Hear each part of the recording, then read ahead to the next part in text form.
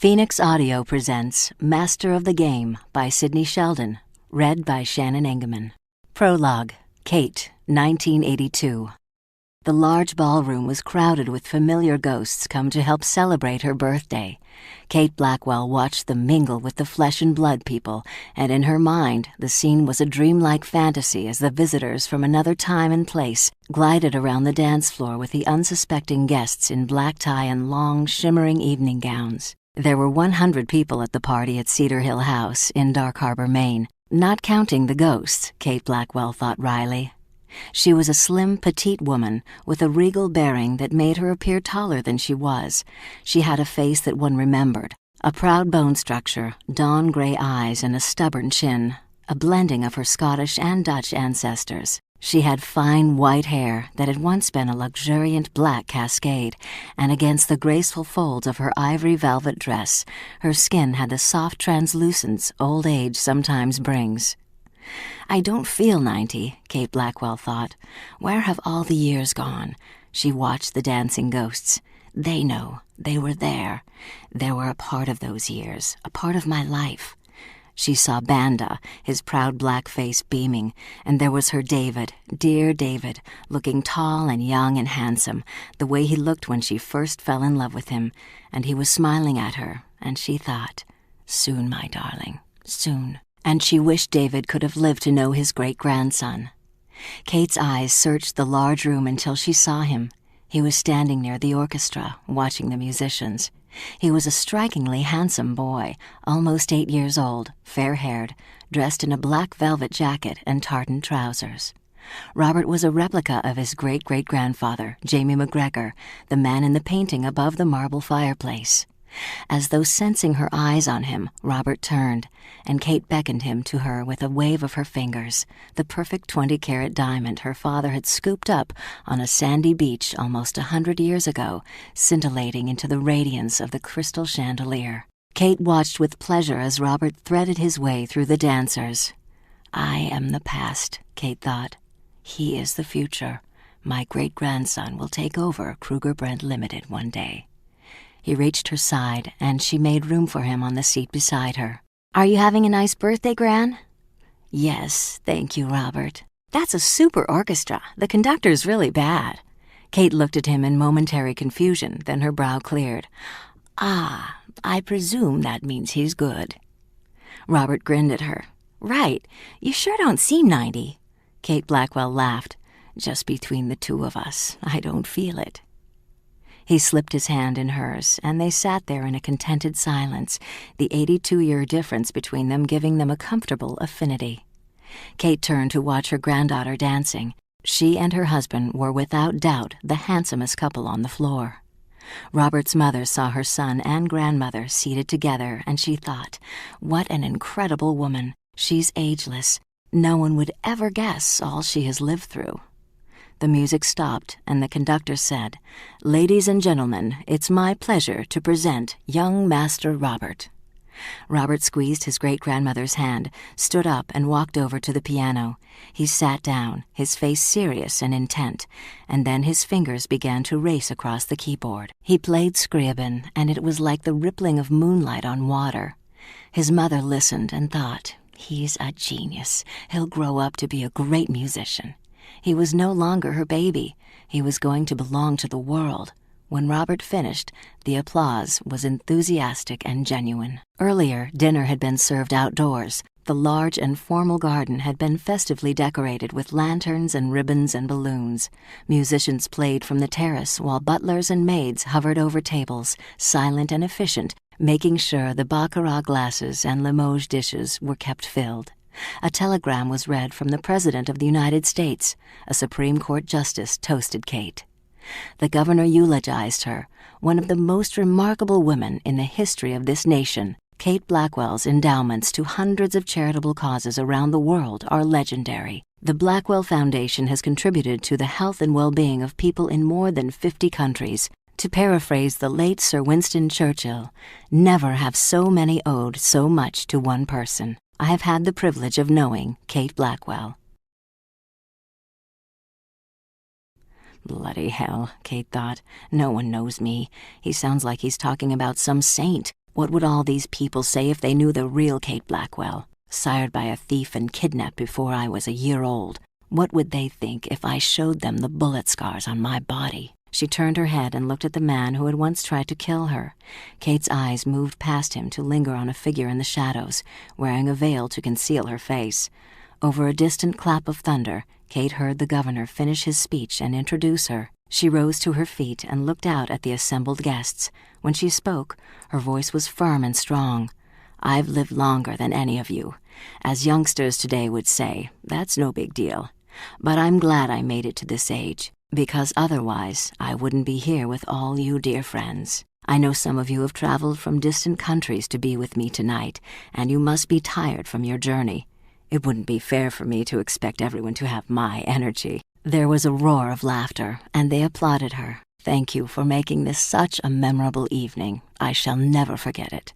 For those of you who wish to retire, your rooms are ready. For the others, there will be dancing in the ballroom." There was another clap of thunder. "I suggest we all move indoors before we get caught in one of our famous Maine storms." Now the dinner and dancing were over, the guests had retired, and Kate was alone with her ghosts. She sat in the library, drifting back into the past, and she suddenly felt depressed. "There's no one left to call me Kate," she thought. "They've all gone." Her world had shrunk. Wasn't it Longfellow who said, "The leaves of memory make a mournful rustle in the dark"? She would be entering the dark soon, but not yet. "I still have to do the most important thing in my life," Kate thought. "Be patient, David. I'll be with you soon." "Grant?" Kate opened her eyes. The family had come into the room. She looked at them, one by one, her eyes a pitiless camera missing nothing. My family, Kate thought. My immortality.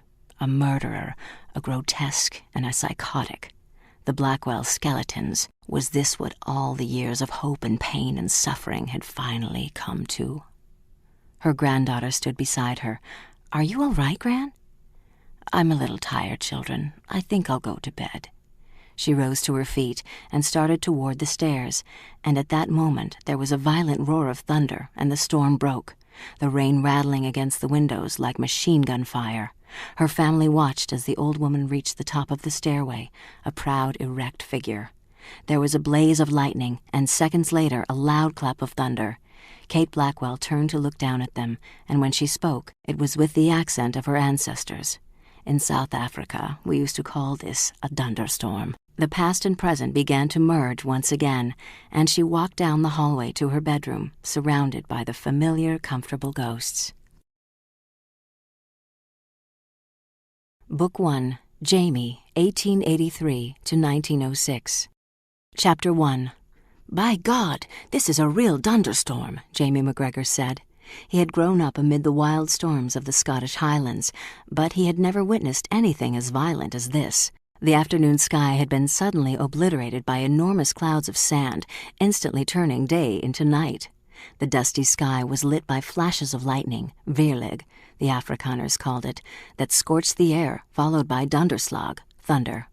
Then the deluge, sheets of rain that smashed against the army of tents and tin huts and turned the dirt streets of Cliffdrift into frenzied streams of mud. The sky was aroar with rolling peals of thunder, one following the other like artillery in some celestial war. Jamie McGregor quickly stepped aside as a house built of raw brick dissolved into mud, and he wondered whether the town of Cliffdrift was going to survive. Cliffdrift was not really a town. It was a sprawling canvas village, a seething mass of tents and huts and wagons crowding the banks of the Vaal River, populated by wild-eyed dreamers drawn to South Africa from all parts of the world by the same obsession, diamonds. Jamie McGregor was one of the dreamers. He was barely 18, a handsome lad, tall and fair-haired, with startlingly light gray eyes. There was an attractive ingenuousness about him, an eagerness to please that was endearing. He had a light-hearted disposition and a soul filled with optimism. He had traveled almost 8,000 miles from his father's farm in the Highlands of Scotland to Edinburgh, London, Cape Town, and now Cliffdrift. He had given up his rights to the share of the farm that he and his brothers tilled with their father, but Jamie McGregor had no regrets. He knew he was going to be rewarded 10,000 times over. He had left the security of the only life he had ever known and had come to this distant, desolate place because he dreamed of being rich. Jamie was not afraid of hard work, but the rewards of tilling the rocky little farm north of Aberdeen were meager. He worked from sun-up to sundown, along with his brothers, his sister, Mary, and his mother and his father, and they had little to show for it. He had once attended a fair in Edinburgh and had seen the wondrous things of beauty that money could buy. Money was to make your life easy when you were well and to take care of your needs when you were ailing. Jamie had seen too many friends and neighbors live and die in poverty. He remembered his excitement when he first heard about the latest diamond strike in South Africa. The biggest diamond in the world had been found there, lying loose in the sand, and the whole area was rumored to be a great treasure chest waiting to be opened. He had broken the news to his family after dinner on a Saturday night. They were seated around an uncleared table in the rude, timbered kitchen when Jamie spoke, his voice shy and at the same time proud. "I'm going to South Africa to find diamonds. I'll be on my way next week." 5 pairs of eyes stared at him as though he were crazy. "You're going chasing after diamonds?" his father asked. "You must be daft, lad. That's all a fairy tale, a temptation of the devil to keep men from doing an honest day's work." "Why do you need tell us where you're getting the money to go?" his brother Ian asked. "It's halfway round the world. You have no money." "If I had money," Jamie retorted, "I wouldn't have to go looking for diamonds, would I? Nobody there has money. I'll be an equal with all of them. I've got brains and a strong back. I'll not fail." His sister Mary said, "Annie Cord will be disappointed. She expects to be your bride one day, Jamie." Jamie adored his sister. She was older than he, 24, and she looked 40. She had never owned a beautiful thing in her life. "I'll change that," Jamie promised himself. His mother silently picked up the platter that held the remains of the steaming haggis and walked over to the iron sink. Late that night she came to Jamie's bedside. She gently placed one hand on Jamie's shoulder, and her strength flooded into him. "You do what you must, son. I dinna ken if there be diamonds there, but if there were, you'll find 'em." She brought out from behind her a worn leather pouch. "I've put by a few pounds. You needn't say nothing to the others. God bless you, Jamie." When he left for Edinburgh, he had £50 in the pouch. It was an arduous journey to South Africa, and it took Jamie McGregor almost a year to make it. He got a job as a waiter in a working man's restaurant in Edinburgh until he added another £50 to the pouch. Then it was on to London. Jamie was awed by the size of the city, the huge crowds, the noise, and the large horse-drawn omnibuses that raced along at 5 miles an hour.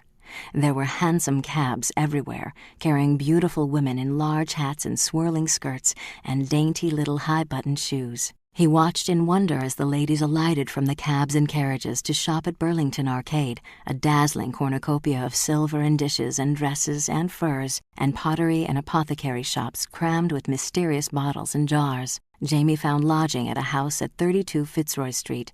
It cost 10 shillings a week, but it was the cheapest he could find. He spent his days at the docks seeking a ship that would take him to South Africa, and his evenings seeing the wondrous sights of London town.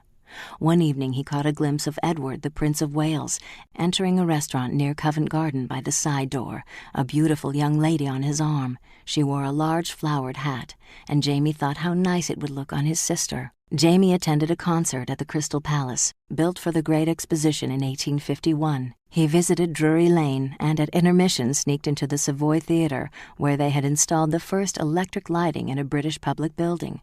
Some streets were lighted by electricity, and Jamie heard that it was possible to talk to someone on the other side of town by means of a wonderful new machine, the telephone. Jamie felt that he was looking at the future. In spite of all the innovations and activity, England was in the midst of a growing economic crisis that winter. The streets were filled with the unemployed and the hungry, and there were mass demonstrations and street fighting. "I've got to get away from here," Jamie thought. "I came to escape poverty." The following day, Jamie signed on as a steward on the Walmer Castle, bound for Cape Town, South Africa. The sea journey lasted 3 weeks, with stops at Madeira and St. Helena to take on more coal for fuel. It was a rough, turbulent voyage in the dead of winter, and Jamie was seasick from the moment the ship sailed. But he never lost his cheerfulness, for every day brought him nearer to his treasure chest. As the ship moved toward the equator, the climate changed. Miraculously, winter began to thaw into summer, and as they approached the African coast, the days and nights became hot and steamy. The Walmer Castle arrived in Cape Town at early dawn, moving carefully through the narrow channel that divided the great leper settlement of Robben Island from the mainland, and dropped anchor in Table Bay. Jamie was on deck before sunrise. He watched, mesmerized, as the early morning fog lifted and revealed the grand spectacle of Table Mountain looming high over the city. He had arrived.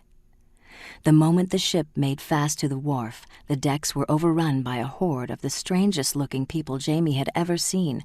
There were touts for all the different hotels, black men, yellow men, brown men, and red men frantically offering to bear away luggage, and small boys running back and forth with newspapers and sweets and fruits for sale. Handsome drivers who were half-castes, Parsis or blacks, were yelling their eagerness to be hired.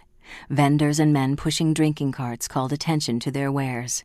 The air was thick with huge black flies. Sailors and porters hustled and helloed their way through the crowd while passengers vainly tried to keep their luggage together and in sight. It was a babel of voices and noise. People spoke to one another in a language Jamie had never heard. "Jullie kom van de Kap, nee? Het hule min papa zin wagen gezien? Wat bedoel die? Huisto?" He did not understand a word. Cape Town was utterly unlike anything Jamie had ever seen. No two houses were alike. Next to a large warehouse, 2 or 3 stories high, built of bricks or stone, was a small canteen of galvanized iron, then a jeweler's shop with hand-blown plate-glass windows, and abutting it a small greengrocer's, and next to that a tumble-down tobacconist's. Jamie was mesmerized by the men, women, and children who thronged the streets. He saw a Kaffir clad in an old pair of 78th Highland trews, and wearing as a coat a sack with slits cut for the arms and head. The Kaffir walked behind 2 Chinese men, hand in hand, who were wearing blue smock frocks, their pigtails carefully coiled up under their conical straw hats. There were stout, red-faced Boer farmers with sun-bleached hair, their wagons loaded with potatoes, corn, and leafy vegetables.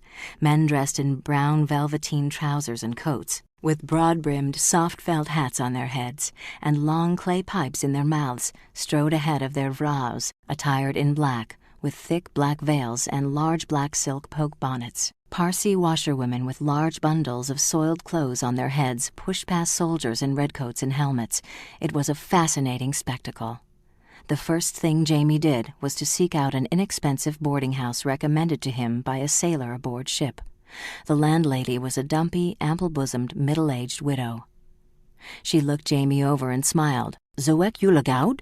He blushed. "I'm sorry, I don't understand." "English, yes? You are here to hunt gold? Diamonds?" "Diamonds, yes, ma'am." She pulled him aside. "You will like it here. I have all the convenience for young men like you." Jamie wondered whether she was one of them. He hoped not. "I'm Mrs. Vinster," she said coyly, "but my friends call me Dee Dee." She smiled, revealing a gold tooth in front. "I have a feeling we're going to be very good friends. Ask me anything." "That's very kind of you," Jamie said. "Can you tell me where I can get a map of the city?" With the map in hand, Jamie went exploring. On one side of the city were the landward suburbs of Rondebosch, Claremont, and Vinburg, stretching along 9 miles of thinning plantations and vineyards. On the other side were the marine suburbs of Seapoint and Greenpoint. Jamie walked through the rich residential area, down Strand Street and Bree Street, admiring the large 2-story buildings with their flat roofs and peaked stuccoed fronts, steep terraces rising from the street. He walked until he was finally driven indoors by the flies that seemed to have a personal vendetta against him. They were large and black and attacked in swarms. When Jamie returned to his boarding house, he found his room filled with them. They covered the walls and table and bed. He went to see the landlady. "Mrs. Venster, isn't there anything you can do about the flies in my room? They're—" She gave a fat, jiggling laugh and pinched Jamie's cheek. "Min magtig, you'll get used to them. You'll see." The sanitary arrangements in Cape Town were both primitive and inadequate, and when the sun set, an odoriferous vapor covered the city like a noxious blanket. It was unbearable, but Jamie knew that he would bear it. He needed more money before he could leave. You can't survive in the diamond fields without money, he had been warned. They'll charge you just for breathing. On his second day in Cape Town, Jamie found a job driving a team of horses for a delivery firm. On the third day, he started working in a restaurant after dinner, washing dishes. He lived on the leftover food that he squirreled away and took back to the boarding house, but it tasted strange to him and he longed for his mother's cockaliki and oatcakes and hot, fresh-made baps. He did not complain, even to himself, as he sacrificed both food and comfort to increase his grub stake. He had made his choice, and nothing was going to stop him, not the exhausting labor or the foul air he breathed or the flies that kept him awake most of the night. He felt desperately lonely. He knew no one in this strange place, and he missed his friends and family. Jamie enjoyed solitude, but loneliness was a constant ache. At last the magic day arrived. His pouch held the magnificent sum of 200 pounds. He was ready. He would leave Cape Town the following morning for the diamond fields. Reservations for passenger wagons to the diamond fields at Klipdrift were booked by the Inland Transport Company at a small wooden depot near the docks. When Jamie arrived at 7 a.m., the depot was already so crowded that he could not get near it. There were hundreds of fortune seekers fighting for seats on the wagons. They had come from as far away as Russia and America, Australia, Germany, and England. They shouted in a dozen different tongues, pleading with the besieged ticket sellers to find spaces for them. Jamie watched as a burly Irishman angrily pushed his way out of the office onto the sidewalk, fighting to get through the mob. "Excuse me," Jamie said. "What's going on in there?" "Nothing," the Irishman grunted in disgust. "The bloody wagons are all booked up for the next 6 weeks." He saw the look of dismay on Jamie's face. "That's not the worst of it, lad. The heathen bastards are charging 50 pounds a head." It was incredible. "There must be another way to get to the diamond fields." "2 ways. You can go Dutch Express or you can go by foot." "What's Dutch Express?" "Bullock wagon. They travel 2 miles an hour. By the time you get there, the damn diamonds will all be gone." Jamie McGregor had no intention of being delayed until the diamonds were gone. He spent the rest of the morning looking for another means of transportation. Just before noon, he found it. He was passing a livery stable with a sign in front that said Mail Depot. On an impulse, he went inside, where the thinnest man he had ever seen was loading large mail sacks into a dog cart. Jamie watched him a moment. "Excuse me," Jamie said. "Do you carry mail to Klipdrift?" "That's right. Loading up now." Jamie felt a sudden urge of hope. "Do you take passengers?" "Sometimes." He looked up and studied Jamie. "How old are you?" An odd question. 18. Why? "We don't take anyone over 21 or 22. You in good health?" An even odder question. "Yes, sir." The thin man straightened up. "I guess you're fit. I'm leaving in an hour. The fare's 20 pounds. Jamie could not believe his good fortune. "That's wonderful. I'll get my suitcase and—" "No suitcase. All you got room for is 1 shirt and a toothbrush." Jamie took a closer look at the dog cart. It was small and roughly built. The body formed a well in which the mail was stored, and over the well was a narrow, cramped space where a person could sit back to back behind the driver. It was going to be an uncomfortable journey. "It's a deal," Jamie said. "I'll fetch my shirt and toothbrush." When Jamie returned, the driver was hitching up a horse to the open cart. There were 2 large young men standing near the cart. One was short and dark. The other was a tall, blonde Swede. The men were handing the driver some money. "Wait a minute," Jamie called to the driver. "You said I was going." "You're all going," the driver said. "Hop in." "The 3 of us?" "That's right." Jamie had no idea how the driver expected them all to fit in the small cart, but he knew he was going to be on it when it pulled out. Jamie introduced himself to his fellow passengers. "I'm Jamie McGregor." "Wallach," the short, dark man said. "Pedersen," the tall blonde replied. Jamie said, "We're lucky we discovered this, aren't we? It's a good thing everybody doesn't know about it." Pedersen said, "Oh, they know about the postcards, McGregor. There just aren't that many fit enough or desperate enough to travel in them."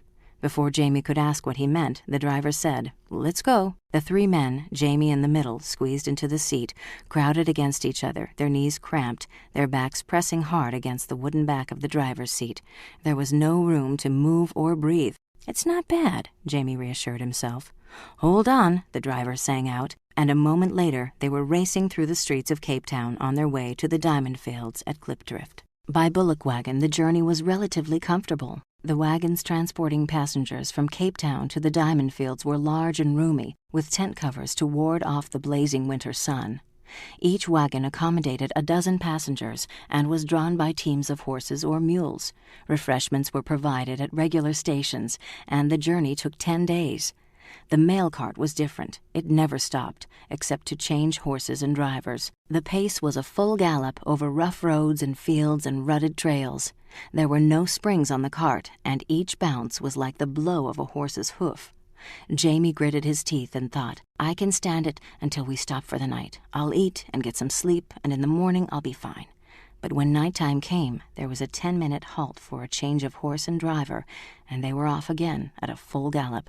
When do we stop to eat? Jamie asked. We don't, the new driver grunted. We go straight through. We're carrying the mails, mister. They raced through the long night, traveling over dusty, bumpy roads by moonlight, the little cart bouncing up the rises, plunging down the valleys, springing over the flats.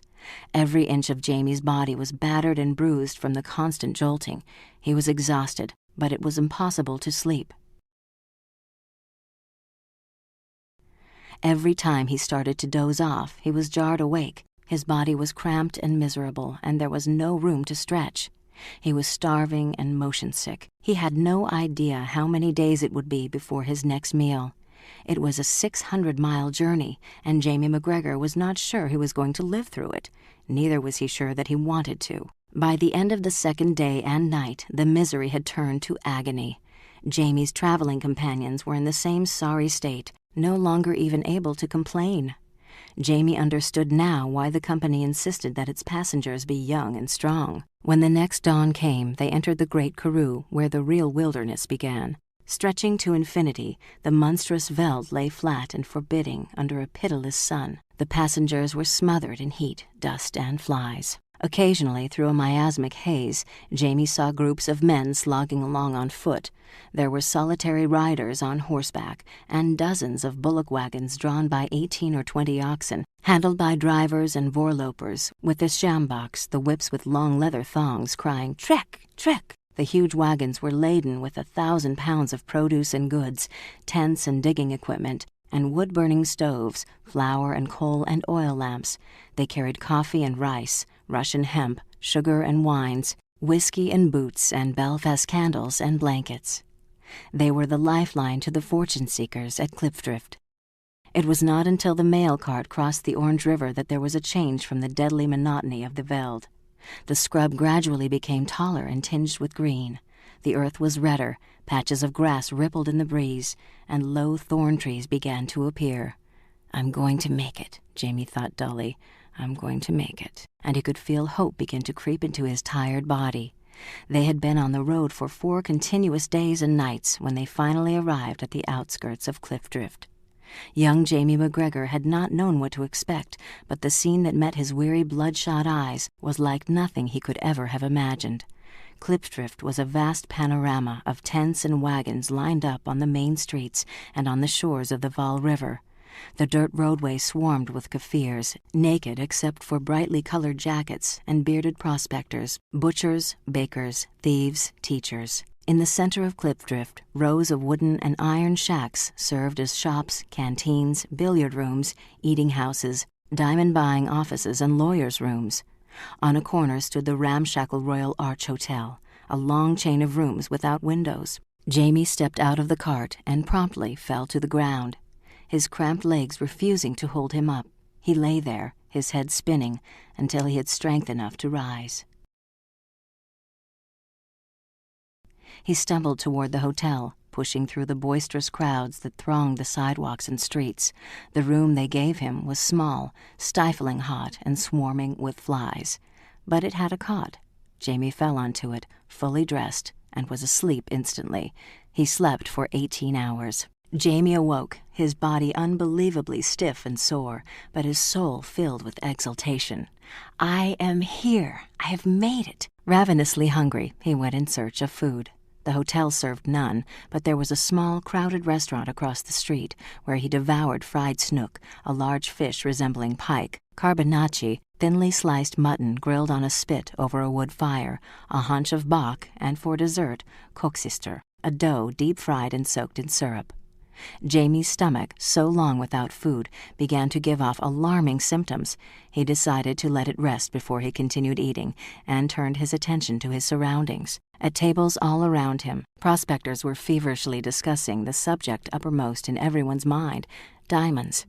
There's still a few diamonds left around Hopetown, but the motherlode's at New Rush. Kimberly's got a bigger population than Joburg. About the find up at Dutoitspan last week, they say there's more diamonds there than a man can carry. There's a new strike at Christiana. I'm going up there tomorrow.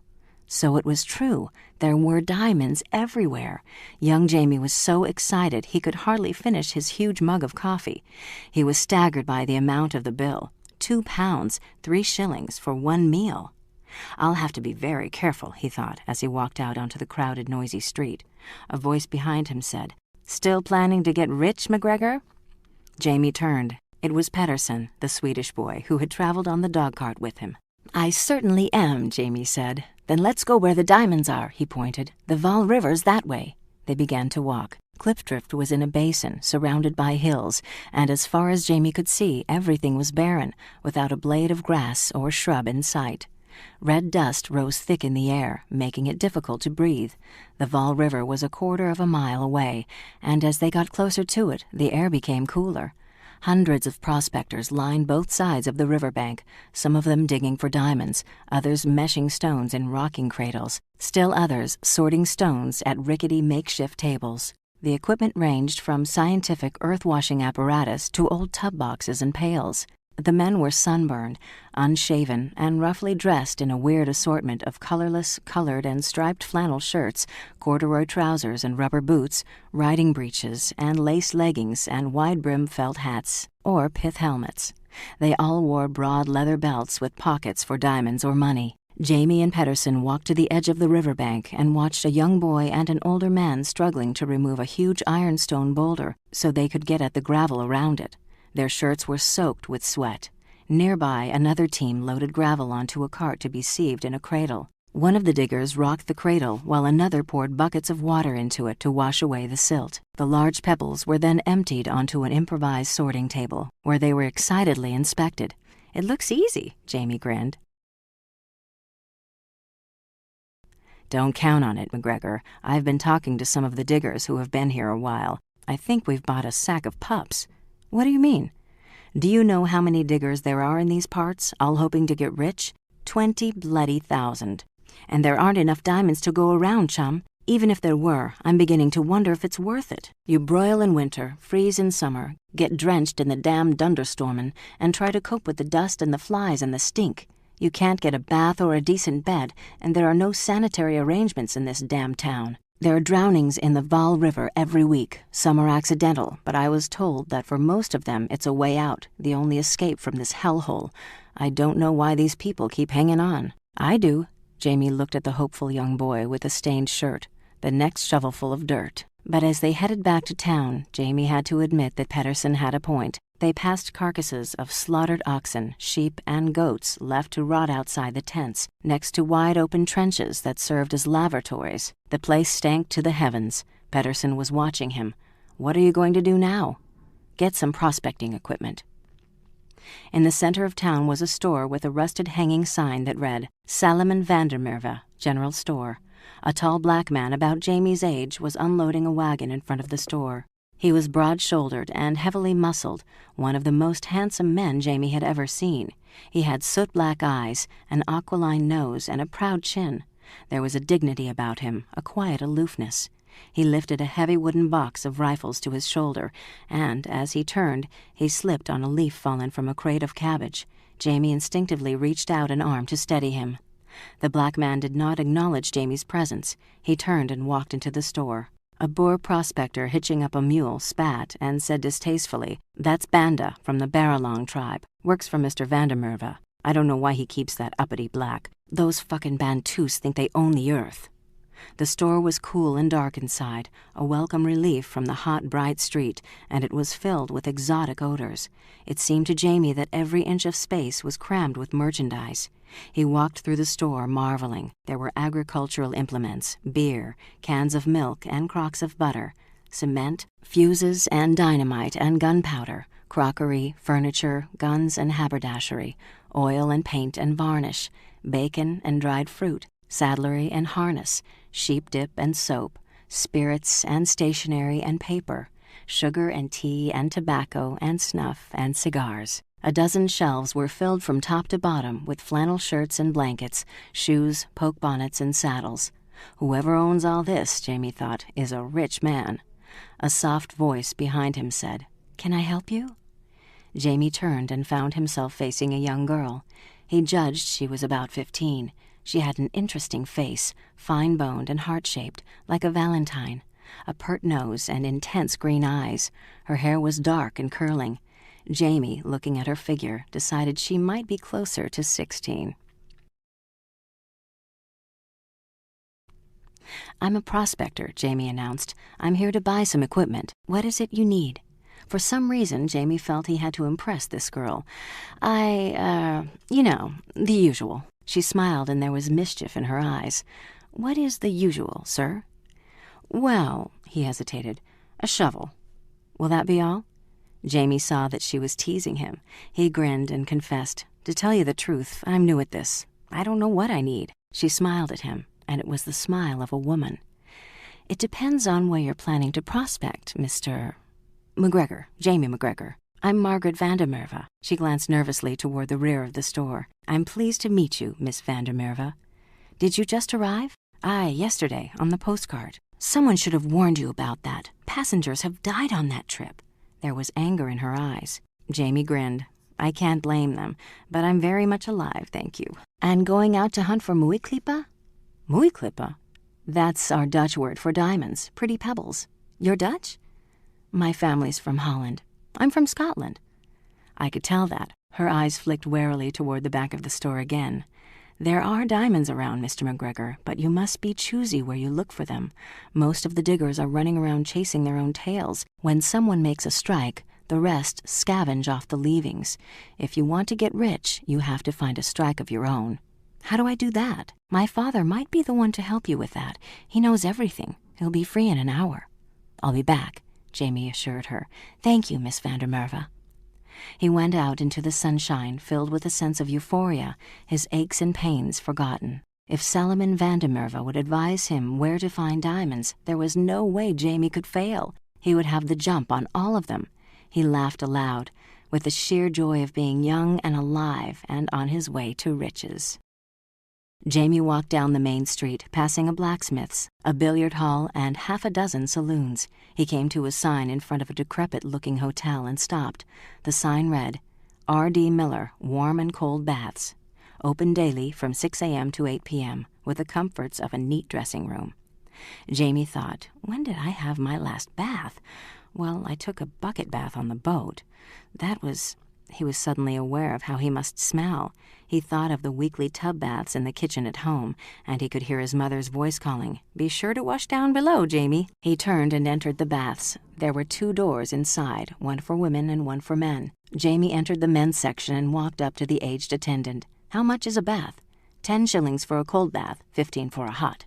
Jamie hesitated. The idea of a hot bath after his long journey was almost irresistible. "Cold," he said. He could not afford to throw away his money on luxuries. He had mining equipment to buy. The attendant handed him a small bar of yellow lye soap and a threadbare hand towel and pointed. "In there, mate." Jamie stepped into a small room that contained nothing except a large galvanized iron bathtub in the center and a few pegs on the wall. The attendant began filling the tub from a large wooden bucket. "All ready for you, mister. Just hang your clothes on those pegs." Jamie waited until the attendant left and then undressed. He looked down at his grime-covered body and put one foot in the tub. The water was cold, as advertised. He gritted his teeth and plunged in, soaping himself furiously from head to foot. When he finally stepped out of the tub, the water was black. He dried himself as best he could with the worn linen towel and started to get dressed. His pants and shirt were stiff with dirt, and he hated to put them back on. He would have to buy a change of clothes, and this reminded him once more of how little money he had, and he was hungry again. Jamie left the bathhouse and pushed his way down the crowded street to a saloon called the Sundowner. He ordered a beer and lunch. Lamb cutlets with tomatoes and sausage and potato salad and pickles. While he ate, he listened to the hopeful conversations around him. "I hear they found a stone near Colesburg weighing 21 carats. Mark you, if there's one diamond up there, there's plenty more. There's a new diamond find up in Hebron. I'm thinking of going there." "You're a fool. The big diamonds are in the Orange River." At the bar, a bearded customer in a collarless, striped flannel shirt and corduroy trousers was nursing a shandygaff in a large glass. "I got cleaned out in Hebron," he confided to the bartender. "I need me a grub steak." The bartender was a large, fleshy, bald-headed man with a broken, twisted nose and ferret eyes. He laughed. "Hell, man, who doesn't? Why do you think I'm tending bar? As soon as I have enough money, I'm gonna hightail it up the Orange myself." He wiped the bar with the dirty rag. "But I'll tell you what you might do, mister. See Solomon Vandermerve. He owns the general store and half the town." "What good'll that do me?" "If he likes you, he might stake you." The customer looked at him. "Yeah? You really think he might?" "He's done it for a few fellows I know of.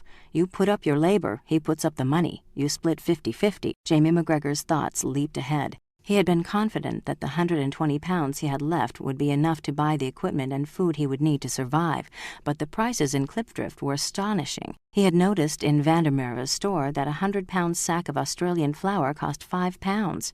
1 pound of sugar cost a shilling.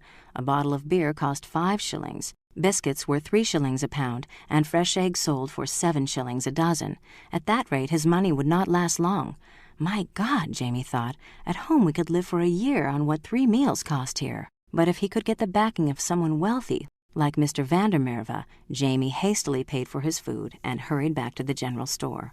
Solomon Vandermerve was behind the counter, removing the rifles from a wooden crate. He was a small man with a thin, pinched face, framed by Dundreary whiskers. He had sandy hair, tiny black eyes, a bulbous nose, and pursed lips. His daughter must take after her mother, Jamie thought. "Excuse me, sir." Vandermerve looked up. "Yeah? Mr. Vandermerve? My name is Jamie McGregor, sir. I'm from Scotland. I came here to find diamonds." "Yeah, so?" "I hear you sometimes back prospectors." Vandermerve grumbled. "Mean magtig. Who spreads these stories? I help out a few diggers and everyone thinks I'm Santa Claus." "I've saved £120, Jamie said earnestly, "but I see that it's not going to buy me much here. I'll go out to the bush with just a shovel if I have to, but I figure my chances would be a lot better if I had a mule and some proper equipment." Vandermerve was studying him with those small black eyes. "What denk ye? What makes you think you can find diamonds?" "I've come halfway around the world, Mr. Vandermerve, and I'm not going to leave here until I'm rich. If the diamonds are out there, I'll find them. If you help me, I'll make us both rich." Vandermerve grunted, turned his back on Jamie, and continued unloading the rifles. Jamie stood there awkwardly, not knowing what more to say. When Vandermerve spoke again, his question caught Jamie off guard. "You travel here by bullock wagon, yeah?" "No, postcart." The old man turned to study the boy again. He said finally, "We talk about it." They talked about it at dinner that evening in the room in back of the store that was the Vandermerve living quarters. It was a small room that served as a kitchen, dining room, and sleeping quarters, with a curtain separating 2 cots. The lower half of the walls was built of mud and stone, and the upper half was faced with cardboard boxes that had once contained provisions. A square hole where a piece of wall had been cut out served as a window. In wet weather, it could be closed by placing a board in front of it. The dining table consisted of a long plank stretched across 2 wooden crates. A large box turned on its side served as a cupboard. Jamie guessed that Vandermerve was not a man who parted easily with his money. Vandermerve's daughter moved silently about, preparing dinner. From time to time, she cast quick glances at her father, but she never once looked at Jamie. Why is she so frightened? Jamie wondered. When they were seated at the table, Vandermerve began. "Let us have a blessing. We thank thee, O Lord, for the bounty we receive at thy hands. We thank thee for forgiving us our sins and showing us the path of righteousness and delivering us from life's temptations. We thank thee for a long and fruitful life and for smiting dead all those who offend thee. Amen." And without a breath between, "Pass me the meat," he said to his daughter. The dinner was frugal, a small roast pork, 3 boiled potatoes, and a dish of turnip greens. The portions he served to Jamie were small. The 2 men talked little during the meal, and Margaret did not speak at all. When they had finished eating, Vandermerve said, "That was fine, daughter," and there was pride in his voice. He turned to Jamie. We get down to business, yeah? Yes, sir. Van der Merwe picked up a long clay pipe from the top of the wooden cabinet. He filled it with a sweet-smelling tobacco from a small pouch and lighted the pipe. His sharp eyes peered intently at Jamie through the wreaths of smoke. The diggers here at Cliffdrift are fools. Too few diamonds, too many diggers. A man could break his back here for a year and have nothing to show for it but schlinters. I'm afraid I'm not familiar with that word, sir. Fool's diamonds, worthless. Do you follow me? Yes, sir, I think so. But what's the answer, sir? The Griquas. Jamie looked at him blankly. They're an African tribe up north. They find diamonds, big ones, and sometimes they bring them to me and I trade them for goods. The Dutchman lowered his voice to a conspiratorial whisper. I know where they find them, but could you nae go after them yourself, Mr. Van der Merwe? Van der Merwe sighed. No, I can't leave the store. People would steal me blind. I need someone I can trust to go up there and bring the stones back. When I find the right man, I'll supply him with all the equipment he needs. He paused to take a long drag on the pipe. And I'll tell him where the diamonds are. Jamie leaped to his feet, his heart pounding. Mr. Van der Merwe, I'm the person you're looking for. Believe me, sir, I'll work night and day. His voice was charged with excitement. I'll bring you back more diamonds than you can count. Van der Merwe silently studied him for what seemed to Jamie to be an eternity. When Van der Merwe finally spoke, he said only one word. Ja. Jamie signed the contract the following morning. It was written in Afrikaans. I'll have to explain it to you, Van der Merwe said. It says we're full partners. I put up the capital, you put up the labor. We share everything equally. Jamie looked at the contract in Van der Merwe's hand. In the middle of all the incomprehensible foreign words, he recognized only a sum. £2. Jamie pointed to it. What is that for, Mr. Van der Merwe? It means that in addition to your owning half the diamonds you find, you'll get an extra £2 for every week you work. Even though I know the diamonds are out there, it's possible you might not find anything, lad. This way you'll at least get something for your labor. The man was being more than fair. Thank you very much, sir. Jamie could have hugged him. Van der Merwe said, Now let's get you outfitted. It took 2 hours to select the equipment that Jamie would take into the bush with him.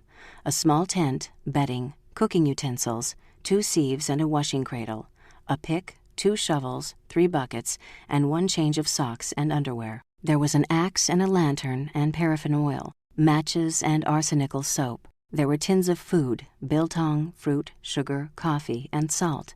At last, everything was in readiness. The black servant, Banda, silently helped Jamie stow everything into backpacks. The huge man never glanced at Jamie and never spoke one word. He doesn't speak English, Jamie decided. Margaret was in the store waiting on customers, but if she knew Jamie was there, she gave no indication. Van der Merwe came over to Jamie. Your mule's in front, he said. Banda will help you load up. Thank you, Mr. Van der Merwe, Jamie said. Van der Merwe consulted a piece of paper covered with figures. That will be £120. Jamie looked at him blankly. What? This is part of our deal. Wat bedoelt u? Van der Merwe's thin face darkened with anger. You expect me to give you all this, and a fine mule, and make you a partner, and give you £2 a week on top of that? If you're looking for something for nothing, you've come to the wrong place. He began to unload one of the backpacks. Jamie said quickly, No, please, Mr. Van der Merwe. I just didn't understand. It's perfectly all right. I have the money right here. He reached in his pouch, and he put the last of his savings on the counter. Van der Merwe hesitated. All right, he said grudgingly. Perhaps it was a misunderstanding, eh? This town is full of cheaters. I have to be careful who I do business with. Yes, sir, of course you do, Jamie agreed. In his excitement, he had misunderstood the deal. I'm lucky he's giving me another chance, Jamie thought. Van der Merwe reached into his pocket and pulled out a small wrinkled hand-drawn map. Here is where you'll find the Mooie Klippa, north of here at Magerdam, on the northern bank of the Vaal. Jamie studied the map, and his heart began to beat faster. How many miles is it? Here we measure distance by time. With the mule, you should make the journey in 4 or 5 days. Coming back will be slower because of the weight of the diamonds. Jamie grinned. Yeah. When Jamie McGregor stepped back out onto the streets of Klipdrift, he was no longer a tourist. He was a prospector, a digger, on his way to his fortune. Banda had finished loading the supplies onto the back of a frail-looking mule tethered to the hitching post in front of the store. "Thanks," Jamie smiled. Vanda turned and looked him in the eye, then silently walked away. Jamie unhitched the reins and said to the mule, "Let's go, partner. It's Muy Clippa time." They headed north. Jamie pitched camp near a stream at nightfall, unloaded and watered and fed the mule, and fixed himself some beef jerky, dried apricots, and coffee. The night was filled with strange noises. He heard the grunts and howls and patting of wild animals moving down to the water. He was unprotected, surrounded by the most dangerous beasts in the world, in a strange, primitive country. He jumped at every sound. At any moment he expected to be attacked by fangs and claws leaping at him from out of the darkness. His mind began to drift. He thought of his snug bed at home and the comfort and safety he had always taken for granted. He slept fitfully, his dreams filled with charging lions and elephants, and large bearded men trying to take an enormous diamond away from him. At dawn, when Jamie awakened, the mule was dead. Chapter 2. He could not believe it. He looked for a wound of some kind, thinking it must have been attacked by a wild animal during the night, but there was nothing. The beast had died in its sleep. Mr. Vandermeer will hold me responsible for this, Jamie thought, but when I bring him diamonds, it won't matter. There was no turning back. He would go on to Magerdam without the mule. He heard a sound in the air and looked up. Giant black vultures were beginning to circle high above. Jamie shuddered. Working as quickly as possible, he rearranged his gear, deciding what he had to leave behind, then stowed everything he could carry into a backpack and started off. When he looked back 5 minutes later, the enormous vultures had covered the body of the dead animal. All that was visible was one long ear. Jamie quickened his step. It was December, summer in South Africa, and the trek across the veld under the huge orange sun was a horror. Jamie had started out from Klipdrift with a brisk step and a light heart, but as the minutes turned into hours and the hours into days, his steps got slower and his heart became heavier. As far as the eye could see, the monotonous veld shimmered flat and forbidding under the blazing sun, and there seemed no end to the gray, stony, desolate plains. Jamie made camp whenever he came to a watering hole, and he slept with the eerie, nocturnal sounds of the animals all around him. The sounds no longer bothered him. They were proof that there was life in this barren hell, and they made him feel less lonely. One dawn, Jamie came across a pride of lions. He watched from a distance as the lioness moved toward her mate and their cubs, carrying a baby impala in her powerful jaws. She dropped the animal in front of the male and moved away while he fed. A reckless cub leaped forward and dug his teeth into the impala. With one motion, the male raised a paw and swiped the cub across the face, killing it instantly, then went back to his feeding. When he finished, the rest of the family was permitted to move in for the remains of the feast. Jamie slowly backed away from the scene and continued walking. It took him almost 2 weeks to cross the Karoo. More than once, he was ready to give up. He was not sure he could finish the journey. "I'm a fool. I should have returned to Klipdrift to ask Mr. Vandermeer for another mule. But what if Mr. Vandermeer had called off the deal? No, I did the right thing." And so Jamie kept moving, one step at a time. One day, he saw 4 figures in the distance coming toward him. "I'm delirious," Jamie thought. "It's a mirage." But the figures came closer, and Jamie's heart began to thud alarmingly. "Man, there is human life here." He wondered if he had forgotten how to speak. He tried out his voice on the afternoon air, and it sounded as if it belonged to someone long dead. The 4 men reached him, prospectors returning to Klipdrift, tired and defeated. "Hello," Jamie said. They nodded. One of them said, "There ain't nothing ahead, boy. We looked. You're wasting your time. Go back." And they were gone. Jamie shut his mind to everything but the trackless waste ahead of him. The sun and the black flies were unbearable, and there was no place to hide. There were thorn trees, but their branches had been laid waste by the elephants.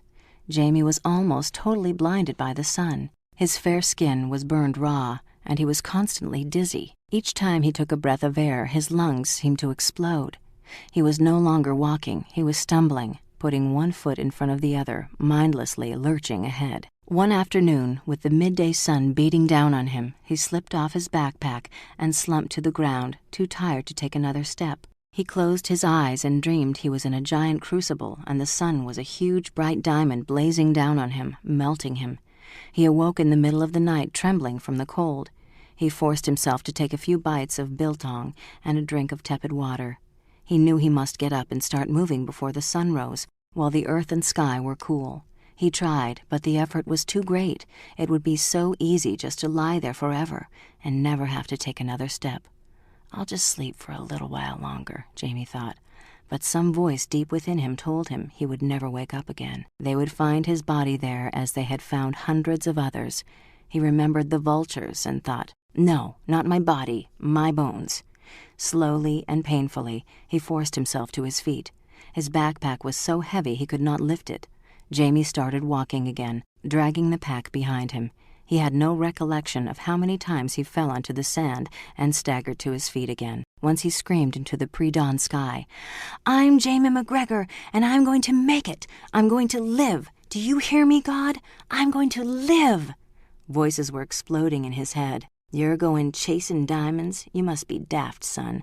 That's a fairy tale, a temptation of the devil to keep men from doing an honest day's work. Why do you nae tell us where you're getting the money to go? It's halfway around the world. You hae no money. Mr. Vandermerve, I'm the person you're looking for. Believe me, sir, I'll work night and day. I'll bring you back more diamonds than you can count."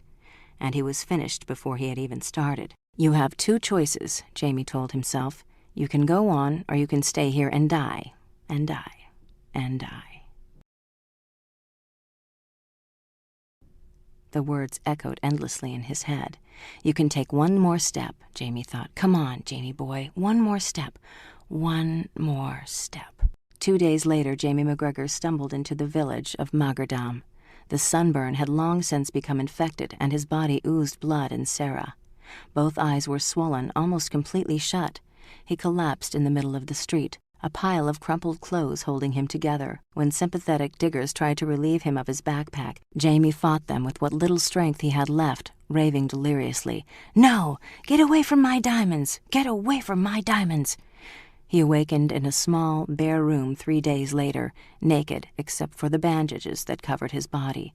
The first thing he saw when he opened his eyes was a buxom, middle-aged woman seated at the side of his cot. "What?" His voice was a croak. He could not get the words out. "Easy, dear. You've been sick." She gently lifted his swathed head and gave him a sip of water from a tin cup. Jamie managed to prop himself up on one elbow. "Where?" He swallowed and tried again. "Where am I?" "You're in Magerdam. I'm Alice Jardine. This is my boarding house. You're going to be fine. You just need a good rest. Now lie back." Jamie remembered the strangers who tried to take his backpack away and was filled with panic. "My things! Where—" He tried to rise from the cot, but the woman's gentle voice stopped him. "Everything's safe. Not to worry, son." She pointed to his backpack in a corner of the room. Jamie lay back on the clean white sheets. "I got here. I made it. Everything is going to be all right now." Alice Jardine was a blessing, not only to Jamie McGregor, but to half of Magerdam. In that mining town filled with adventurers, all sharing the same dream, she fed them, nursed them, encouraged them. She was an Englishwoman who had come to South Africa with her husband when he decided to give up his teaching job in Leeds and join the diamond rush. He had died of fever 3 weeks after they arrived, but she had decided to stay on. The miners had become the children she never had. She kept Jamie in bed for 4 more days, feeding him, changing his bandages, and helping him regain his strength. By the 5th day, Jamie was ready to get up. "I want you to know how grateful I am to you, Mrs. Jardine. I can't pay you anything, not yet, but you'll have a big diamond from me one day soon. That's a promise from Jamie McGregor." She smiled at the intensity of the handsome young boy. He was still 20 pounds too thin, and his gray eyes were filled with the horror he had been through. But there was a strength about him, a determination that was awesome. "He's different from the others," Mrs. Jardine thought. Jamie, dressed in his freshly washed clothes, went out to explore the town. It was Cliffdrift on a smaller scale. There were the same tents and wagons and dusty streets, the flimsily built shops, and the crowds of prospectors. As Jamie passed a saloon, he heard a roar from inside and entered. A noisy crowd had gathered around a red-shirted Irishman. "What's going on?" Jamie asked. "He's going to wet his find." "He's what?" He struck it rich today, so he stands treat for the whole saloon. He pays for as much liquor as a saloon full of thirsty men can swallow." Jamie joined in a conversation with several disgruntled diggers sitting at a round table. "Where are you from, McGregor?" "Scotland." "Well, I don't know what horse shit they fed you in Scotland, but there ain't enough diamonds in this fucking country to pay expenses." They talked of other camps: Gong Gong, Forlorn Hope, Delports, Poor Man's Kopje, Sixpenny Rush. The diggers all told the same story, of months doing the back-breaking work of moving boulders, digging into the hard soil, and squatting over the riverbank, sifting the dirt for diamonds. Each day a few diamonds were found, not enough to make a man rich, but enough to keep his dreams alive. The mood of the town was a strange mixture of optimism and pessimism. The optimists were arriving, the pessimists were leaving.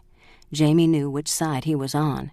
He approached the red-shirted Irishman, now bleary-eyed with drink, and showed him Vandermerve's map. The man glanced at it and tossed it back to Jamie. "Worthless. That whole area's been picked over. If I was you, I'd try Bad Hope." Jamie could not believe it. Vandermerve's map was what had brought him there, the lodestar that was going to make him rich. Another digger said, "Head for Colesburg. That's where they're finding diamonds, son." "Gelflin's Cop. That's the place to dig." "You'll try Moonlight Rush if you want my opinion." At supper that night, Alice Jardine said, "Jamie, one place is as big a gamble as another. Pick your own spot, dig in your pickaxe, and pray. That's all these other experts are doing." After a night of sleepless self-debate, Jamie decided he would forget Vandermerve's map. Against everyone's advice, he decided to head east, along the Modder River. The following morning, Jamie said goodbye to Mrs. Jardine and set off. He walked for 3 days and 2 nights, and when he came to a likely-looking spot, he set up his small tent. Huge boulders lay along both sides of the riverbank, and Jamie, using thick branches as levers, laboriously moved them out of the way to get at the gravel that lay beneath. He dug from dawn until dusk, looking for the yellow clay or the blue diamondiferous soil that would tell him if he had found a diamond pipe. But the earth was barren. He dug for a week without finding a single stone. At the end of the week, he moved on. One day, as he walked along, he saw in the distance what looked like a silver house, glowing dazzlingly in the sun. "I'm going blind," Jamie thought. But as he got closer, he saw that he was approaching a village, and all the houses seemed to be made of silver. Crowds of Indian men, women, and children, dressed in rags, swarmed through the streets. Jamie stared in amazement. The silver houses glistening in the sun were made of tin jam pots, flattened out, fastened together, and nailed over the crude shacks. He walked on, and an hour later, when he looked back, he could still see the glow of the village. It was a sight he never forgot. Jamie kept moving north. He followed the riverbank where the diamonds might be, digging until his arms refused to lift the heavy pick, then sifting the wet gravel through the hand sieve. When it got dark, he slept as though drugged. At the end of the second week, he moved upstream again, just north of a small settlement called Pardspan. He stopped near a bend in the river and fixed himself a meal of carbonacci grilled on a spit over a wood fire and hot tea, then sat in front of his tent, looking up at the wheeling stars in the vast sky. He had not seen a human being in 2 weeks, and an eddy of loneliness washed over him. "What the hell am I doing here?" he wondered, "sitting in the middle of a blasted wilderness like a bloody fool, killing myself breaking rocks and digging up dirt. I was better off at the farm. Come Saturday, if I don't find a diamond, I'm going home." He looked up at the uncaring stars and yelled, "Do you hear me, damn you?" "Oh, Jesus," he thought, "I'm losing my mind." Jamie sat there, idly sifting the sand through his fingers. They closed on a large stone, and he looked at it a moment, then threw it away. He had seen 1,000 worthless stones like it in the past weeks. What was it Vandermerve had called them? Schlenters. Yet there was something about this one that belatedly caught Jamie's attention. He rose, went over to it, and picked it up. It was much larger than the other stones, and of an odd shape. He rubbed some of the dirt off it against the leg of his trousers and examined it more closely. It looked like a diamond. The only thing that made Jamie doubt his senses was the size of it. It was almost as large as a hen's egg. Oh, God, if it is a diamond! He suddenly had difficulty breathing. He grabbed his lantern and began searching the ground around him. In 15 minutes, he had found 4 more like it. None of them was as large as the first one, but they were large enough to fill him with a wild excitement.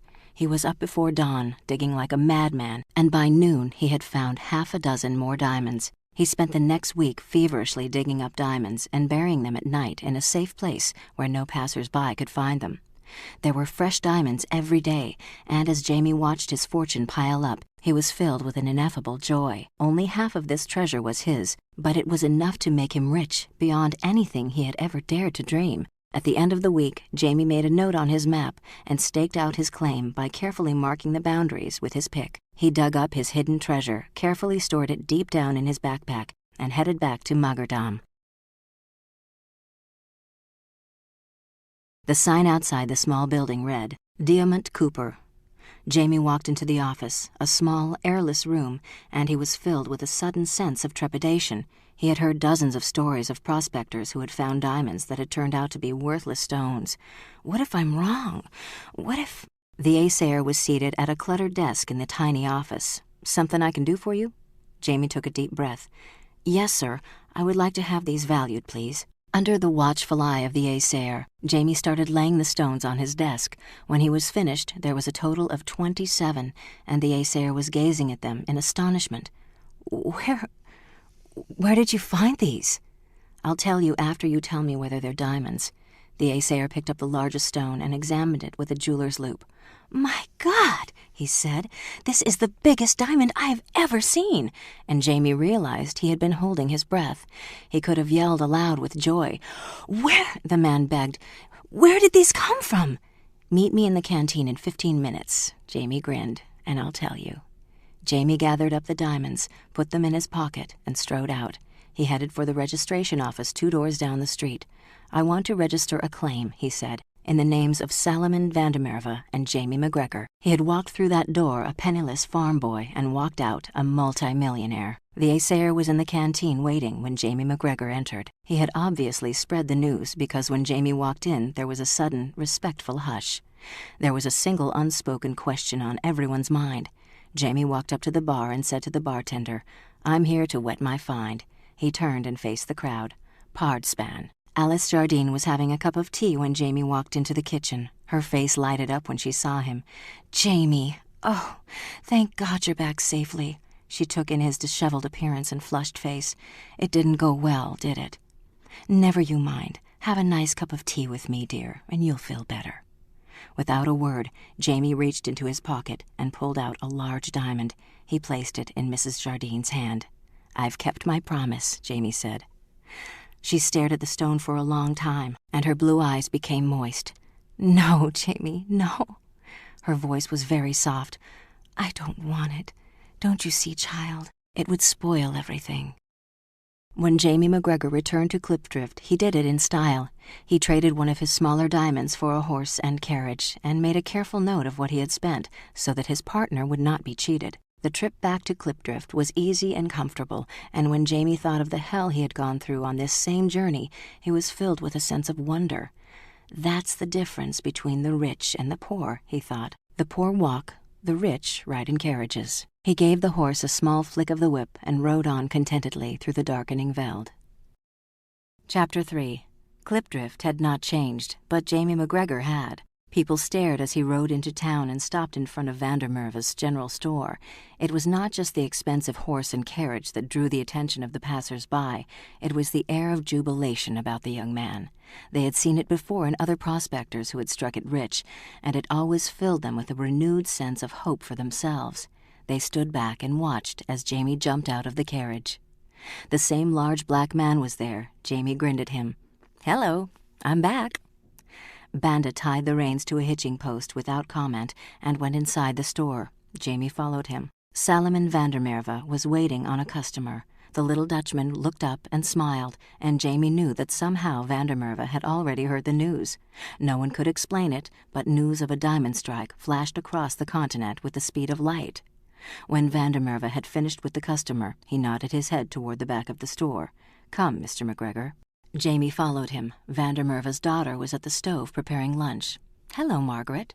She flushed and looked away. Well, I hear there is good news, Vandermerve beamed.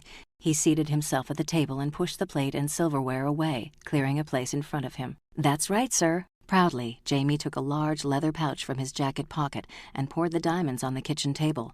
Vandermerve stared at them, hypnotized, then picked them up slowly, one by one, savoring each one, saving the largest until last. Then he scooped up the diamonds, put them in a chamois bag, and put the bag in a large iron safe in the corner and locked it. When he spoke, there was a note of deep satisfaction in his voice. "You've done well, Mr. McGregor. Very well indeed." "Thank you, sir. This is only the beginning. There are hundreds more there. I don't even dare think about how much they're worth." "And you've staked out the claim properly?" "Yes, sir." Jamie reached in his pocket and pulled out the registration slip. "It's registered in both our names." Vandermerve studied the slip, then put it in his pocket. "You deserve a bonus. Wait here." He started toward the doorway that led into the shop. "Come along, Margaret." She followed him meekly, and Jamie thought, "She's like a frightened kitten." A few minutes later, Vandermerve returned, alone. "Here we are." He opened a purse and carefully counted out £50. Jamie looked at him, puzzled. "What's this for, sir?" "For you, son. All of it." I don't understand." "You've been gone 24 weeks. At £2 a week, that's £48, and I'm giving you an extra £2 as a bonus." Jamie laughed. "I don't need a bonus. I have my share of the diamonds." "Your share of the diamonds?" "Why, yes, sir. My 50%. We're partners." Vandermerve was staring at him. "Partners? Where did you get that idea?" "Where did I—" Jamie looked at the Dutchman in bewilderment. "We have a contract." "That is correct. Have you read it?" "Well, no, sir. It's in Afrikaans. But you said we were 50-50 partners." The older man shook his head. "You misunderstood me, Mr. McGregor. I don't need any partners. You were working for me. I outfitted you and sent you to find diamonds for me." Jamie could feel a slow rage boiling up within him. "You gave me nothing. I paid you £120 for that equipment." The old man shrugged. "I won't waste my valuable time quibbling. Tell you what I'll do. I'll give you an extra £5, and we'll call the whole thing quits." "I think that's very generous." Jamie exploded in a fury. "We'll nae call the whole thing quits." In his anger, his Scottish burr came back. "I'm entitled to half that claim, and I'll get it. I registered it in both our names." Vandermerve smiled thinly. "Then you tried to cheat me. I could have you arrested for that." He shoved the money into Jamie's hand. "Now take your wages and get out." "I'll fight you." "Do you have money for a lawyer? I own them all in these parts, boy." This isn't happening to me, Jamie thought. It's a nightmare. The agony he had gone through, the weeks and months of the burning desert, the punishing physical labor from sunrise to sunset, it all came flooding back. He had nearly died, and now this man was trying to cheat him out of what was his. He looked Vandermerve in the eye. "I'll not let you get away with this. I'm not going to leave Klipdrift. I'll tell everybody here what you've done. I'm going to get my share of those diamonds." Vandermerve started to turn away from the fury in the pale gray eyes. "You'd better find a doctor, boy," he muttered. "I think the sun has addled your wits." In a second, Jamie was towering over Vandermerve. He pulled the thin figure into the air and held him up to eye level. "I'm going to make you sorry you ever laid eyes on me." He dropped Vandermerve to his feet, flung the money on the table, and stormed out. When Jamie McGregor walked into the Sundowner saloon, it was almost deserted, for most of the prospectors were on their way to Pardspan. Jamie was filled with anger and despair. "It's incredible," he thought. "1 minute, I'm as rich as Croesus, and the next minute, I'm dead broke. Vandermerve is a thief, and I'm going to find a way to punish him. But how?" Vandermerve was right. Jamie could not even afford a lawyer to fight his case. He was a stranger there, and Vandermerve was a respected member of the community. The only weapon Jamie had was the truth. He would let everyone in South Africa know what Vandermerve had done. Smit, the bartender, greeted him. "Welcome back. Everything's on the house, Mr. McGregor. What would you like?" "A whiskey." Smit poured a double and set it in front of Jamie. Jamie downed it in one gulp.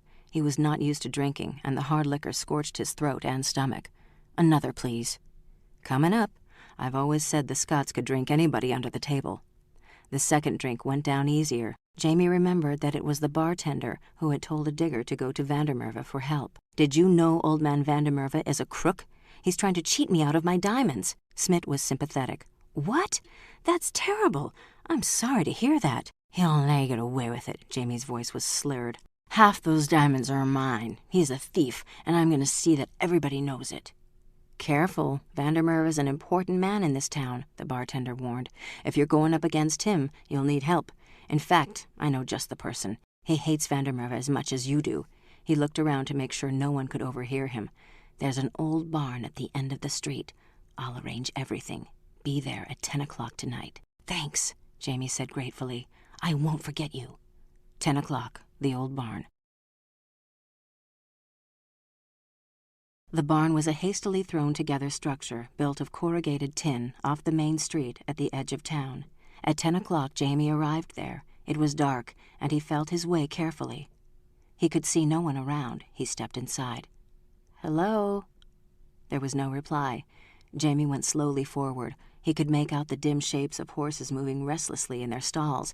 Then he heard a sound behind him, and as he started to turn, an iron bar crashed across his shoulder blades, knocking him to the ground. A club thudded against his head, and a giant hand picked him up and held him while fists and boots smashed into his body. The beating seemed to last forever. When the pain became too much to bear and he lost consciousness, cold water was thrown in his face. His eyes fluttered open. He thought he caught a glimpse of Vandermeer's servant, Banda, and the beating began anew.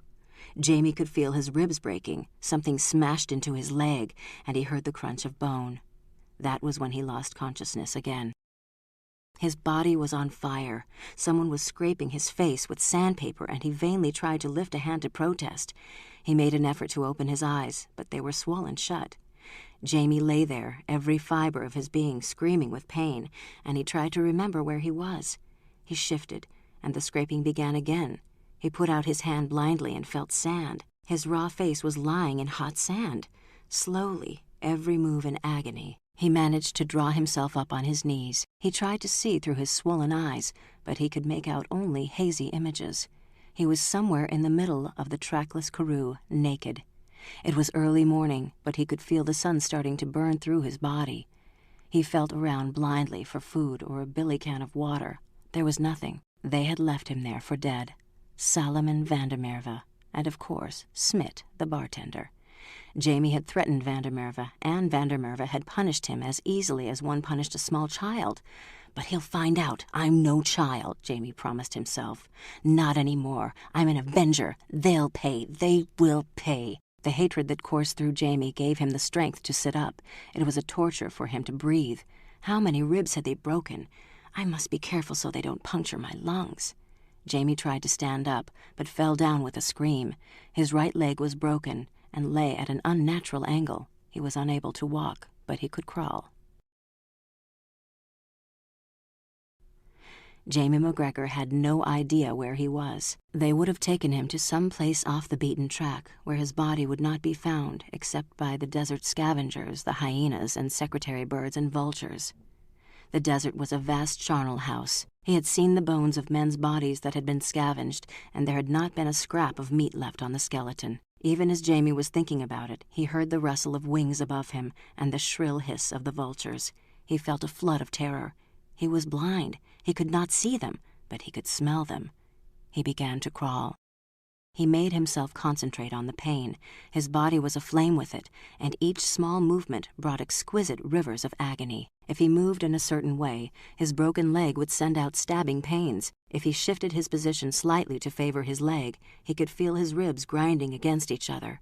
He could not stand the torture of lying still. He could not stand the agony of moving. He kept crawling. He could hear them circling above, waiting for him with an ancient, timeless patience. His mind started to wander. He was in the cool kirk at Aberdeen, neatly dressed in his Sunday suit, seated between his two brothers. His sister Mary and Annie Cord were wearing beautiful white summer dresses, and Annie Cord was looking at him and smiling. Jamie started to get up and go to her, and his brothers held him back and began to pinch him. The pinches became excruciating shafts of pain, and he was crawling through the desert again, naked, his body broken. The cries of the vultures were louder now, impatient.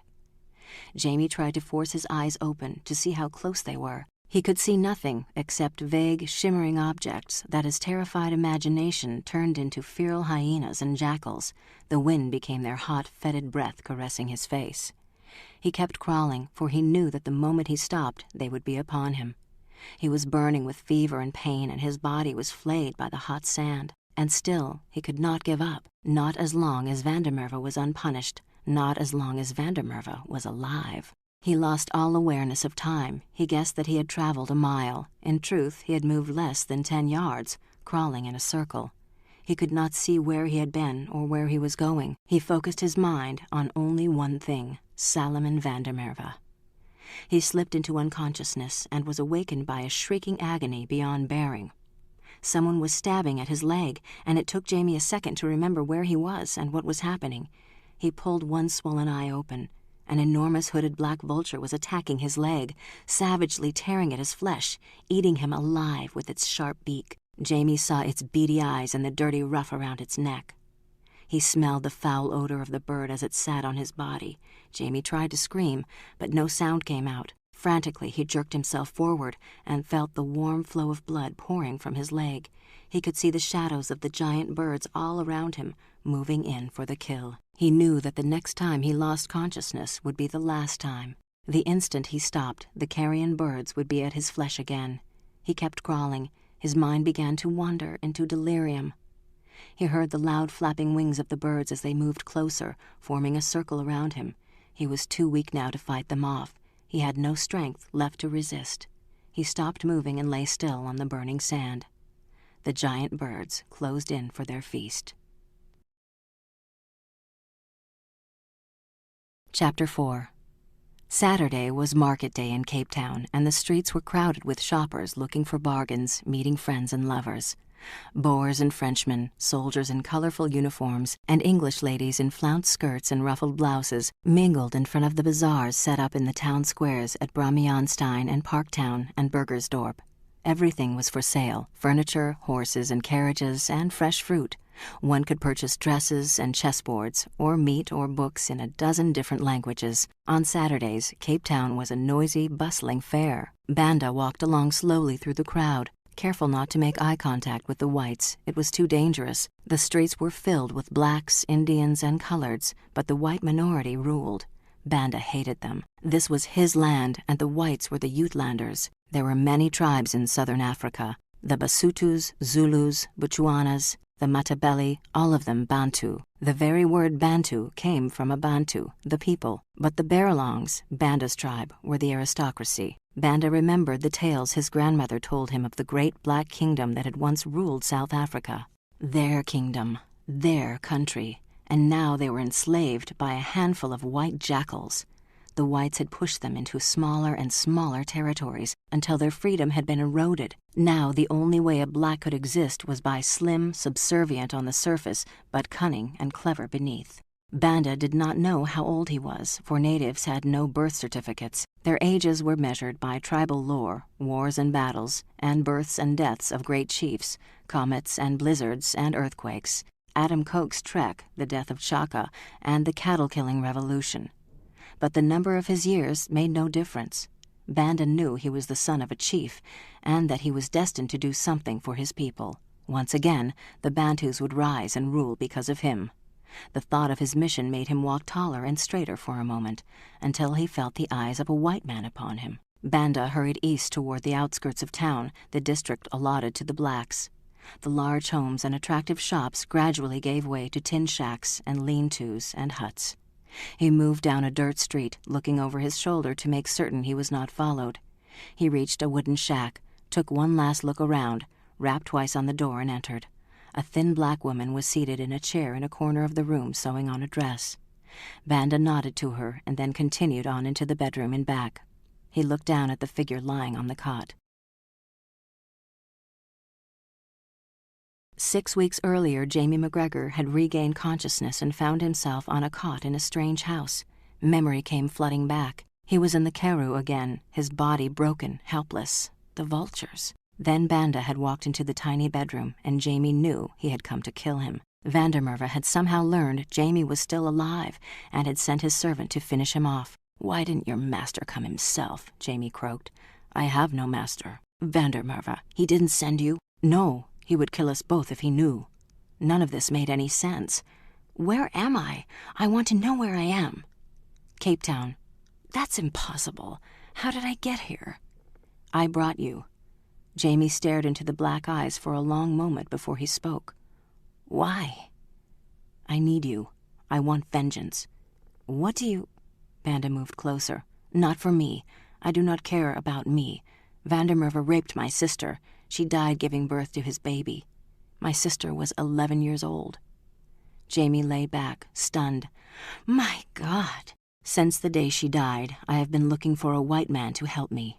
I found him that night in the barn where I helped beat you up, Mr. McGregor. We dumped you in the Karoo. I was ordered to kill you.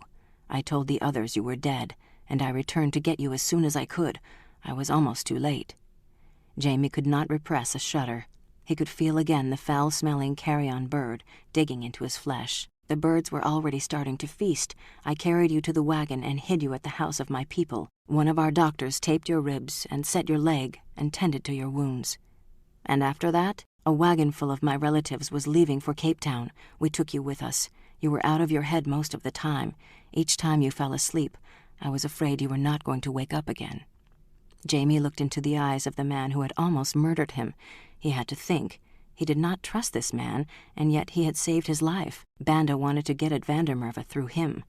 That can work both ways, Jamie decided. More than anything in the world, Jamie wanted to make Vandermerve pay for what he had done to him. All right, Jamie told Banda. I'll find a way to pay Vandermerve back for both of us. For the first time, a thin smile appeared on Banda's face. Is he going to die? No, Jamie told him. He's going to live. Jamie got out of bed that afternoon for the first time, dizzy and weak. His legs still had not completely healed, and he walked with a slight limp. Banda tried to assist him. Let go of me. I can make it on my own. Banda watched as Jamie carefully moved across the room. I'd like a mirror, Jamie said. I must look terrible, he thought. How long has it been since I've had a shave? Banda returned with a hand mirror, and Jamie held it up to his face. He was looking at a total stranger. His hair had turned snow white. He had a full, unkempt white beard. His nose had been broken, and a ridge of bone pushed it to one side. His face had aged 20 years. There were deep ridges along his sunken cheeks and a livid scar across his chin, but the biggest change was in his eyes. They were eyes that had seen too much pain, felt too much, hated too much. He slowly put down the mirror. I'm going out for a walk, Jamie said. Sorry, Mr. McGregor, that's not possible. Why not? White men do not come to this part of town, just as blacks never go into the white places. My neighbors do not know you are here. We brought you in at night. How do I leave? I will move you out tonight. For the first time, Jamie began to realize how much Banda had risked for him. Embarrassed, Jamie said, I have no money. I need a job. I took a job at the shipyard. They are always looking for men. He took some money from his pocket. Here. Jamie took the money. I'll pay it back. You will pay my sister back, Banda told him.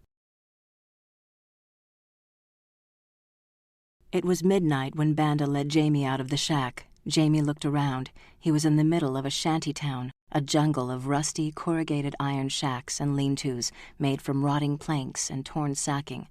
The ground, muddy from a recent rain, gave off a rank odor. Jamie wondered how people as proud as Banda could bear spending their lives in a place such as this. Isn't there some... Don't talk, please, Banda whispered. My neighbors are inquisitive. He led Jamie outside the compound and pointed. The center of town is in that direction. I will see you at the shipyard. Jamie checked into the same boarding house where he had stayed on his arrival from England. Mrs. Venster was behind the desk. I'd like a room, Jamie said. Certainly, sir, she smiled, revealing her gold tooth. I'm Mrs. Venster. I know. Now how would you know a thing like that? She asked coyly. Have your men friends been telling tales out of school? Mrs. Venster, don't you remember me? I stayed here last year. She took a close look at his scarred face, his broken nose and his white beard, and there was not the slightest sign of recognition. I never forget a face, dearie, and I've never seen yours before. But that don't mean we're not going to be good friends, does it? My friends call me Dee Dee. What's your name, love? And Jamie heard himself saying, Travis, Ian Travis. The following morning, Jamie went to see about work at the shipyard. The busy foreman said, We need strong backs. The problem is you might be a bit old for this kind of work. I'm only 19, Jamie started to say and stopped himself. He remembered that face in the mirror. Try me, he said. He went to work as a stevedore at 9 shillings a day, loading and unloading the ships that came into the harbor. He learned that Banda and the other black stevedores received 6 shillings a day. At the first opportunity, Jamie pulled Banda aside and said, "We have to talk." "Not here, Mr. McGregor. There's an abandoned warehouse at the end of the docks. I'll meet you there when the shift is over." Banda was waiting when Jamie arrived at the deserted warehouse. "Tell me about Salomon Vandermerve," Jamie said. "What do you want to know?" "Everything." Banda spat. "He came to South Africa from Holland. From stories I heard, his wife was ugly but wealthy. She died of some sickness, and Vandermerve took her money and went up to Klipdrift and opened his general store. He got rich cheating diggers." "The way he cheated me? That's only one of his ways. Diggers who strike it lucky go to him for money to help them work their claim, and before they know it, Vandermerve owns them. Hasn't anyone ever tried to fight back? How can they? The town clerk's on his payroll. The law says that if 45 days go without working a claim, it's open. The town clerk tips off Vandermerve and he grabs it. There's another trick he uses. Claims have to be staked out at each boundary line with pegs pointing straight up in the air. If the pegs fall down, a jumper can claim the property. Well, when Vandermerve sees a claim he likes, he sends someone around at night, and in the morning the stakes are on the ground. Jesus! He's made a deal with the bartender, Smit. Smit sends likely-looking prospectors to Vandermerve, and they sign partnership contracts, and if they find diamonds, Vandermerve takes everything for himself. If they become troublesome, he's got a lot of men on his payroll who follow his orders. "I know about that," Jamie said grimly. "What else?" "He's a religious fanatic. He's always praying for the souls of sinners." "What about his daughter? She had to be involved in this." "Miss Margaret? She's frightened to death of her father. If she even looked at a man, Vandermerve would kill them both." Jamie turned his back and walked over to the door, where he stood looking out at the harbor. He had a lot to think about. "We'll talk again tomorrow." It was in Cape Town that Jamie became aware of the enormous schism between the blacks and whites. The blacks had no rights except the few they were given by those in power. They were herded into conclaves that were ghettos and were allowed to leave only to work for the white man. "How do you stand it?" Jamie asked Banda one day. "The hungry lion hides its claws. We will change all this someday. The white man accepts the black man because his muscles are needed, but he must also learn to accept his brain. The more he drives us into a corner, the more he fears us because he knows that one day there may be discrimination and humiliation in reverse. He cannot bear the thought of that, but we will survive because of Isiko." "Who is Isiko?" Banda shook his head. "Not a who, a what. It is difficult to explain, Mr. McGregor. Isiko is our roots. It is the feeling of belonging to a nation that has given its name to the great Zambezi River. Generations ago, my ancestors entered the waters of the Zambezi naked, driving their herds before them. Their weakest members were lost, the prey of the swirling waters or hungry crocodiles, but the survivors emerged from the waters stronger and more virile. When a Bantu dies, Isiko demands that the members of his family retire to the forest so that the rest of the community will not have to share their distress. Isiko is the scorn felt for a slave who cringes, the belief that a man can look anyone in the face, that he is worth no more and no less than any other man. Have you heard of John Tango Jabavu?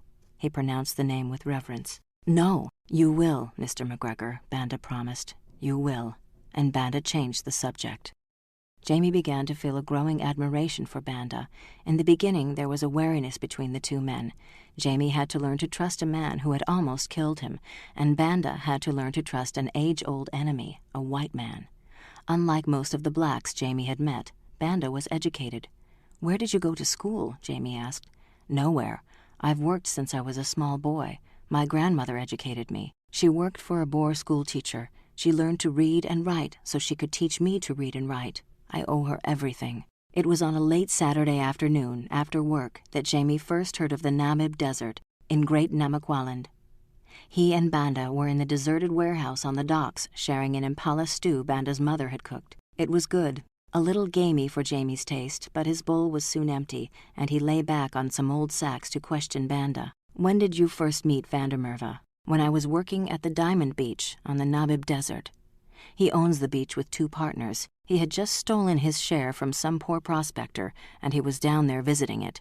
If Vandermerve is so rich, why does he still work at his store? The store is his bait. That's how he gets new prospectors to come to him, and he grows richer." Jamie thought of how easily he himself had been cheated, how trusting that naive young boy had been. He could see Margaret's oval-shaped face as she said, "My father might be the one to help you." He had thought she was a child until he had noticed her breasts, and Jamie suddenly jumped to his feet, a smile on his face, and the upturning of his lips made the livid scar across his chin ripple. "Tell me how you happened to go to work for Vandermerve." On the day he came to the beach with his daughter, she was about 11 then. "I suppose she got bored sitting around, and she went into the water, and the tide grabbed her. I jumped in and pulled her out. I was a young boy, but I thought Vandermerve was going to kill me." Jamie stared at him. "Why?" "Because I had my arms around her, not because I was black, but because I was a male. He can't stand the thought of any man touching his daughter." Someone finally calmed him down and reminded him that I had saved her life. He brought me back to Clipdrift as his servant. Banda hesitated a moment, then continued. 2 months later, my sister came to visit me. His voice was very quiet. She was the same age as Vandermerve's daughter. There was nothing Jamie could say. Finally, Banda broke the silence. "I should have stayed in the Namib Desert. That was an easy job. We'd crawl along the beach picking up diamonds and putting them in little jam tins." "Wait a minute. Are you saying that the diamonds are just lying there on top of the sand?" "That's what I'm saying, Mr. McGregor, but forget what you're thinking. Nobody can get near that field. It's on the ocean, and the waves are up to 30 feet high. They don't even bother guarding the shore. A lot of people have tried to sneak in by sea. They've all been killed by the waves or the reefs. There must be some other way to get in." "No. The Namib Desert runs right down to the ocean's shore." "What about the entrance to the diamond field?" "There's a guard tower and a barbed wire fence. Inside the fence are guards with guns and dogs that'll tear a man to pieces. And they have a new kind of explosive called a landmine. They're buried all over the field. If you don't have a map of the landmines, you'll get blown to bits." "How large is the diamond field?" "It runs for about 35 miles. 35 miles of diamonds just lying on the sand. My God!" "You aren't the first one to get excited about the diamond fields at the Namib, and you won't be the last. I've picked up what was left of people who tried to come in by boat and got torn apart by the reefs. I've seen what those landmines do if a man takes one wrong step, and I've watched those dogs rip out a man's throat. Forget it, Mr. McGregor. I've been there. There's no way in, and there's no way out. Not alive, that is." Jamie was unable to sleep that night. He kept visualizing 35 miles of sand sprinkled with enormous diamonds belonging to Vandermerve. He thought of the sea and the jagged reefs, the dogs hungry to kill, the guards and the landmines. He was not afraid of the danger. He was not afraid of dying. He was only afraid of dying before he repaid Salomon Vandermerve. On the following Monday, Jamie went into a cartographer's shop and bought a map of the Great Namaqualand. There was the beach off the South Atlantic Ocean between Luderitz to the north and the Orange River estuary to the south. The area was marked in red, Sperrgebiet, forbidden. Jamie examined every detail of the area on the map, going over it again and again. There were 3,000 miles of ocean flowing from South America to South Africa, with nothing to impede the waves, so that their full fury was spent on the deadly reefs of the South Atlantic shore. 40 miles south, down the coastline, was an open beach. That must be where the poor bastards launched their boats to sail into the forbidden area, Jamie decided. Looking at the map, he could understand why the shore was not guarded. The reefs would make a landing impossible. Jamie turned his attention to the land entrance to the diamond field. According to Banda, the area was fenced in with barbed wire and patrolled 24 hours a day by armed guards. At the entrance itself was a manned watchtower. And even if one did somehow manage to slip past the watchtower into the diamond area, there would be the landmines and guard dogs. The following day, when Jamie met Banda, he asked, "You said there was a landmine map of the field? In the Namib Desert? The supervisors have the maps, and they lead the diggers to work. Everybody walks in a single file so no one gets blown up." His eyes filled with a memory. "One day my uncle was walking in front of me, and he stumbled on a rock and fell on top of a landmine. There wasn't enough left of him to take home to his family." Jamie shuddered. "And then there's the sea meese, Mr. McGregor. You've never seen a meese until you've been in one in the Namib. It rolls in from the ocean and blows all the way across the desert to the mountains, and it blots out everything. If you're caught in one of them, you don't dare move. The landmine maps are no good then because you can't see where you're going. Everybody just sits quietly until the meese lifts. How long do they last? Banda shrugged. Sometimes a few hours, sometimes a few days. Banda, have you ever seen a map of those landmines? They're closely guarded. A worried look crossed his face. I'm telling you again, no one can get away with what you're thinking. Once in a while, workers will try to smuggle out a diamond. There is a special tree for hanging them. It's a lesson to everybody not to try to steal from the company. The whole thing looked impossible. Even if he could manage to get into Vandermerve's diamond field, there was no way out. Banda was right. He would have to forget about it. The next day he asked Banda, how does Vandermerve keep the workers from stealing diamonds when they come off their shifts? They're searched. They strip them down, mother naked, and then they look up and down every hole they've got. I've seen workers cut gashes in their legs and try to smuggle diamonds out in them. Some drill out their back teeth and stick diamonds up there. They've tried every trick you can think of. He looked at Jamie and said, if you want to live, you'll get that diamond field off your mind. Jamie tried, but the idea kept coming back to him, taunting him. Vandermerve's diamonds just lying on the sand waiting for him. The solution came to Jamie that night. He could hardly contain his impatience until he saw Banda. Without preamble, Jamie said, tell me about the boats that have tried to land on the beach. What about them? What kind of boats were they? Every kind you can think of. A schooner, a tugboat, a big motorboat, sailboat. 4 men even tried it in a rowboat. While I worked the field, there were 6 tries. The reefs just chewed the boats to pieces. Everybody drowned. Jamie took a deep breath. Did anyone ever try to get in by raft? Banda was staring at him. Raft? Yes! Jamie's excitement was growing. Think about it. No one ever made it to the shore because the bottoms of their boats were torn out by the reefs. But a raft will glide over those reefs and onto the shore, and it can get out the same way. Banda looked at him for a long time. When he spoke, there was a different note in his voice. You know, Mr. McGregor, you might just have an idea there. It started as a game, a possible solution to an unsolvable puzzle. But the more Jamie and Banda discussed it, the more excited they became. What had started as idle conversation began to take concrete shape as a plan of action. Because the diamonds were lying on top of the sand, no equipment would be required. They could build their raft with a sail on the free beach 40 miles south of the Sperrgebiet and sail it in at night, unobserved. There were no landmines along the unguarded shore, and the guards and patrols only operated inland. The 2 men could roam the beach freely, gathering up all the diamonds they could carry. We can be on our way out before dawn, Jamie said, with our pockets full of Vandermerve's diamonds. How do we get out? The same way we got in. We'll paddle the raft over the reefs to the open sea, put up the sail, and we're home free. Under Jamie's persuasive arguments, Banda's doubts began to melt. He tried to poke holes in the plan, and every time he came up with an objection, Jamie answered it. The plan could work. The beautiful part of it was its simplicity, and the fact that it would require no money, only a great deal of nerve. All we need is a big bag to put the diamonds in, Jamie said. His enthusiasm was infectious. Banda grinned. Let's make that 2 big bags. The following week they quit their jobs and boarded a bullock wagon to Port Nolloth, the coastal village 40 miles south of the forbidden area where they were headed.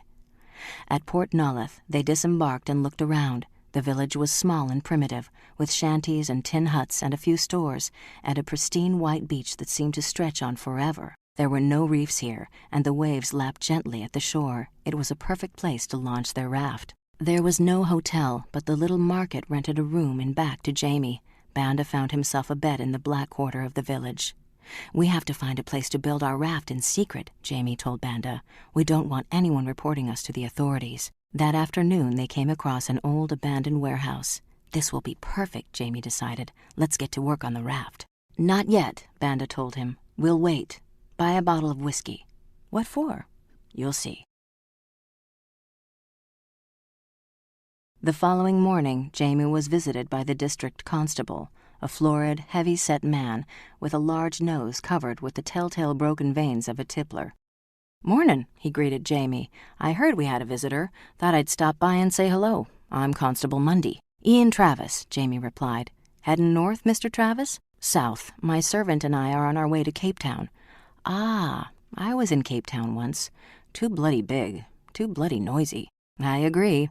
Can I offer you a drink, Constable? I never drink on duty. Constable Mundy paused, making a decision. However, just this once, I might make an exception, I suppose. Fine. Jamie brought out the bottle of whiskey, wondering how Banda could have known. He poured out 2 fingers into a dirty tooth glass and handed it to the constable. Thank you, Mr. Travis. Where's yours? I can't drink, Jamie said ruefully. Malaria. That's why I'm going to Cape Town. To get medical attention. I'm stopping off here a few days to rest. Traveling's very hard on me. Constable Mundy was studying him. You look pretty healthy. You should see me when the chills start. The constable's glass was empty. Jamie filled it. Thank you. Don't mind if I do. He finished the second drink in one swallow and stood up. I'd best be getting along. You said you and your man will be moving on in a day or two? As soon as I'm feeling stronger. I'll come back and check on you Friday, Constable Mundy said. That night, Jamie and Banda went to work on the raft in the deserted warehouse. Banda, have you ever built a raft? Well, to tell you the truth, Mr. McGregor, no. Neither have I. The 2 men stared at each other. How difficult can it be? They stole 4 empty 50-gallon wooden oil barrels from behind the market and carried them to the warehouse. When they had them assembled, they spaced them out in a square. Next, they gathered 4 empty crates and placed one over each oil barrel. Banda looked dubious. It doesn't look like a raft to me. We're not finished yet, Jamie assured him. There was no planking available, so they covered the top layer with whatever was at hand. Branches from the stinkwood tree, limbs from the Cape beech, large leaves from the marula. They lashed everything down with thick hemp rope, tying each knot with careful precision. When they were finished, Banda looked it over. It still doesn't look like a raft. It will look better when we get the sail up, Jamie promised. They made a mast from a fallen yellowwood tree and picked up 2 flat branches for paddles. Now all we need is a sail. We need it fast. I'd like to get out of here tonight. Constable Mundy's coming back tomorrow. It was Banda who found the sail. He came back late that evening with an enormous piece of blue cloth. How's this, Mr. McGregor? Perfect. Where did you get it? Banda grinned.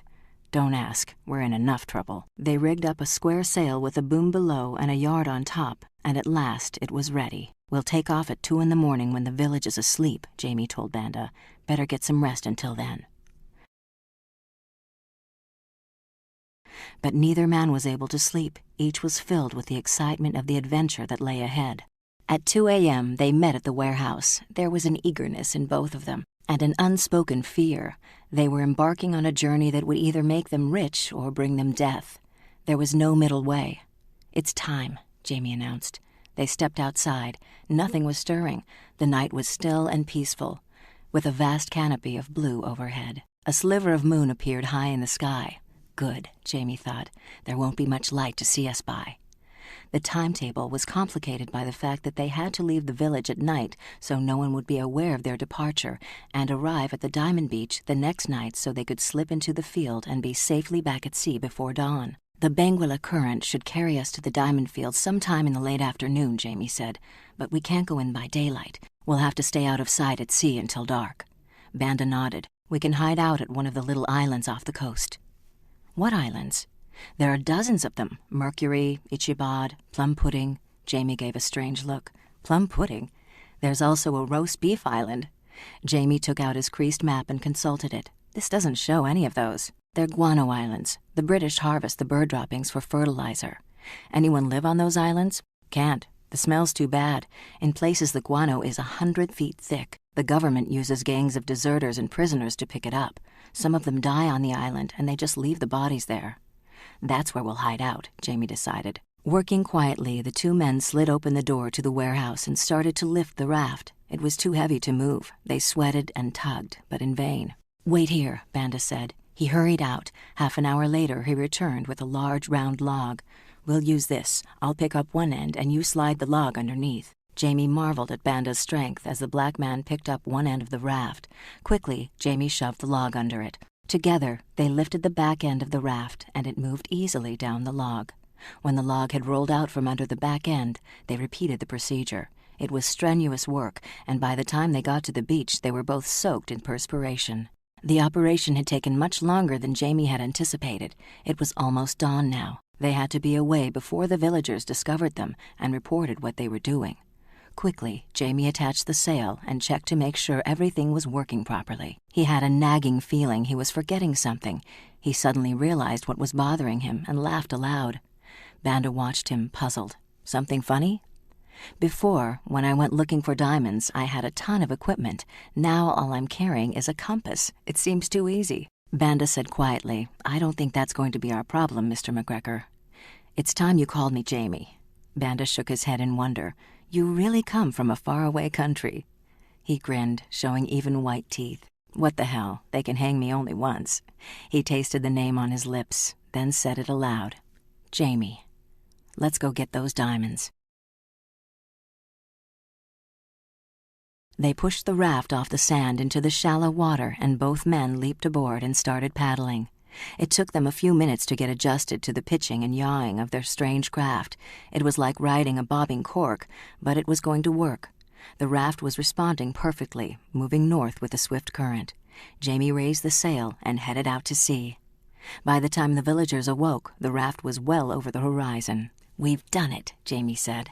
Banda shook his head. It's not over yet. He trailed a hand in the cold Banguela current. It's just beginning.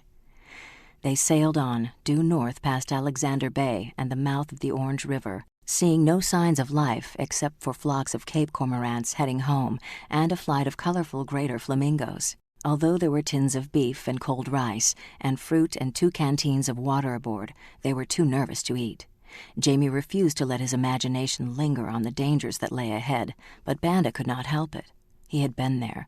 He was remembering the brutal guards with guns and the dogs and the terrible flesh-tearing landmines, and he wondered how he had ever allowed himself to be talked into this insane venture. He looked over at the Scotsman and thought, he is the bigger fool. If I die for my baby sister. What does he die for? At noon, the sharks came. There were 6 of them, their fins cutting through the water as they sped toward the raft.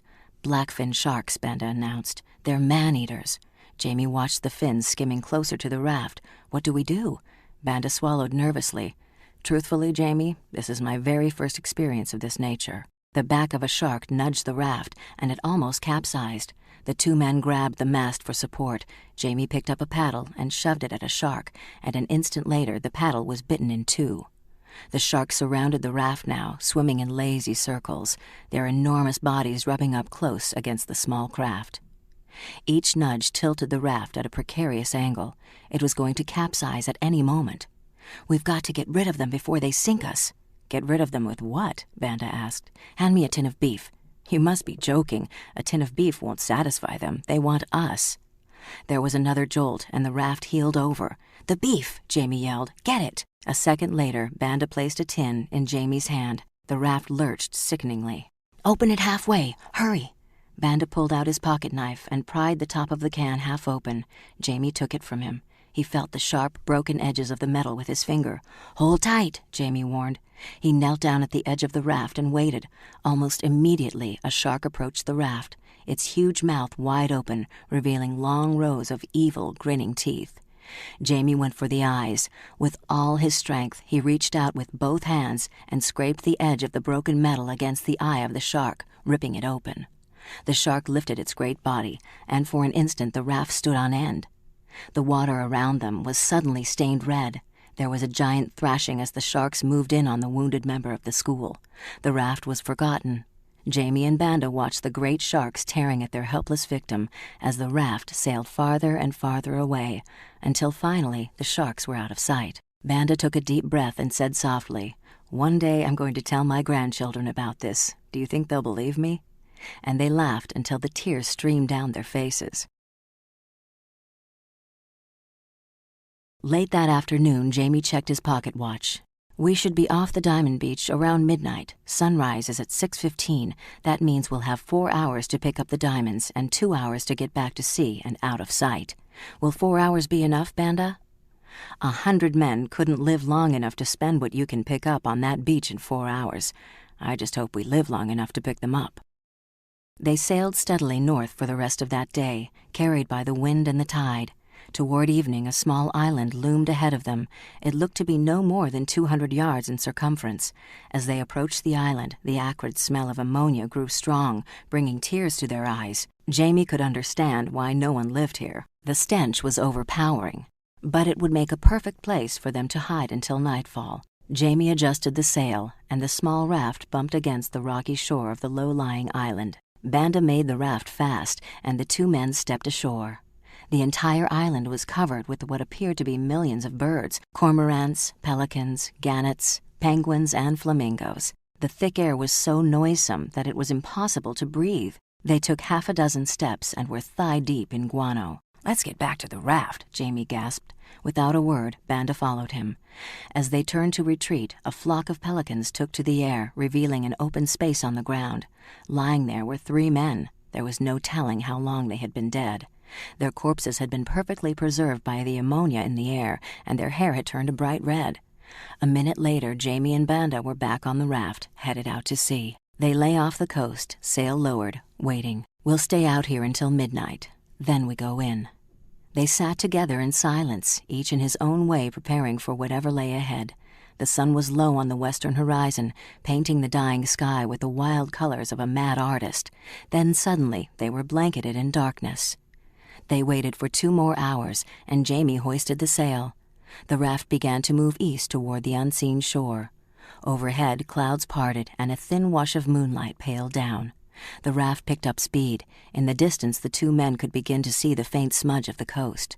The wind blew stronger, snapping at the sail, pushing the raft toward the shore at an ever-increasing speed. Soon, they could clearly make out the outline of the land, a gigantic parapet of rock. Even from that distance, it was possible to see and hear the enormous whitecaps that exploded like thunder over the reefs. It was a terrifying sight from afar, and Jamie wondered what it would be like up close. He found himself whispering, "You're sure the beach side isn't guarded?" Banda did not answer. He pointed to the reefs ahead. Jamie knew what he meant. The reefs were more deadly than any trap man could devise. They were the guardians of the sea, and they never relaxed, never slept. They lay there, patiently waiting for their prey to come to them. "Well," Jamie thought, "we're going to outsmart you. We're going to float over you." The raft had carried them that far. It would carry them the rest of the way. The shore was racing toward them now, and they began to feel the heavy swell of the giant combers. Banda was holding tightly to the mast. "We're moving pretty fast." "Don't worry," Jamie reassured him. "We're getting closer. When we get closer, I'll lower the sail. That will cut our speed. We'll slide over the reefs nice and easy." The momentum of the wind and the waves was picking up, hurtling the raft toward the deadly reefs. Jamie quickly estimated the remaining distance and decided the waves would carry them into shore without the help of the sail. Hurriedly, he lowered it. Their momentum did not even slow. The raft was completely in the grip of the huge waves now, out of control, hurled from one giant crest to the next. The raft was rocking so violently that the men had to cling to it with both hands. Jamie had expected the entrance to be difficult, but he was totally unprepared for the fury of the seething maelstrom they faced. The reefs loomed in front of them with startling clarity. They could see the waves rushing in against the jagged rocks and exploding into huge, angry geysers. The entire success of the plan depended on bringing the raft over the reefs intact so that they could use it for their escape. Without it, they were dead men. They were bearing down on the reefs now, propelled by the terrifying power of the waves. The roar of the wind was deafening. The raft was suddenly lifted high in the air by an enormous wave and flung toward the rocks. "Hold on, Banda," Jamie shouted. "We're going in." The giant breaker picked up the raft like a matchstick and started to carry it toward shore over the reef. Both men were hanging on for their lives, fighting the violent bucking motion that threatened to sweep them into the water. Jamie glanced down and caught a glimpse of the razor-sharp reefs below them. In another moment, they would be sailing over them, safe in the haven of the shore. At that instant, there was a sudden, tearing wrench as a reef caught one of the barrels underneath the raft and ripped it away. The raft gave a sharp lurch, and another barrel was torn away, and then another. The wind and the pounding waves and the hungry reef were playing with the raft like a toy, tossing it backward and forward, spinning it wildly in the air. Jamie and Banda felt the thin wood begin to split beneath their feet. "Jump!" Jamie yelled. He dived over the side of the raft, and a giant wave picked him up and shot him toward the beach at the speed of a catapult. He was caught in the grip of an element that was powerful beyond belief. He had no control over what was happening. He was a part of the wave. It was over him and under him and inside him. His body was twisting and turning and his lungs were bursting. Lights began to explode in his head. Jamie thought, "I'm drowning." And his body was thrown up onto the sandy shore. Jamie lay there gasping, fighting for breath, filling his lungs with the cool, fresh sea air. His chest and legs were scraped raw from the sand, and his clothes were in shreds. Slowly he sat up and looked around for Banda. He was crouching 10 yards away, vomiting seawater. Jamie got to his feet and staggered over to him. "You all right?" Banda nodded. He took a deep, shuddering breath and looked up at Jamie. "I can't swim." Jamie helped him to his feet. The two men turned to look at the reef. There was not a sign of their raft. It had been torn to pieces in the wild ocean. They had gotten into the diamond field. There was no way to get out. Chapter 5. Behind them was the raging ocean. Ahead was unbroken desert, from the sea to the foothills of the distant rugged purple mountains of the Richterville escarpment, a world of kloofs and canyons and twisted peaks lit by the pale moon. At the foot of the mountains was Hexenkessel Valley, the witch's cauldron, a bleak wind trap. It was a primeval, desolate landscape that went back to the beginning of time itself. The only clue that man had ever set foot in this place was a crudely printed sign pounded into the sand. By the light of the moon they read, Verbotengebiet Sperrgebiet, forbidden. There was no escape toward the sea. The only direction left open to them was the Namib Desert. "We'll have to try to cross it and take our chances," Jamie said. Banda shook his head. "The guards will shoot us on sight or hang us. Even if we were lucky enough to slip by the guards and dogs, there's no way to get by the landmines. We're dead men." There was no fear in him, only a resigned acceptance of his fate. Jamie looked at Banda and felt a sense of deep regret. He had brought the black man into this, and not once had Banda complained. Even now, knowing there was no escape for them, he did not utter one word of reproach. Jamie turned to look at the wall of angry waves smashing at the shore, and he thought it was a miracle that they had gotten as far as they had. It was 2 a.m., 4 hours before dawn and discovery, and they were both still in one piece. "I'll be damned if I'm ready to give up," Jamie thought. "Let's go to work, Banda." Banda blinked. "Doing what?" "We came here to get diamonds, didn't we? Let's get them." Banda stared at the wild-eyed man with his white hair plastered to his skull and his sopping trousers hanging in shreds around his legs. "What are you talking about?" "You said they're going to kill us on sight, right? Well, they might as well kill us rich as poor. A miracle got us in here. Maybe a miracle will get us out. And if we do get out, I damned well don't plan on leaving empty-handed." "You're crazy," Banda said softly. "Or we wouldn't be here," Jamie reminded him. Banda shrugged. "What the hell? I have nothing else to do until they find us." Jamie stripped off his tattered shirt, and Banda understood and did the same. "Now, where are all these big diamonds that you've been talking about?" "They're everywhere," Banda promised, and he added, "like the guards and the dogs. We'll worry about them later. When do they come down to the beach?" "When it gets light." Jamie thought for a moment. "Is there a part of the beach where they don't come? Someplace we could hide?" "There's no part of this beach they don't come to, and there's no place you could hide a fly." Jamie slapped Banda on the shoulder. "Right then, let's go." Jamie watched as Banda got down on his hands and knees and began slowly crawling along the beach, his fingers sifting sand as he moved. In less than 2 minutes, he stopped and held up a stone. "I found one." Jamie lowered himself to the sand and began moving. The first 2 stones he found were small. The third must have weighed over 15 carats. He sat there looking at it for a long moment. It was incredible to him that such a fortune could be picked up so easily, and it all belonged to Salomon Vandermerve and his partners. Jamie kept moving. In the next 3 hours, the 2 men collected more than 40 diamonds, ranging from 2 carats to 30 carats. The sky in the east was beginning to lighten. It was the time Jamie had planned to leave, to jump back on the raft, sail over the reefs, and make their escape. It was useless to think about that now. "It will be dawn soon," Jamie said. "Let's see how many more diamonds we can find. We're not going to live to spend any of this. You want to die very rich, don't you?" "I don't want to die at all."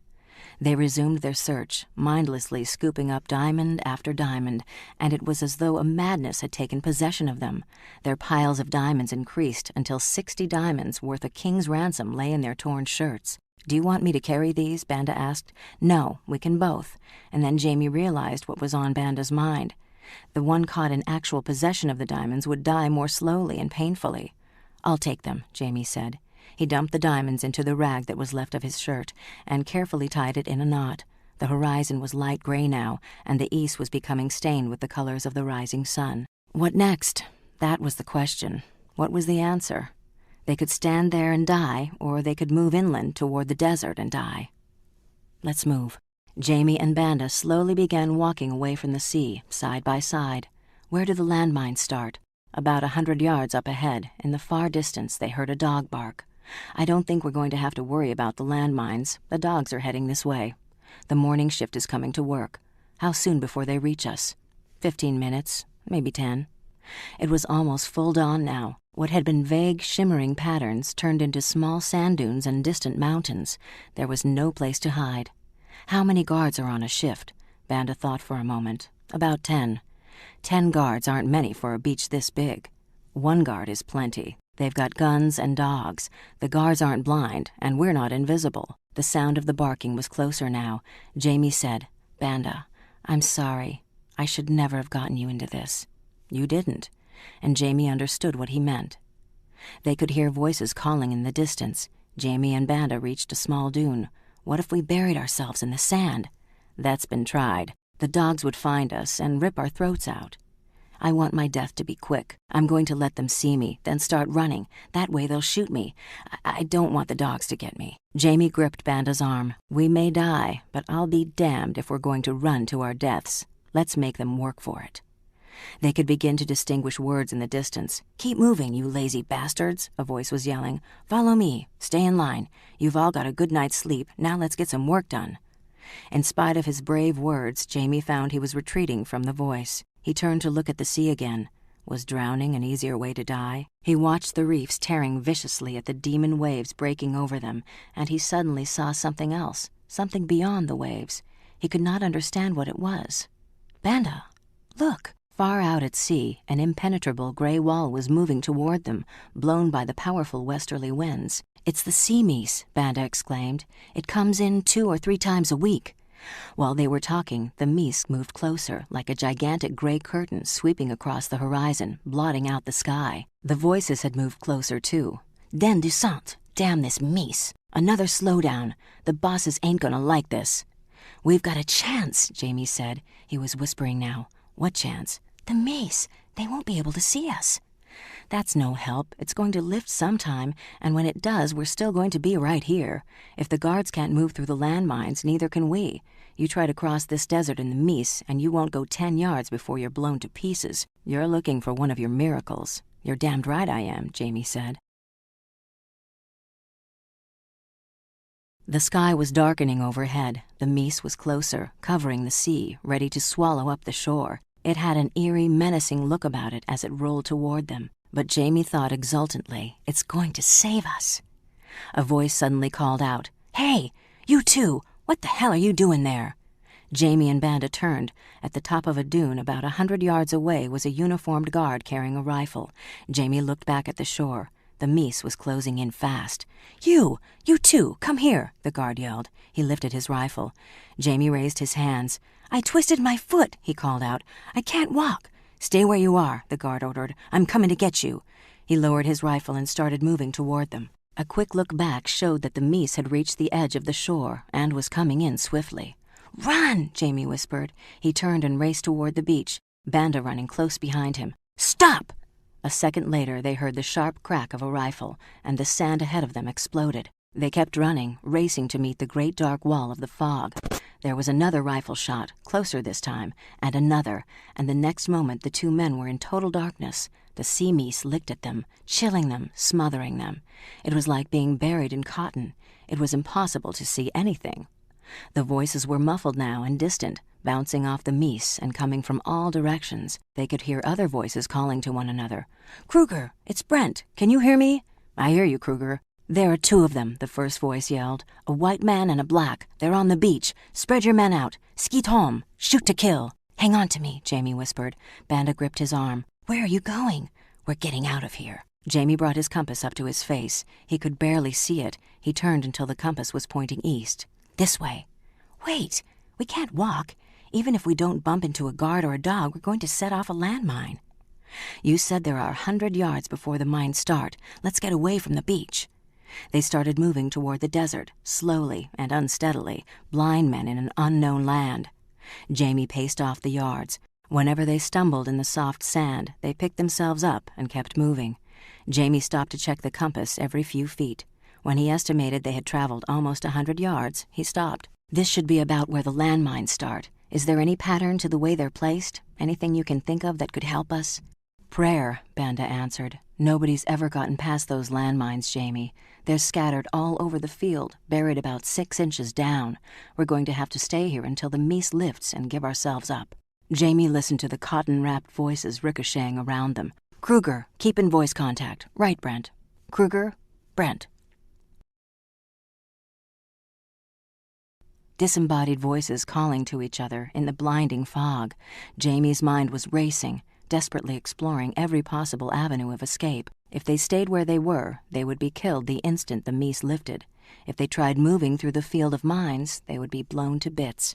Have you ever seen the landmines? Jamie whispered. I helped bury some of them. What sets them off? A man's weight.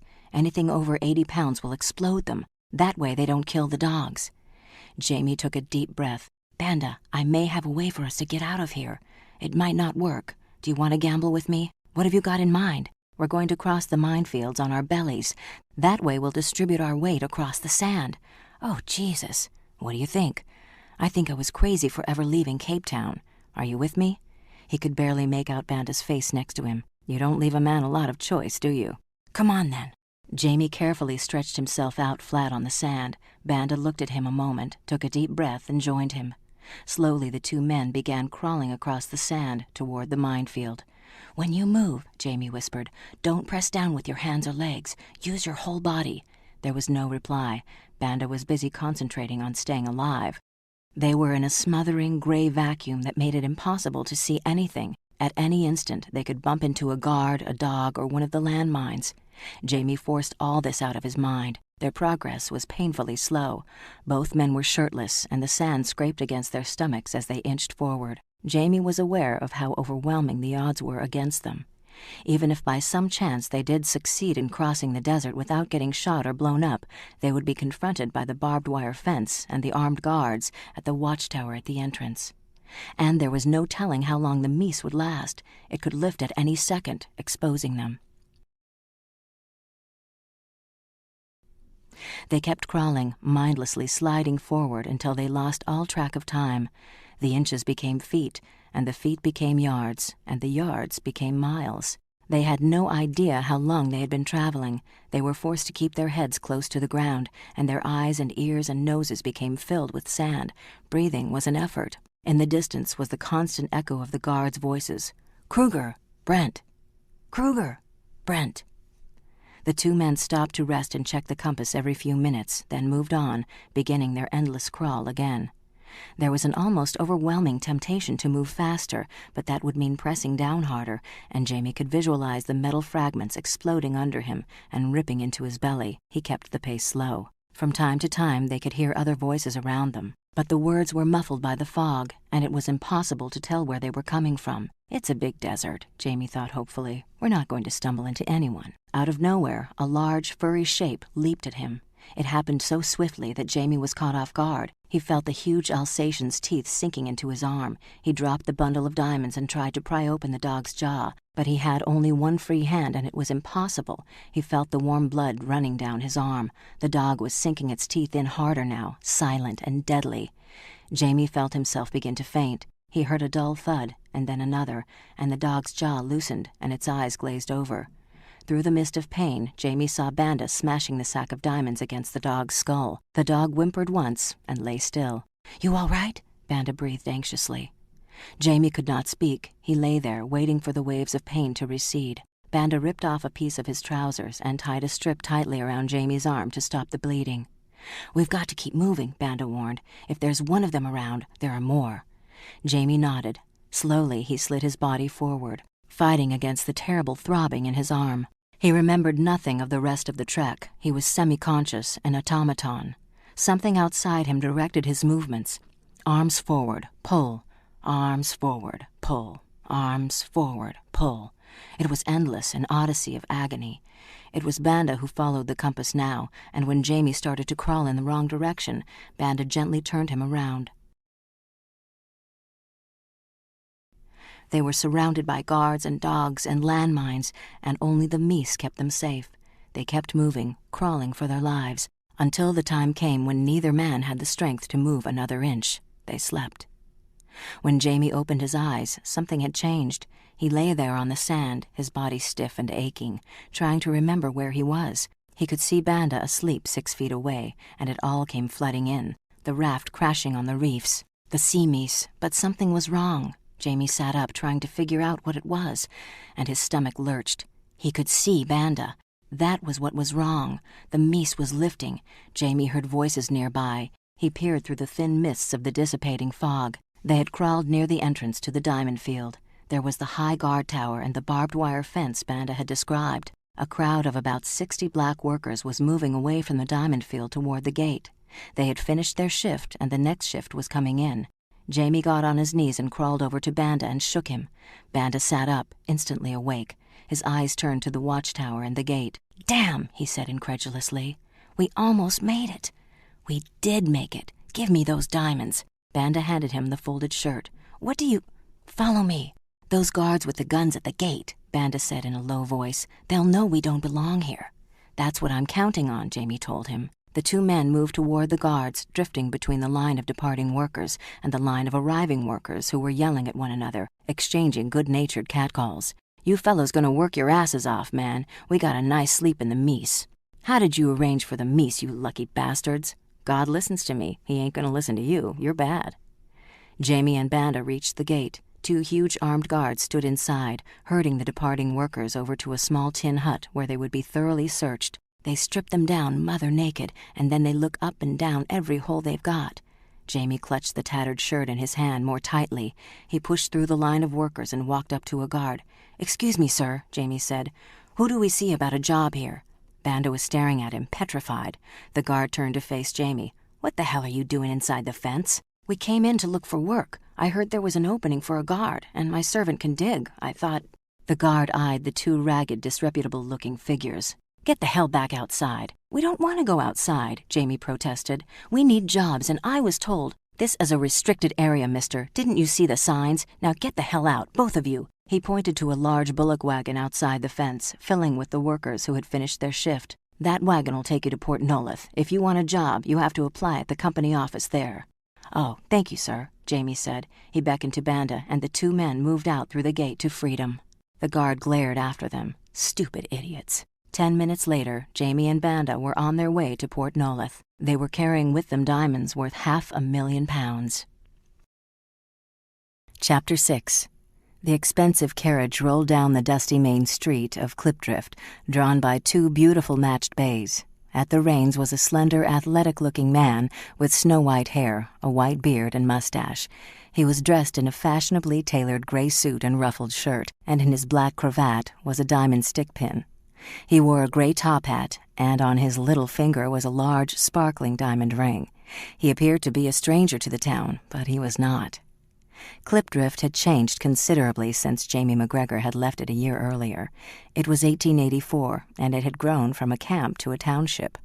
The railway had been completed from Cape Town to Hopetown, with a branch running to Clipdrift, and this had created a whole new wave of immigrants. The town was even more crowded than Jamie remembered, but the people seemed different. There were still many prospectors, but there were also men in business suits and well-dressed matrons walking in and out of stores. Clipdrift had acquired a patina of respectability. Jamie passed 3 new dance halls and half a dozen new saloons. He drove by a recently built church and barber shop and a large hotel called the Grand. He stopped in front of a bank and alighted from the carriage, carelessly tossing the reins to a native boy. "Water them." Jamie entered the bank and said to the manager in a loud voice, "I wish to deposit £100,000 in your bank." The word spread quickly, as Jamie had known it would, and by the time he left the bank and entered the Sundowner Saloon, he was the center of interest. The interior of the saloon had not changed. It was crowded, and curious eyes followed Jamie as he walked up to the bar. Smith nodded deferentially. "What would you like, sir?" There was no recognition on the bartender's face. "Whiskey, the best you have." "Yes, sir." He poured the drink. "You're new in town?" "Yes." "Just passing through, are you?" "No, I've heard this is a good town for a man looking for investments." The bartender's eyes lighted up. "You couldn't find better. A man with money can do real well for hisself. Matter of fact, I might be of some service to you, sir." "Really? How is that?" Smith leaned forward, his tone conspiratorial. "I know the man who runs this town. He's chairman of the borough council and head of the citizens committee. He's the most important man in this part of the country. Name of Solomon Vandermerve." Jamie took a sip of his drink. "Never heard of him." "He owns that big general store across the street. He can put you onto some good deals. It'll be worth your while to meet him." Jamie McGregor took another sip of his drink. "Have him come over here." The bartender glanced at the large diamond ring on Jamie's finger and at his diamond stick pin. "Yes, sir. Can I tell him your name?" "Travis. Ian Travis." "Right, Mr. Travis. I'm sure Mr. Vandermerve will want to meet you." He poured out another drink. "Have this while you're waiting. It's on the house." Jamie sat at the bar sipping the whiskey, aware that everyone in the saloon was watching him. Men had departed from Klipdrift wealthy, but no one of such obvious wealth had ever arrived there before. It was something new in their experience. 15 minutes later, the bartender was back, accompanied by Solomon Vandermerve. Vandermerve walked up to the bearded, white-haired stranger, held out his hand and smiled. "Mr. Travis, I'm Solomon Vandermerve." "Ian Travis." Jamie waited for a flicker of recognition, a sign that Vandermerve found something familiar about him. There was nothing. But then why should there be? Jamie thought. There was nothing left of that naive, idealistic 18-year-old boy he had been. Smith obsequiously led the two men to a corner table.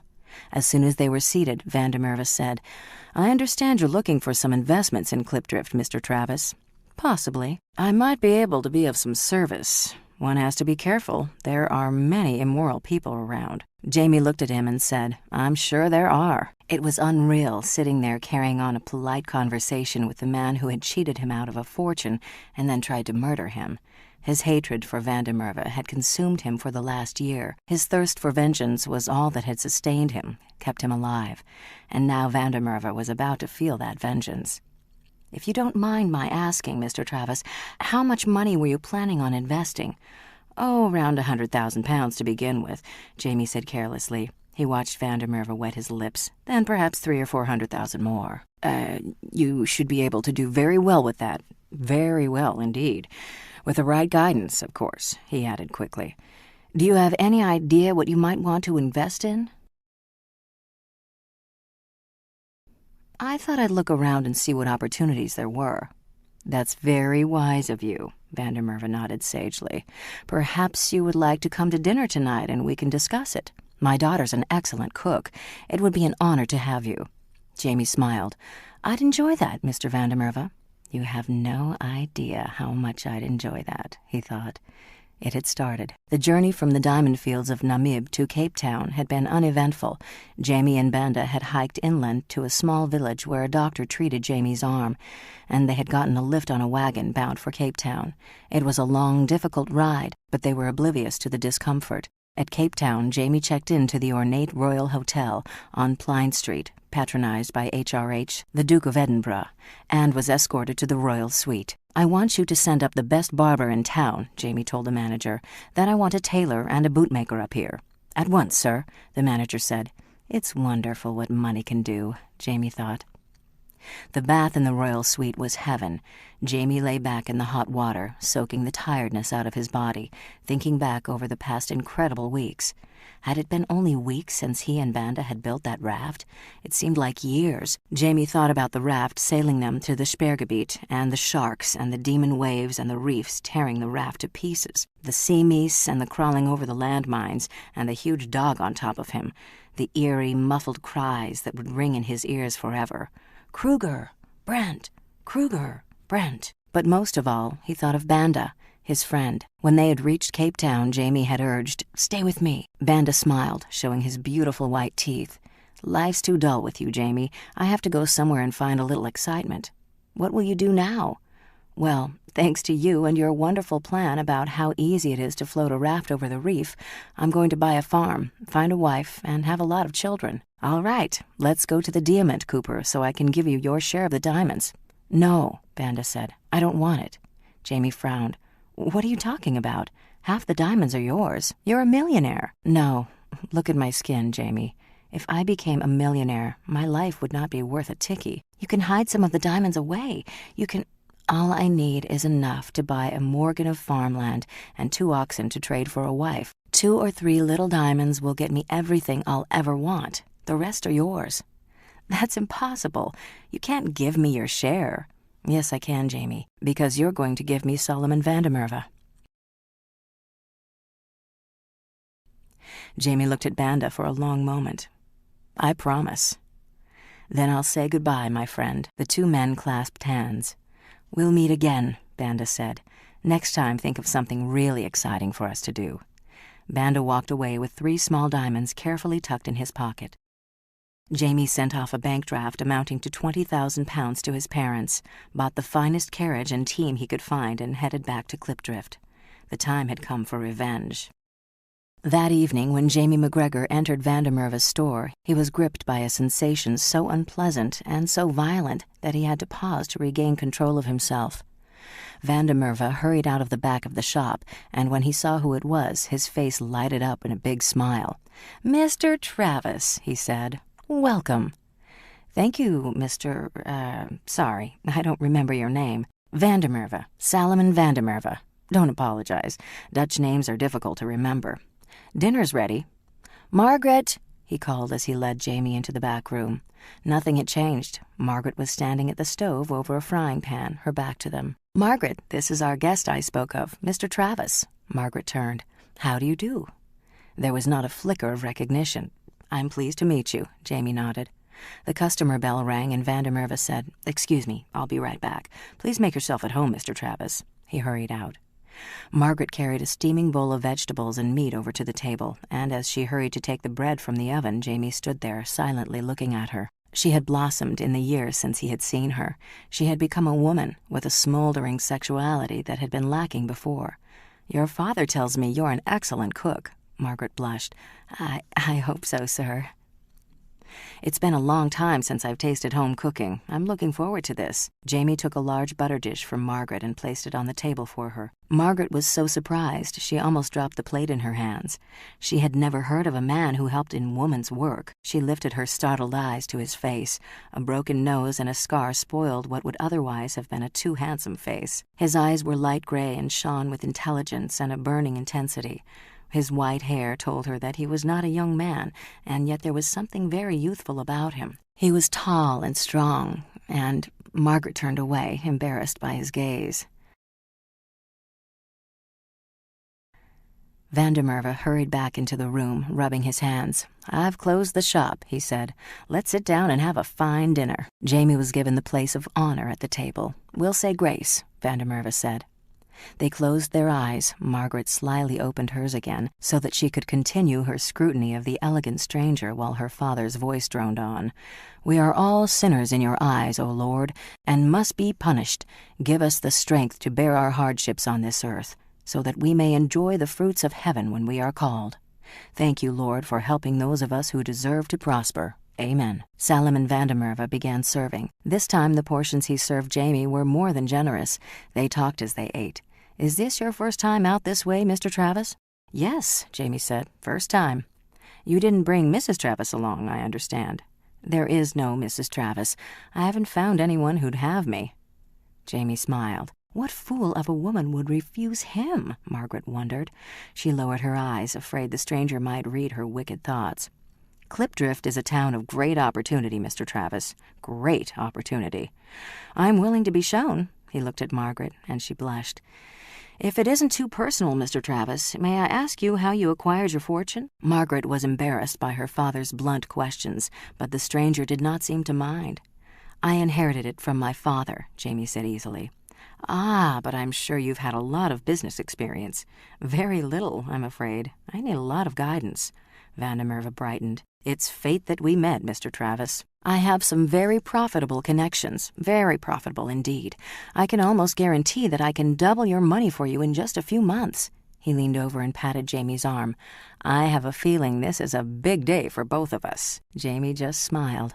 I suppose you're staying at the Grand Hotel? That's right. It's criminally expensive, but I suppose to a man of your means." He beamed at Jamie. Jamie said, "I'm told the countryside around here is interesting. Would it be an imposition to ask you to let your daughter show me around a bit tomorrow?" Margaret felt her heart stop for a second. Van der Merwe frowned. "I don't know, It was an ironclad rule of Salomon Van der Merwe's never to permit any man to be alone with his daughter. In the case of Mr. Travis, however, he decided there would be no harm in making an exception. With so much at stake, he did not want to appear inhospitable. "I can spare Margaret from the store for a short time. You will show our guest around, Margaret." "If you wish, Father," she said quietly. "That's settled, then," Jamie smiled. "Shall we say 10 o'clock in the morning?" After the tall, elegantly dressed guest left, Margaret cleared away the table and washed the dishes in a complete daze. "He must think I'm an idiot." She went over and over in her mind everything she had contributed to the conversation. Nothing. She had been completely tongue-tied. Why was that? Hadn't she waited on hundreds of men in the store without becoming a stupid fool? Of course they had not looked at her the way Ian Travis had. "Men all have the devil in them, Margaret. I'll not let them corrupt your innocence," her father's voice echoed in her mind. Could that be it? The weakness and trembling she had felt when the stranger had looked at her, was he corrupting her innocence? The thought of it sent a delicious thrill through her body. She looked down at the plate she had dried 3 times and sat down at the table. She wished her mother was still alive. Her mother would have understood. Margaret loved her father, but sometimes she had the oppressive feeling that she was his prisoner. It worried her that he never allowed a man to come near her. "I'll never get married," Margaret thought. "Not until he dies." Her rebellious thoughts filled her with guilt, and she hurriedly left the room and went into the store, where her father sat behind a desk working on his accounts. "Good night, Father." Van der Merwe took off his gold-framed spectacles and rubbed his eyes before he raised his arms to embrace his daughter good night. Margaret did not know why she pulled away. Alone in the curtained-off alcove that served as her bedroom, Margaret studied her face in the small round mirror that hung on the wall. She had no illusions about her looks. She was not pretty. She was interesting-looking. Nice eyes, high cheekbones, a good figure. She drew nearer to the mirror. What had Ian Travis seen when he looked at her? She began getting undressed, and Ian Travis was in the room with her, watching her, his eyes burning into her. She stepped out of her muslin drawers and camisole and stood naked before him. Her hands slowly caressed the swell of her breasts and felt her hardening nipples. Her fingers slid down across her flat belly, and his hands became entwined with hers, moving slowly downward. They were between her legs now, gently touching, stroking, rubbing. Harder now, faster and faster, until she was caught up in a frantic whirlpool of sensation that finally exploded inside her, and she gasped his name and fell to the bed. They rode out in Jamie's carriage, and he was amazed once more at the changes that had taken place. Where before there had been only a sea of tents, now there were substantial-looking houses, constructed of timber, with roofs of corrugated iron or thatch. "Clipdrift seems very prosperous," Jamie said as they rode along the main street. "I suppose it would be interesting for a newcomer," Margaret said, and she thought, "I've hated it until now." They left the town and drove out toward the mining camps along the Vaal River. The seasonal rains had turned the countryside into an enormous, colorful garden, filled with the luxurious bush karoo and the spreading rhinoster bush and heaths and diosmus plants that could be found nowhere else in the world. As they drove past a group of prospectors, Jamie asked, "Have there been any big diamond finds lately?" "Oh, yes, a few. Every time the news gets out, hundreds of new diggers come pouring in. Most of them leave poor and heartbroken." Margaret felt she had to warn him of the danger here. "Father would not like to hear me say this, but I think it's a terrible business, Mr. Travis." "For some, probably," Jamie agreed. "For some. Do you plan to stay on a while?" "Yes." Margaret felt her heart singing. "Good," then added quickly, "Father will be pleased." They drove around all morning, and from time to time they stopped, and Jamie chatted with prospectors. Many of them recognized Margaret and spoke respectfully. There was a warmth to her and an easy friendliness that she did not reveal when she was around her father. As they drove on, Jamie said, "Everyone seems to know you." She blushed. "That's because they do business with Father. He supplies most of the diggers." Jamie made no comment. He was keenly interested in what he was seeing. The railroad had made an enormous difference. A new combine called De Beers, named after the farmer in whose field the first diamond discovery was made, had bought out its chief rival, a colorful entrepreneur named Barney Bernardo, and De Beers was busily consolidating the hundreds of small claims into one organization. Gold had been discovered recently, not far from Kimberley, along with manganese and zinc. Jamie was convinced this was only the beginning, that South Africa was a treasure house of minerals. There were incredible opportunities here for a man with foresight. When Jamie and Margaret returned, it was late afternoon. Jamie stopped the carriage in front of Vandermeerva's store and said, "I would be honored if you and your father would be my guests at dinner tonight." Margaret glowed. "I'll ask Father. I do hope he'll say yes.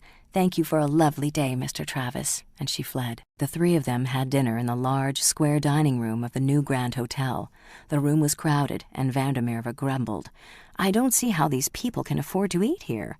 Jamie picked up a menu and glanced at it. A steak cost £1 4 shillings, a potato was 4 shillings, and a piece of apple pie 10 shillings. "They're robbers," Vandermeerva complained. "A few meals here and a man could eat himself into the poorhouse." Jamie wondered what it would take to put Solomon Vandermeerva in the poorhouse. He intended to find out. They ordered, and Jamie noticed that Vandermeerva ordered the most expensive items on the menu. Margaret ordered a clear soup. She was too excited to eat. She looked at her hands, remembered what they had done the night before, and felt guilty. "I can afford dinner," Jamie teased her. "Order anything you like." She blushed. "Thank you, but I'm not really very hungry." Vandermeerva noticed the blush and looked sharply from Margaret to Jamie.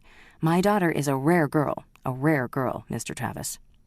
Jamie nodded. "I couldn't agree with you more, Mr. Vandermeerva." His words made Margaret so happy that when their dinner was served, she could not even eat the soup. The effect Ian Travis had on her was incredible. She read hidden meanings into his every word and gesture. If he smiled at her, it meant he liked her a lot. If he frowned, it meant he hated her. Margaret's feelings were an emotional thermometer that kept going up and down. "Did you see anything of interest today?" Vandermeerva asked Jamie. "No, nothing special," Jamie said casually. Vandermeerva leaned forward. "Mark my words, sir. This is going to be the fastest-growing area in the world. A man would be smart to invest here now. The new railway is going to turn this place into a second Cape Town." "I don't know," Jamie said dubiously. "I've heard of too many boom towns like this going bust. I'm not interested in putting my money into a ghost town."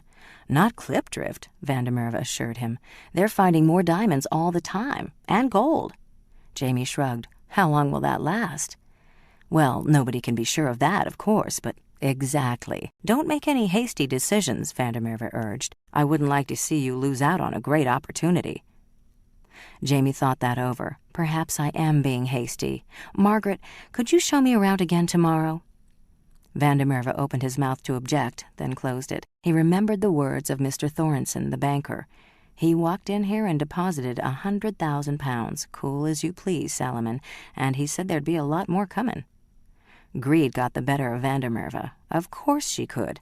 The following morning, Margaret put on her Sunday dress, ready to meet Jamie. When her father walked in and saw her, his face turned red. "Do you want the man to think you're some kind of fallen woman, dressing up to attract him? This is business, girl. Take that off and put on your working clothes." "But, Papa—" "Do as I say." She did not argue with him. "Yes, Papa." Vandermeerva watched Margaret and Jamie drive away 20 minutes later. He wondered if he could be making a mistake. This time, Jamie headed the carriage in the opposite direction. There were exciting signs of new developments in building everywhere. If the mineral discoveries keep up, Jamie thought, and there was every reason to believe they would, there is more money to be made here in real estate than in diamonds or gold. Klipdrift will need more banks, hotels, saloons, shops, brothels. The list was endless. So were the opportunities. Jamie was conscious of Margaret staring at him. "Is something wrong?" he asked.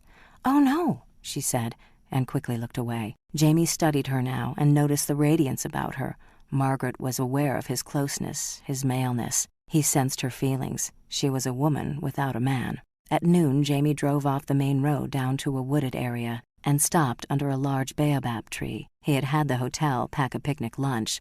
Margaret put down a tablecloth, unpacked the basket, and spread out the food. There was cold roast lamb, fried chicken, yellow saffron rice, quince jam and tangerines, and peaches and sotakokias, almond-topped spice cookies. "This is a banquet," Margaret exclaimed. "I'm afraid I don't deserve all this, Mr. Travis." "You deserve much more," Jamie assured her. Margaret turned away, busying herself with the food. Jamie took her face between his hands. "Margaret, look at me." "Oh, please, She was trembling. "Look at me."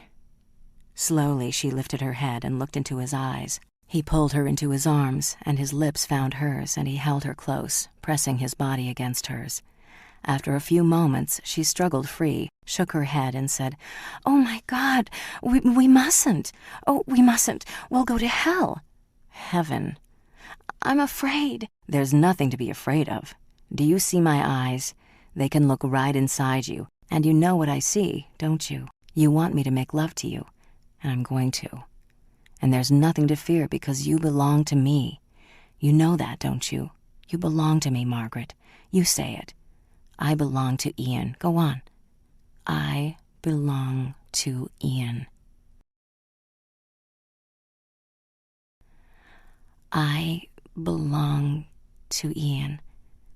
His lips were on hers again, and he began to undo the hooks on the back of her bodice. In a moment she stood naked in the soft breeze, and he lowered her gently down to the ground, and the tremulous passage from girlhood to womanhood became an exciting, soaring experience that made Margaret feel more alive than she had ever felt in her life. "I'll remember this moment forever," she thought. The bed of leaves and the warm, caressing breeze on her naked skin, the shadow of the baobab tree that dappled their bodies. They made love again, and it was even more wonderful, she thought. No woman could ever love anyone as much as I love this man. When they were spent, Jamie held her in his strong arms, and she wished she could be there forever. She looked up at him and whispered, "What are you thinking?" He grinned and whispered back, "That I'm bloody starving." She laughed, and they rose and had their lunch under the shelter of the trees. Afterward, they swam and lay down to let the hot sun dry them. Jamie took Margaret again, and she thought, "I want this day to go on forever." That evening, Jamie and Vandermeer were seated at a corner table at the Sundowner. "You were right," Jamie announced. "The possibilities here may be greater than I thought." Vandermeer beamed. "I knew you were too clever a man not to see that, Mr. Travis." "What exactly would you advise me to do?" Jamie asked. Vandermeer glanced around and lowered his voice. "Just today, I got some information on a big new diamond strike north of Peniel. There are 10 claims still available. We can divide them up between us. I'll put up £50,000 for 5 claims, and you put up £50,000 for the other 5. There are diamonds there by the bushel. We can make millions overnight. What do you think?" Jamie knew exactly what he thought. Vandermeer would keep the claims that were profitable, and Jamie would end up with the others. In addition, Jamie would have been willing to bet his life that Vandermeer was not putting up 1 shilling. "It sounds interesting," Jamie said. "How many prospectors are involved?" "Only 2. "Why does it take so much money?" he asked innocently. "Ah, that's an intelligent question." He leaned forward in his chair. "You see, they know the value of their claim, but they don't have the money to operate it. That's where you and I come in. We give them £100,000 and let them keep 20% of their fields." He slipped the 20% in so smoothly that it almost went by unnoticed. Jamie was certain the prospectors would be cheated of their diamonds and their money. It would all flow to Vandermeer. "We'll have to move fast," Vandermeer warned, "as soon as word of this leaks out." "Let's not lose it," Jamie urged. Vandermeer smiled. "Don't worry. I'll have the contracts drawn up right away, in Afrikaans," Jamie thought. "Now, there are a few other deals I find very interesting, Ian." Because it was important to keep his new partner happy, Vandermeer no longer objected when Jamie asked that Margaret show him around the countryside. Margaret was more in love with Jamie every day. He was the last thing she thought of when she went to bed at night, and the first thing she thought of when she opened her eyes in the morning. Jamie had loosed a sensuality in her that she had not even known existed. It was as though she had suddenly discovered what her body was for, and all the things she had been taught to be ashamed of became glorious gifts to bring pleasure to Jamie and to herself. Love was a wonderful new country to be explored, a sensual land of hidden valleys and exciting dales and glens and rivers of honey.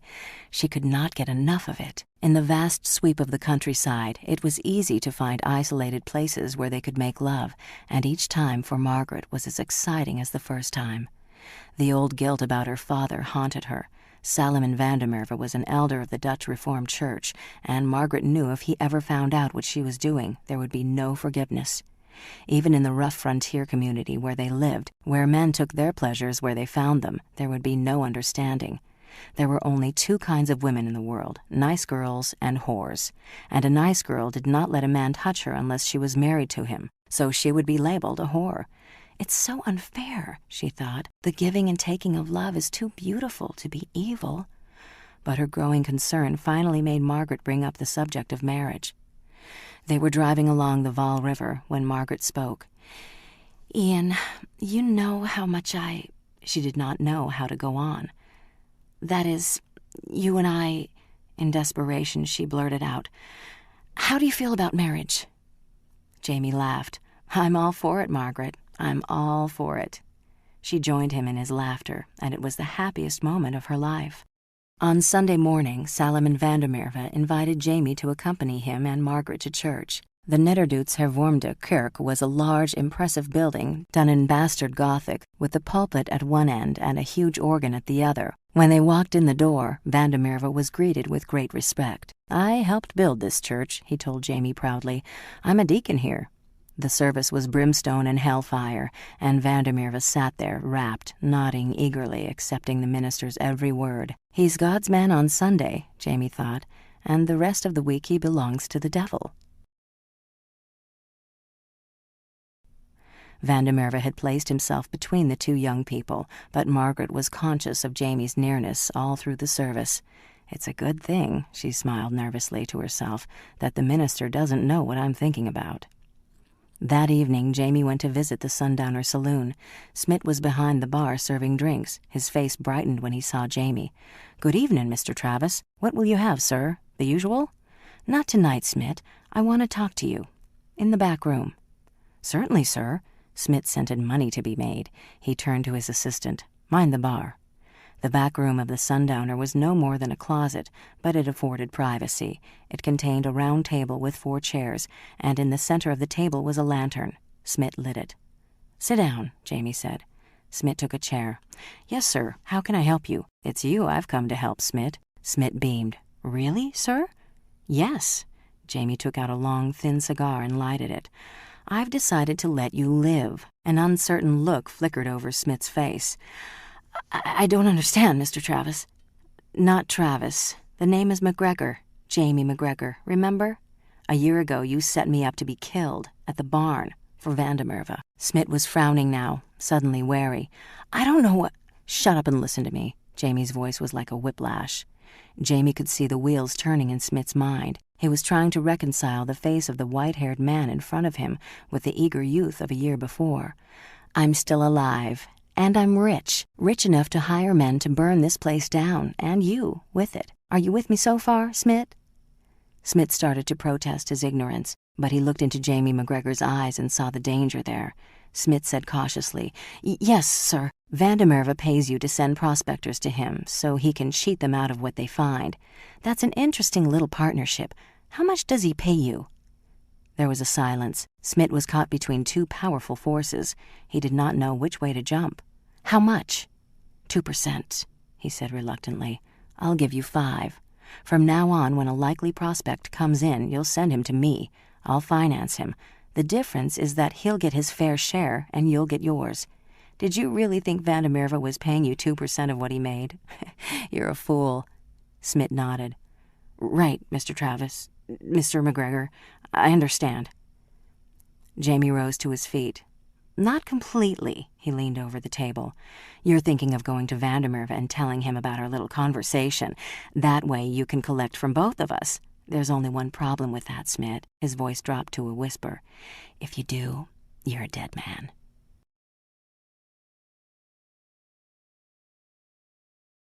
Chapter 7. Jamie was getting dressed when he heard a tentative knock at the door. He listened, and it was repeated. He walked over to the door and opened it. Margaret stood there. "Come in, Maggie," Jamie said. "Is something wrong?" It was the first time she had come to his hotel room.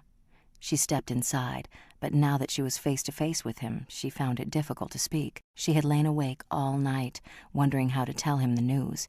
She was afraid he might never want to see her again. She looked into his eyes. "Ian, I'm going to have your baby." His face was so still that Margaret was terrified that she had lost him, and suddenly his expression changed to such joy that all her doubts were instantly wiped out. He grabbed her arms and said, "That's wonderful, Maggie. Wonderful. Have you told your father?" Margaret pulled back in alarm. "Oh, no. She walked over to the Victorian green plush sofa and sat down. "You don't know, Father.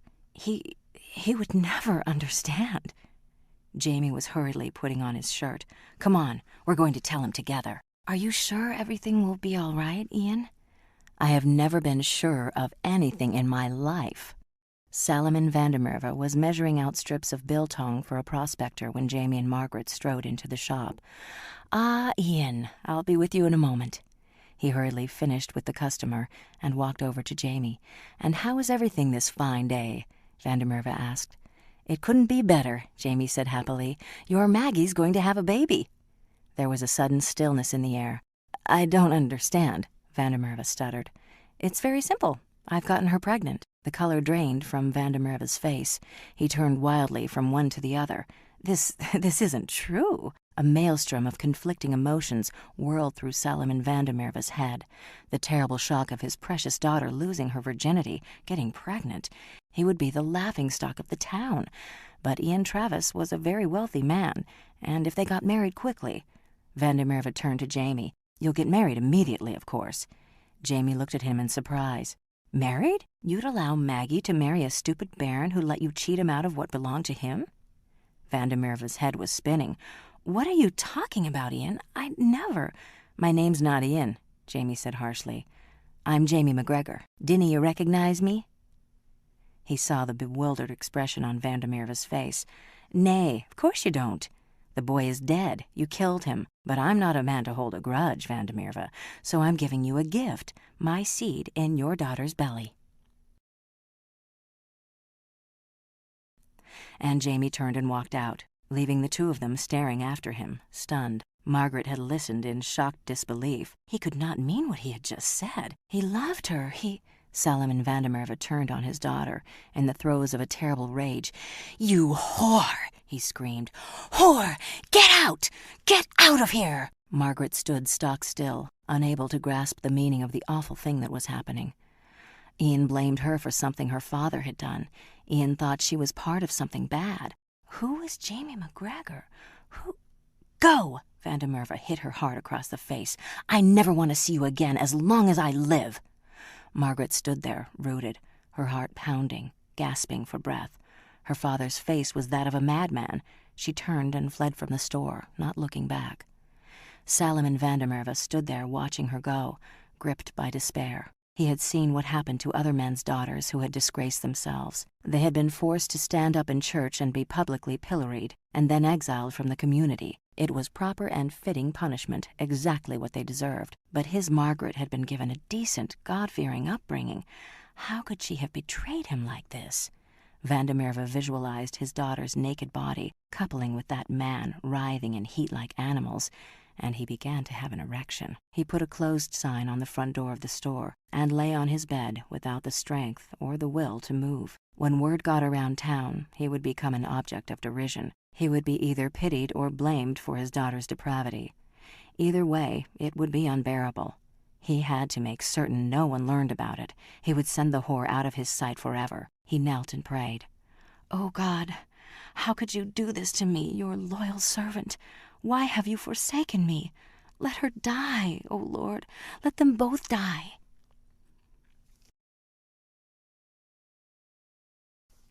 The Sundowner Saloon was crowded with noon trade when Jamie entered. He walked over to the bar and turned to face the room. "Your attention, please." The conversation tapered off into silence.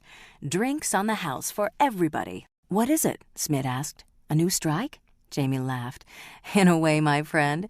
Salomon Vandermerve's unmarried daughter is pregnant. Mr. Vandermerve wants everybody to help him celebrate, Smith whispered. Oh, Jesus. Jesus had nothing to do with it, just Jamie McGregor. Within an hour, everyone in Clipdrift had heard the news. How Ian Travis was really Jamie McGregor, and how he had gotten Vandermerve's daughter pregnant. Margaret Vandermerve had fooled the whole town. She doesn't look like the kind, does she? Still waters run deep, they say. I wonder how many other men in this town have dipped their wick in that well. She's a shapely girl. I could use a piece of that myself. Why don't you ask her? She's given it away. And the men laughed. When Salomon Vandermerve left his store that afternoon, he had come to terms with the dreadful catastrophe that had befallen him. He would send Margaret to Cape Town on the next coach. She could have her bastard there, and there was no need for anyone in Clipdrift to know his shame. Vandermerve stepped out into the street, hugging his secret, a smile pasted on his lips. Afternoon, Mr. Vandermerve. I hear you might be stocking some extra baby clothes. Good day, Salomon. Hear you're going to get a little helper for your store soon. Hello there, Salomon. I hear a birdwatcher just spotted a new species out near the Vaal River. Yes, sir, a stork. Salomon Vandermerve turned and blindly stumbled back into his shop, bolting the door behind him. At the Sundowner Saloon, Jamie was having a whiskey, listening to the flood of gossip around him. It was the biggest scandal Clipdrift had ever had, and the pleasure the townspeople took in it was intense. I wish, Jamie thought, that Banda were here with me to enjoy this. This was payment for what Salomon Vandermerve had done to Banda's sister, what he had done to Jamie, and to how many others. But this was only part payment for all the things Salomon Vandermerve had done, just the beginning. Jamie's vengeance would not be complete until Vandermerve had been totally destroyed. As for Margaret, he had no sympathy for her. She was in on it. What had she said the first day they met? My father might be the one to help you. He knows everything. She was a Vandermerve too, and Jamie would destroy both of them. Smith walked over to where Jamie was sitting. Can I talk to you a minute, Mr. McGregor? What is it? Smith cleared his throat self-consciously. I know a couple of prospectors who have 10 claims up near Betrayal. They're producing diamonds, but these fellas don't have the money to get the proper equipment to work their claim. They're looking for a partner. I thought you might be interested. Jamie studied him. These are the men you talked to Vandermerve about, right? Smith nodded, surprised. Yes, sir, but I've been thinking over your proposition. I'd rather do business with you. Jamie pulled out a long, thin cigar, and Smith hastened to light it. Keep talking. Smith did. In the beginning, prostitution in Clipdrift was on a haphazard basis. The prostitutes were mostly black women, working in sleazy backstreet brothels. The first white prostitutes to arrive in town were part-time barmaids, but as diamond strikes increased and the town prospered, more white prostitutes appeared.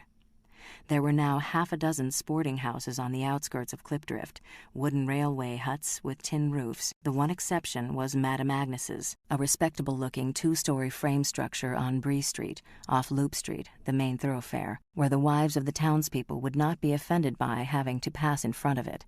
It was patronized by the husbands of those wives, and by any strangers in town who could afford it. It was expensive, but the women were young and uninhibited, and gave good value for the money. Drinks were served in a reasonably well-decorated drawing room, and it was a rule of Madame Agnes's that no customer was ever rushed or shortchanged.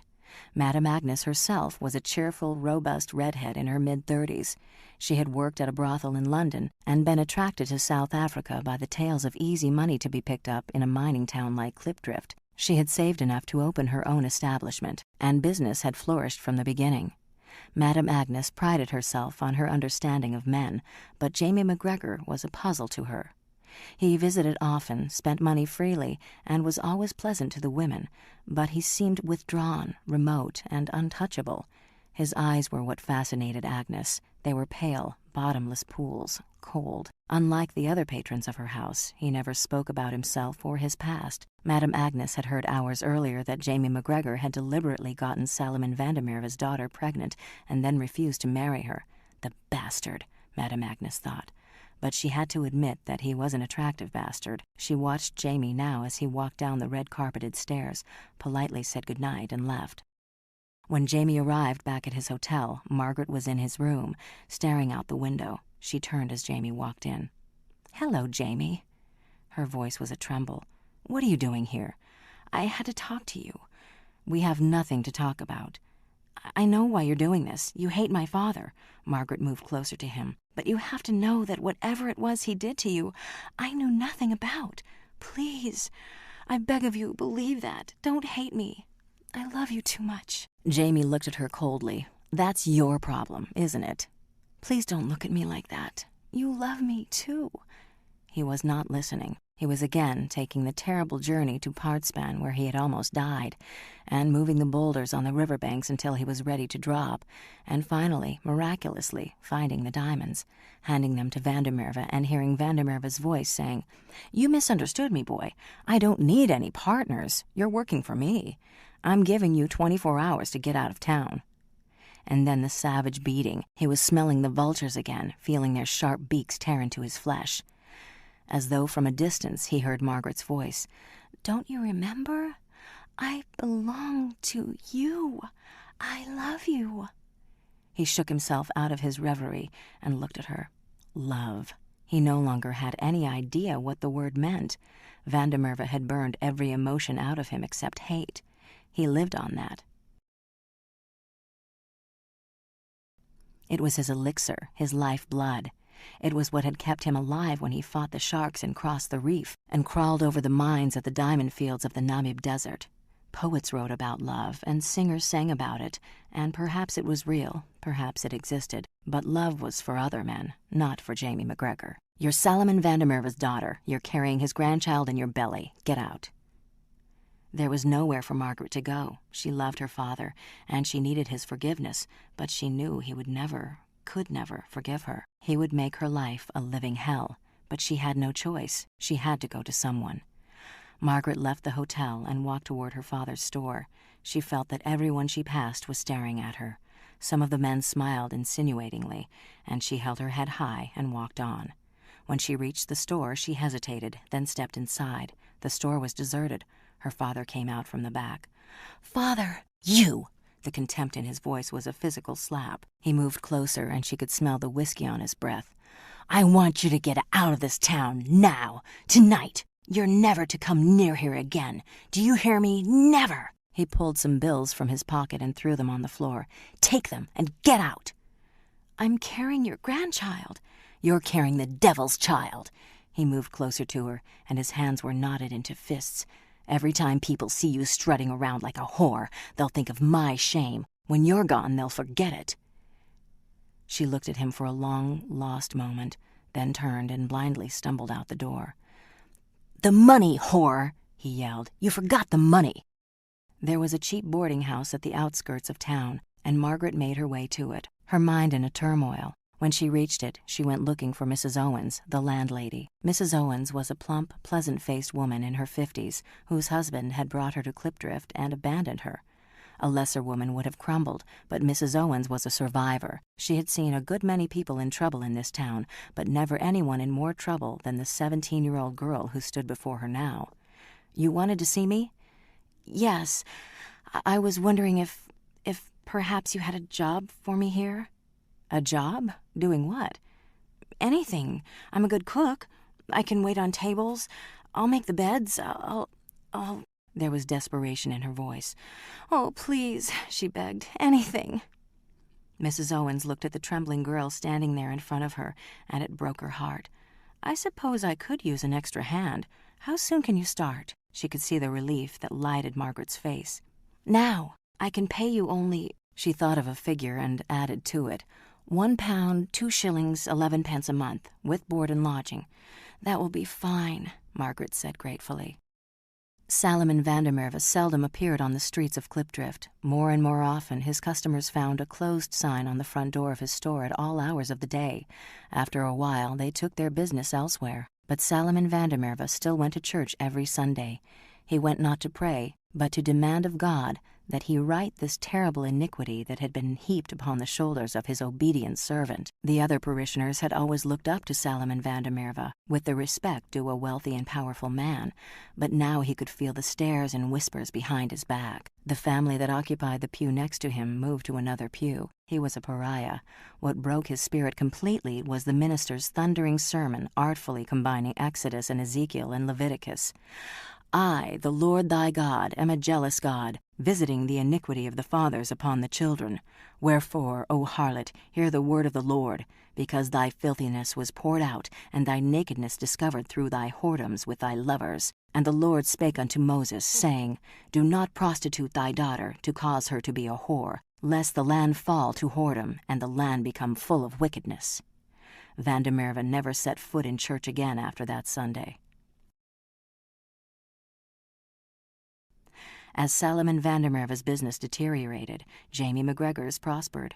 The expense of mining for diamonds increased as the digging got deeper, and miners with working claims found they were unable to afford the elaborate equipment needed. The word quickly spread that Jamie McGregor would provide financing in exchange for a share in the mines, and in time, Jamie bought out his partners. He invested in real estate and businesses and gold. He was meticulously honest in his dealings, and as his reputation spread, more people came to him to do business. There were 2 banks in town, and when one of them failed because of inept management, Jamie bought it, putting in his own people and keeping his name out of the transaction. Everything Jamie touched seemed to prosper. He was successful and wealthy beyond his boyhood dreams, but it meant little to him. He measured his successes only by Salomon van der Merwe's failures. His revenge had still only begun.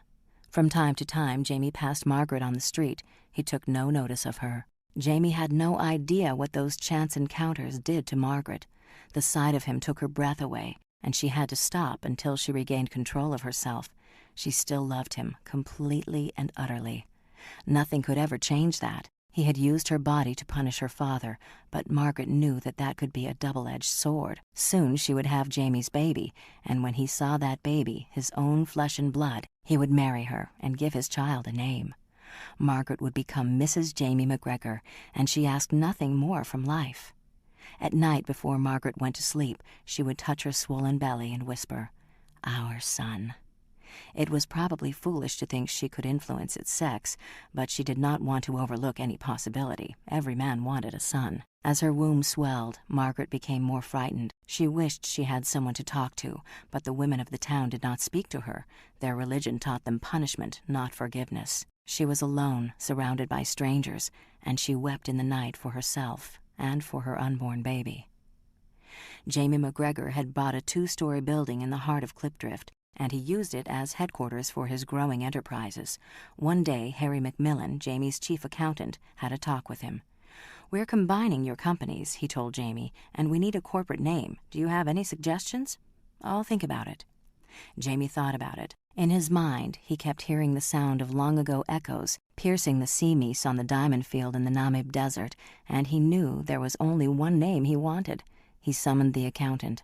"We're going to call the new company Kruger-Brent. Kruger-Brent Limited." Alvin Corey, Jamie's bank manager, stopped in to visit him. "It's about Mr. van der Merwe's loans," he said. "He's fallen very far behind. In the past he's been a good risk, but his situation has drastically changed, Mr. McGregor. I think we should call in his loans." "No." Corey looked at Jamie in surprise. "He came in this morning trying to borrow more money to give it to him. Give him everything he wants." The manager got to his feet. "Whatever you say, Mr. McGregor. I'll tell him that you..." "Tell him nothing. Just give him the money." Every morning, Margaret arose at 5 o'clock to bake large loaves of wonderful-smelling bread and sourdough biscuits, and when the boarders trooped into the dining room for breakfast, she served them porridge and ham and eggs, buckwheat pancakes, sweet rolls, and pots of steaming coffee and nartje. The majority of the guests at the boarding house were prospectors on their way to and from their claims. They would stop off in Klipdrift long enough to have their diamonds appraised, have a bath, get drunk, and visit one of the town's brothels, usually in that order. They were, for the most part, rough, illiterate adventurers. There was an unwritten law in Klipdrift that nice women were not to be molested. If a man wanted sex, he went to a whore. Margaret van der Merwe, however, was a challenge, for she fit into neither category. Nice girls who were single did not get pregnant, and the theory went that since Margaret had fallen once, she was probably eager to bed everyone else. All they had to do was ask. They did. Some of the prospectors were open and blatant, others were leering and furtive. Margaret handled them all with quiet dignity. But one night, as Mrs. Owens was preparing for bed, she heard screams coming from Margaret's room at the back of the house. The landlady flung the door open and rushed in.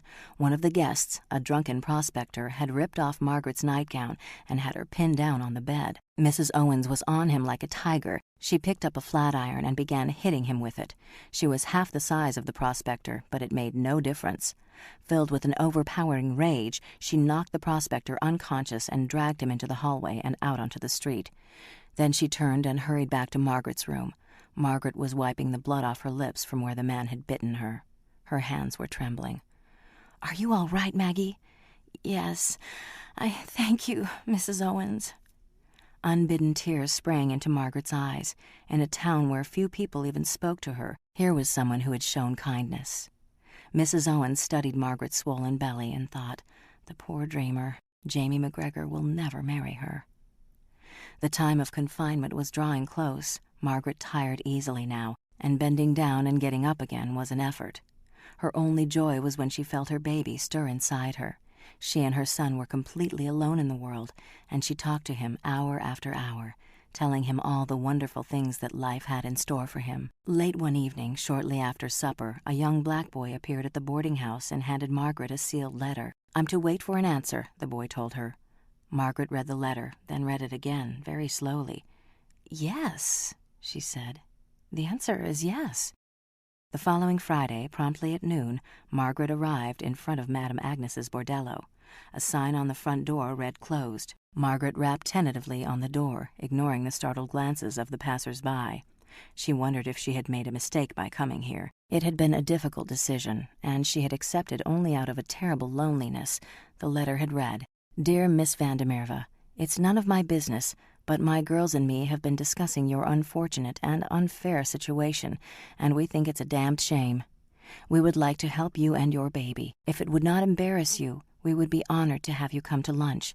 Would Friday at noon be convenient? Respectfully yours, Madame Agnes. P.S. We would be very discreet." Margaret was debating whether to leave when the door was opened by Madame Agnes. She took Margaret's arm and said, "Come in, dearie. Let's get you out of this damned heat." She led her into the parlor, furnished with Victorian red plush couches and chairs and tables. The room had been decorated with ribbons and streamers, and from God knows where, brightly colored balloons. Crudely lettered cardboard signs hanging from the ceiling read, "Welcome, baby. It's going to be a boy. Happy birthday." In the parlor were 8 of Madame Agnes's girls, in a variety of sizes, ages, and colors. They had all dressed for the occasion under Madame Agnes's tutelage. They wore conservative afternoon gowns and no makeup. They look, Margaret thought in wonder, more respectable than most of the wives in this town. Margaret stared at the room full of prostitutes, not quite knowing what to do. Some of the faces were familiar. Margaret had waited on them when she worked in her father's store. Some of the girls were young and quite beautiful. A few were older and fleshy with obviously dyed hair, but they all had one thing in common. They cared. They were friendly and warm and kind, and they wanted to make her happy. They hovered around Margaret self-consciously, afraid of saying or doing the wrong thing. No matter what the townspeople said, they knew this was a lady, and they were aware of the difference between Margaret and themselves. They were honored that she had come to them, and they were determined not to let anything spoil this party for her. "We fixed you a nice lunch, honey," Madame Agnes said. "I hope you're hungry." They led her into the dining room, where a table had been festively set, with a bottle of champagne at Margaret's place. As they walked through the hallway, Margaret glanced toward the stairs that led to the bedrooms on the second floor. She knew Jamie visited here, and she wondered which of the girls he chose. All of them, perhaps. And she studied them again and wondered what it was they had for Jamie that she did not. The luncheon turned out to be a banquet. It began with a delicious cold soup and salad, followed by fresh carp. After that came mutton and duck with potatoes and vegetables. There was a tipsy cake and cheese and fruit and coffee.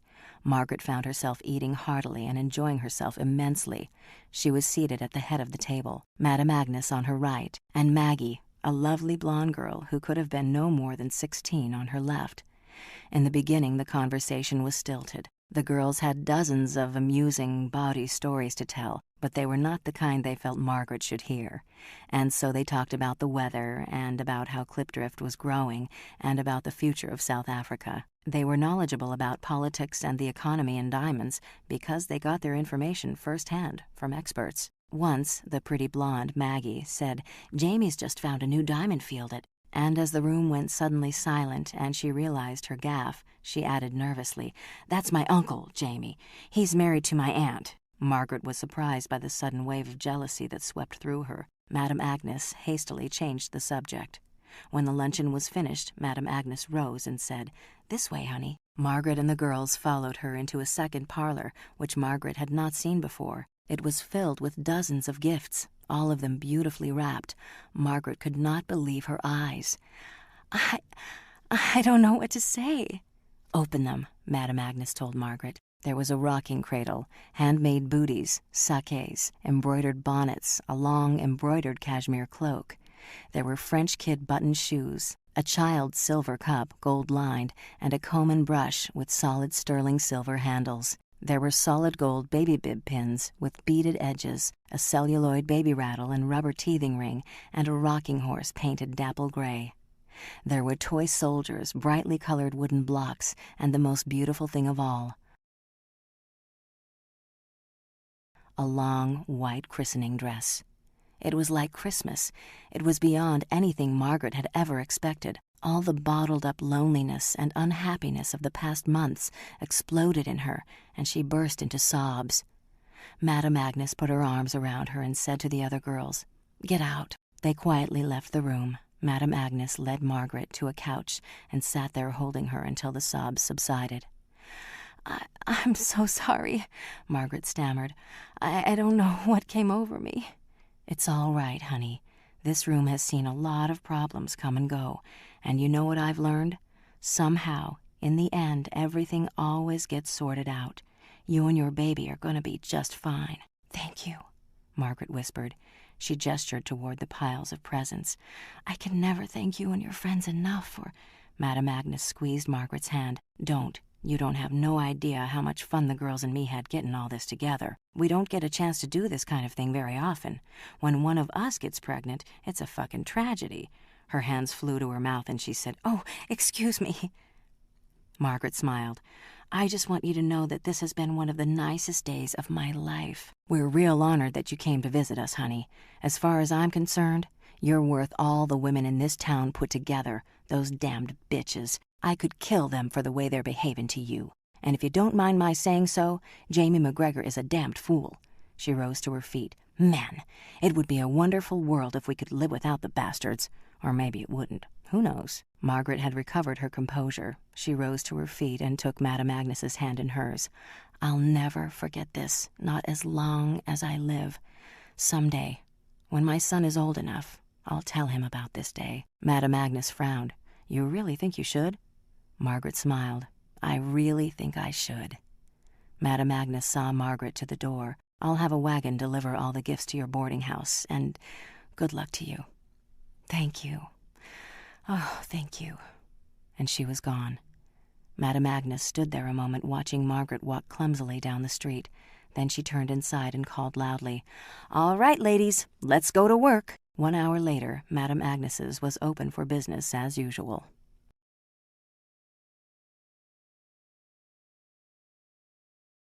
Chapter 8. It was time to spring the trap. Over the previous 6 months, Jamie McGregor had quietly bought out Vandermeerva's partners in his various enterprises so that Jamie now had control of them. But his obsession was to own Vandermeerva's diamond fields in the Namib. He had paid for those fields 100 times over with his blood and guts, and very nearly with his life. He had used the diamonds he and Vanda had stolen there to build an empire from which to crush Salomon Vandermeerva. The task had not yet been completed. Now Jamie was ready to finish it. Vandermeerva had gone deeper and deeper into debt. Everyone in town refused to lend him money, except the bank Jamie secretly owned. His standing instruction to his bank manager was, "Give Salomon Vandermeerva everything he wants." The general store was almost never open now. Vandermeerva began drinking early in the morning, and in the afternoon he would go to Madame Agnes's and sometimes spend the night there. One morning Margaret stood at the butcher's counter waiting for the spring chickens Mrs. Owens had ordered, when she glanced out the window and saw her father leaving the brothel. She could hardly recognize the unkempt old man shuffling along the street. "I did this to him. "Oh, God, forgive me. I did this." Salomon Vandermerve had no idea what was happening to him. He knew that somehow, through no fault of his own, his life was being destroyed. God had chosen him, as he had once chosen Job, to test the mettle of his faith. Vandermerve was certain he would triumph over his unseen enemies in the end. All he needed was a little time and more money. He had put up his general store as security, the shares he had in 6 small diamond fields, even his horse and wagon. Finally, there was nothing left but the diamond field and the Namib. And the day he put that up as collateral, Jamie pounced. "Pull in all his notes," Jamie ordered his bank manager. "Give him 24 hours to pay up in full, or foreclose." "Mr. McGregor, he can't possibly come up with that kind of money. 24 hours. At exactly 4 o'clock the following afternoon, the assistant manager of the bank appeared at the general store with a marshal and a writ to confiscate all of Salomon Vandermerve's worldly possessions. From his office building across the street, Jamie watched Vandermerve being evicted from his store. The old man stood outside, blinking helplessly in the sun, not knowing what to do or where to turn. He had been stripped of everything. Jamie's vengeance was complete. Why is it, Jamie wondered, that I feel no sense of triumph? He was empty inside. The man he destroyed had destroyed him first. When Jamie walked into Madame Agnes's that night, she said, "Have you heard the news, Jamie? Salomon Vandermerve blew his brains out an hour ago." The funeral was held at the dreary, windswept cemetery outside town. Besides the burying crew, there were only 2 people in attendance, Margaret and Jamie McGregor. Margaret wore a shapeless black dress to cover her protruding figure. She looked pale and unwell. Jamie stood tall and elegant, withdrawn and remote. The 2 stood at opposite sides of the grave, watching the crude pine box coffin lowered into the ground. The clods of dirt clattered against the coffin, and to Margaret they seemed to say, "Whore, whore." She looked across her father's grave at Jamie, and their eyes met. Jamie's glance was cool and impersonal, as though she were a stranger. Margaret hated him then. "You stand there feeling nothing, and you're as guilty as I am. We killed him, you and I. In God's eyes, I'm your wife, but we're partners in evil." She looked down at the open grave and watched the last shovelful of dirt cover the pine box. "Rest," she whispered. "Rest." When she looked up, Jamie was gone. There were 2 wooden buildings in Klipdrift that served as hospitals, but they were so filthy and unsanitary that more patients died there than lived. Babies were born at home. As Margaret's time for delivery drew closer, Mrs. Owens arranged for a black midwife, Hannah. Labor began at 3 a.m. "Now you just bear down," Hannah instructed. "Nature'll do the rest." The first pain brought a smile to Margaret's lips. She was bringing her son into the world, and he would have a name. She would see to it that Jamie McGregor recognized his child. Her son was not going to be punished. The labor went on, hour after hour, and when some of the boarders stepped into Margaret's bedroom to watch the proceedings, they were sent packing. "This is personal," Hannah told Margaret, "between you and God and the devil who got you into this trouble." "Is it going to be a boy?" Margaret gasped. Hannah mopped Margaret's brow with a damp cloth. "I'll let you know as soon as I check out the plumbing. Now press down, real hard. Hard.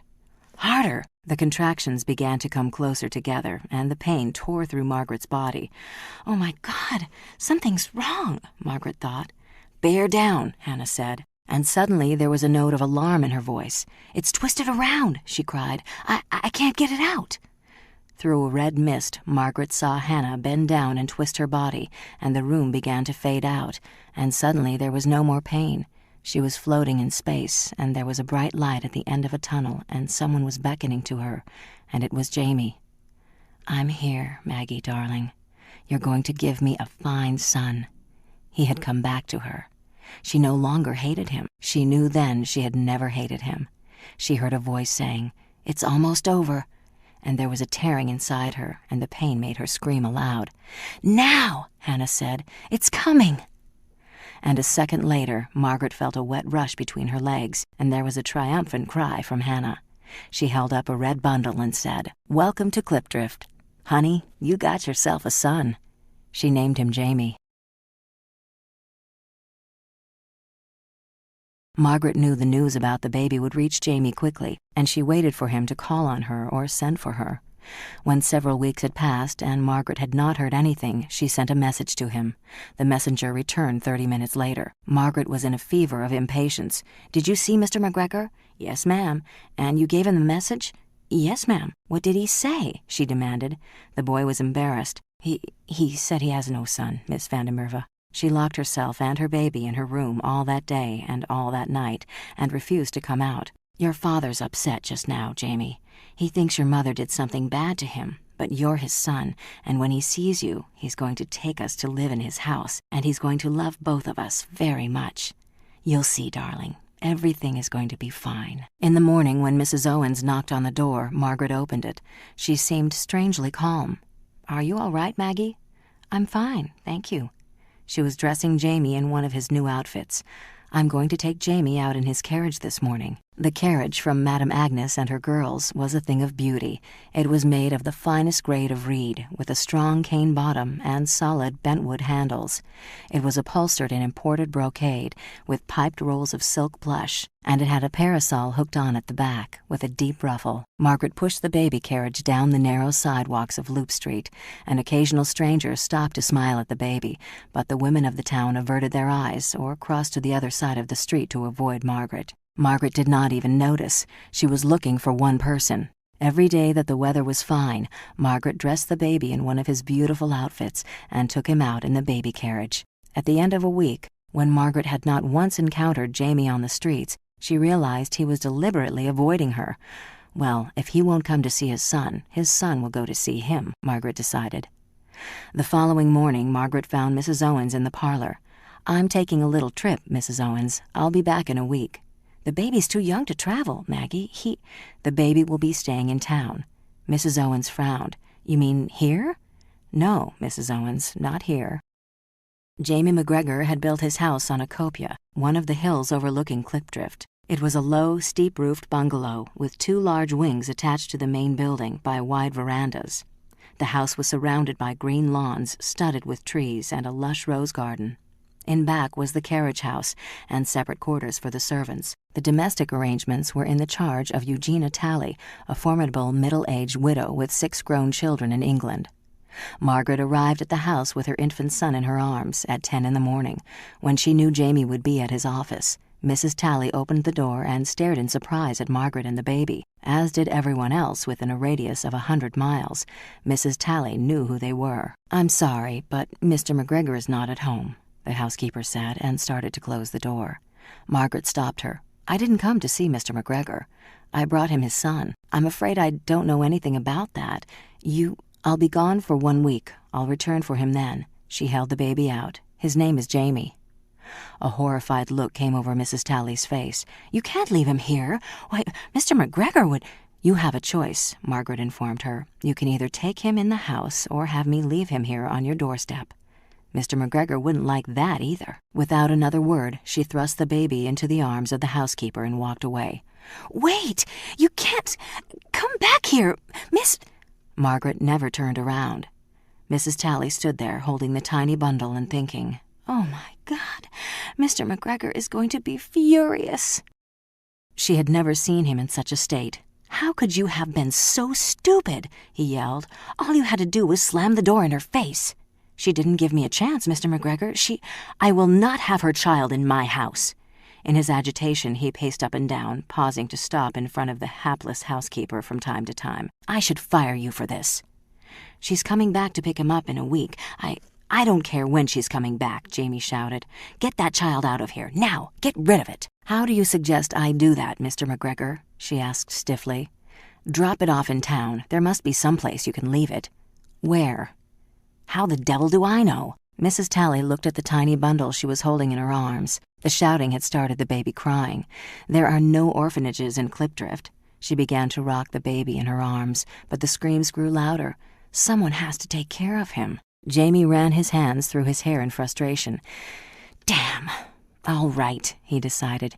"You're the one who so generously took the baby. You take care of him." "Yes, sir." "And stop that unbearable wailing. Understand something, Mrs. Talley. I want it kept out of my sight. I don't want to know it's in this house.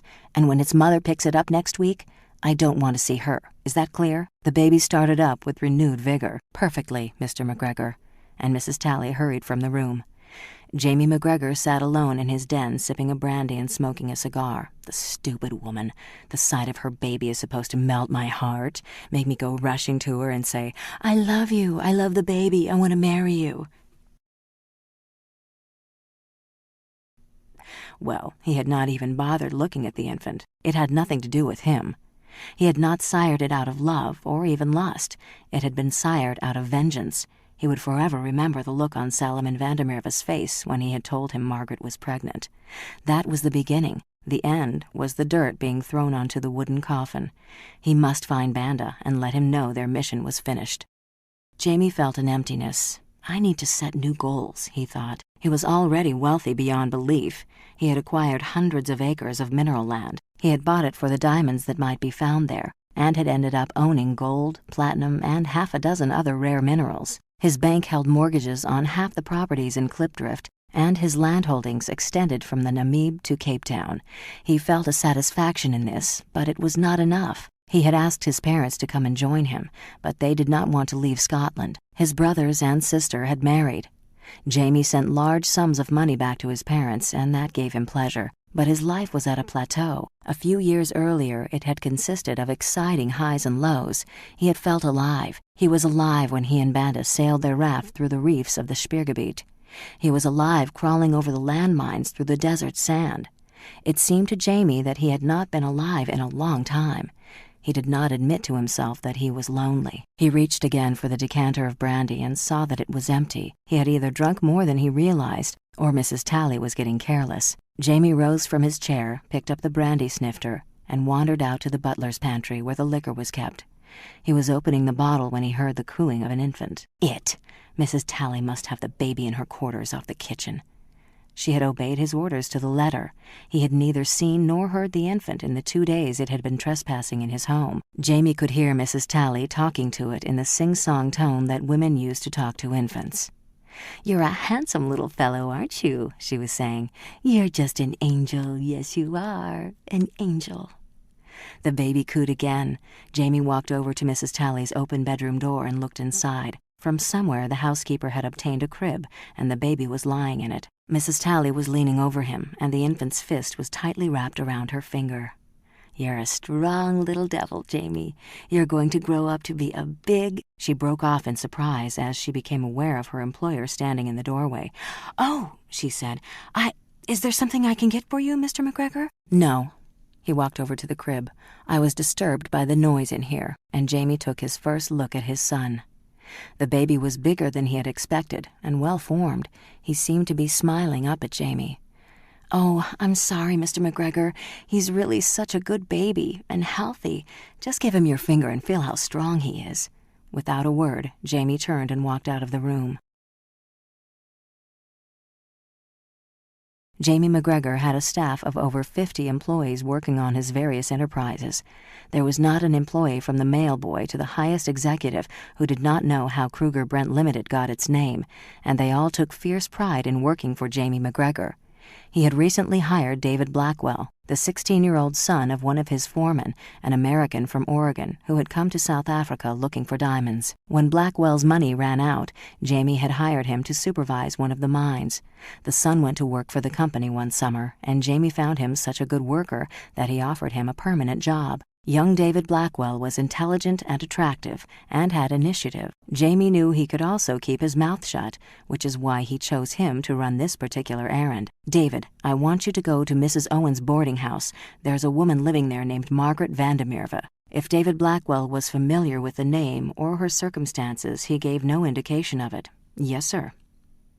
"You're to speak only to her. She left her baby with my housekeeper. Tell her I want her to pick it up today and get it out of my house." "Yes, Mr. McGregor." Half an hour later, David Blackwell returned. Jamie looked up from his desk. "Sir, I'm afraid I couldn't do what you asked." Jamie rose to his feet. "Why not?" he demanded. "It was a simple enough job." "Miss Vandermeerva wasn't there, sir." "Then find her. She left Klipdrift 2 days ago. She's expected back in 5 days. If you'd like me to make further inquiries—" "No." That was the last thing Jamie wanted. "Never mind. That's all, David." "Yes, sir." The boy left the office. Damn that woman. When she returned, she was going to have a surprise coming. She was going to get her baby back. That evening, Jamie dined at home alone.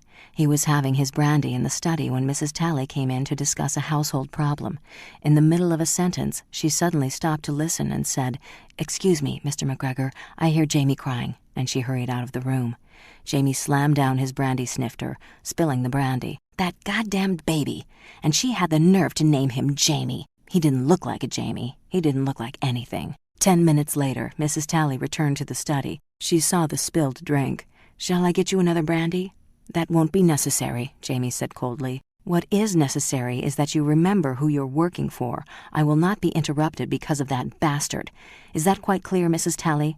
"Yes, sir." "The sooner that infant you brought into this house is gone, the better it will be for all of us. Do you understand?" Her lips tightened. "Yes, sir. Is there anything else?" "No." She turned to leave. "Mrs. Talley?" "Yes, Mr. McGregor." "You said it was crying. It's not ill, is it?" "No, sir. Just wet." He needed a change. Jamie found the idea revolting. That will be all. Jamie would have been furious had he been aware that the servants in the house had spent hour upon hour discussing him and his son. They all agreed that the master was behaving unreasonably, but they also knew that even to mention the subject would mean instant dismissal.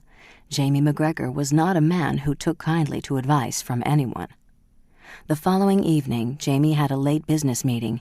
He had made an investment in a new railroad. It was a small one, to be sure, running from his mines in the Namib Desert to Dayar, linking up with the Cape Town-Kimberley line. But it would now be much cheaper to transport his diamonds and gold to the port. The first South Africa Railway had been opened in 1860, running from Dunbar to the Point, and since then new lines had been run from Cape Town to Wellington. Railroads were going to be the steel veins that allowed goods and people to flow freely through the heart of South Africa, and Jamie intended to be a part of them. That was only the beginning of his plan. After that, Jamie thought, ships, my own ships to carry the minerals across the ocean. He arrived home after midnight, undressed and got into bed. He had had a decorator from London design a large masculine bedroom with a huge bed that had been carved in Cape Town. There was an old Spanish chest in one corner of the room, and 2 enormous wardrobes which held more than 50 suits and 30 pairs of shoes. Jamie cared nothing about clothes, but it was important to him that they be there. He had spent too many days and nights wearing rags. He was just dozing off when he thought he heard a cry. He sat up and listened. Nothing. Was it the baby? It might have fallen out of its crib. Jamie knew that Mrs. Talley was a sound sleeper. It would be dreadful if something happened to the infant while it was in Jamie's house. Then it could become his responsibility. Damn that woman, Jamie thought. He put on a robe and slippers and went through the house to Mrs. Talley's room. He listened at her closed door and could hear nothing. Quietly, Jamie pushed open the door. Mrs. Talley was sound asleep, huddled under the covers, snoring. Jamie walked over to the crib. The baby lay on its back, its eyes wide open. Jamie moved closer and looked down. There was a resemblance, by God. It definitely had Jamie's mouth and chin. Its eyes were blue now, but all babies were born with blue eyes. Jamie could tell by looking at it that it was going to have gray eyes. It moved its little hands in the air and made a cooing sound and smiled up at Jamie. Now, that's a brave lad, Jamie thought, lying there, not making any noise, not screaming like other babies would do. He peered closer. Yes, he's a McGregor, all right. Tentatively, Jamie reached down and held out a finger. The infant grabbed it with both hands and squeezed tightly. He's as strong as a bull, Jamie thought. At that moment, a strained look came over the infant's face, and Jamie could smell a sour odor. "Mrs. Talley!" She leaped up in bed, filled with alarm. "What? What is it? The baby needs attention. Do I have to do everything around here?" And Jamie McGregor stalked out of the room. "David, do you know anything about babies?" "In what respect, sir?" David Blackwell asked. "Well, you know, what they like to play with, things like that." The young American said, "I think when they're very young, they enjoy rattles, Mr. McGregor." "Pick up a dozen," Jamie ordered. "Yes, sir." No unnecessary questions. Jamie liked that. David Blackwell was going to go far. That evening, when Jamie arrived home with a small brown package, Mrs. Talley said, "I want to apologize for last night, Mr. McGregor. I don't know how I could have slept through it. The baby must have been screaming something terrible for you to have heard it all the way in your room." "Don't worry about it," Jamie said generously, "as long as one of us heard it." He handed her the package. "Give this to it. Some rattles for him to play with. Can't be much fun for him to be a prisoner in that crib all day." "Oh, he's not a prisoner, sir. I take him out." "Where do you take him?" "Just in the garden, where I can keep an eye on him." Jamie frowned. "He didn't look well to me last night." "He didn't?" "No, his color's not good. It wouldn't do for him to get sick before his mother picks him up." "Oh, no, sir. Perhaps I'd better have another look at him." "Yes, sir. Shall I bring him in here?" "Do that, Mrs. Talley." "Right away, Mr. McGregor." She was back in a few minutes with little Jamie in her arms. The baby was clutching a blue rattle. "His color looks fine to me." "Well, I could have been wrong. Give him to me." Carefully, she held the baby out, and Jamie took his son in his arms for the first time. The feeling that swept over him took him completely by surprise. It was as though he had been longing for this moment, living for this moment, without ever knowing it. This was his flesh and blood he was holding in his arms, his son, Jamie McGregor, Jr. What was the point of building an empire, a dynasty, of having diamonds and gold and railroads, if you had no one to pass them on to? "What a bloody fool I've been," Jamie thought. It had never occurred to him until now what was missing. He had been too blinded by his hatred. Looking down into the tiny face, a hardness somewhere deep in the core of him vanished. "Move Jamie's crib into my bedroom, Mrs. Talley." 3 days later, when Margaret appeared at the front door of Jamie's house, Mrs. Talley said, "Mr. McGregor is away at his office, Miss Vandermeerva, but he asked me to send for him when you came for the baby. He wishes to speak with you." Margaret waited in the living room, holding little Jamie in her arms. She had missed him terribly. Several times during the week she had almost lost her resolve and rushed back to Clipdrift, afraid that something might have happened to the baby, that he might have become ill or had an accident. But she had forced herself to stay away, and her plan had worked. Jamie wanted to talk to her. Everything was going to be wonderful. The three of them would be together now. The moment Jamie walked into the living room, Margaret felt again the familiar rush of emotion. "Oh, God," she thought, "I love him so much." "Hello, Maggie." She smiled a warm, happy smile. "Hello, Jamie." "I want my son." Margaret's heart sang. "Of course you want your son, Jamie. I never doubted it. I'll see to it that he's brought up properly. He'll have every advantage I can give him, and, naturally, I'll see that you're taken care of." Margaret looked at him in confusion. I don't understand." "I said I want my son. I mean, you and I—" "No, it's only the boy I want." Margaret was filled with a sudden outrage. "I see. Well, I'll not let you take him away from me." Jamie studied her for a moment. "Very well, we'll work out a compromise. You can stay on here with Jamie. You can be his governess." He saw the look on her face. "What do you want?" "I want my son to have a name," she said fiercely. "His father's name." "All right, I'll adopt him." Margaret looked at him scornfully. "Adopt my baby? Oh, no. You will not have my son. I feel sorry for you. The great Jamie McGregor. With all your money and power, you have nothing. You're a thing of pity." And Jamie stood there watching as Margaret turned and walked out of the house, carrying his son in her arms. The following morning, Margaret made preparations to leave for America.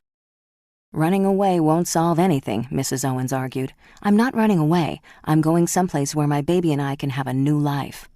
She could no longer subject herself and her baby to the humiliation Jamie McGregor offered them. "When will you leave?" "As soon as possible. We'll take a coach to Worcester and the train from there to Cape Town. I've saved enough to get us to New York." "That's a long way to go." "It will be worth it. They call America the land of opportunity, don't they? That's all we need." Jamie had always prided himself on being a man who remained calm under pressure. Now he went around yelling at everyone in sight. His office was in a constant uproar. Nothing anyone did pleased him. He roared and complained about everything, unable to control himself. He had not slept in 3 nights. He kept thinking about the conversation with Margaret. Damn her! He should have known she would try to push him into marriage. Tricky, just like her father. He had mishandled the negotiations. He had told her he would take care of her, but he had not been specific. Of course, money. He should have offered her money. £1,000, £10,000, more. "I have a delicate task for you," he told David Blackwell. "Yes, sir. I want you to talk to Mrs. Vandermerve. Tell her I'm offering her £20,000. She'll know what I want in exchange." Jamie wrote out a check. He had long ago learned the lure of money in hand. "Give this to her." "Right, sir."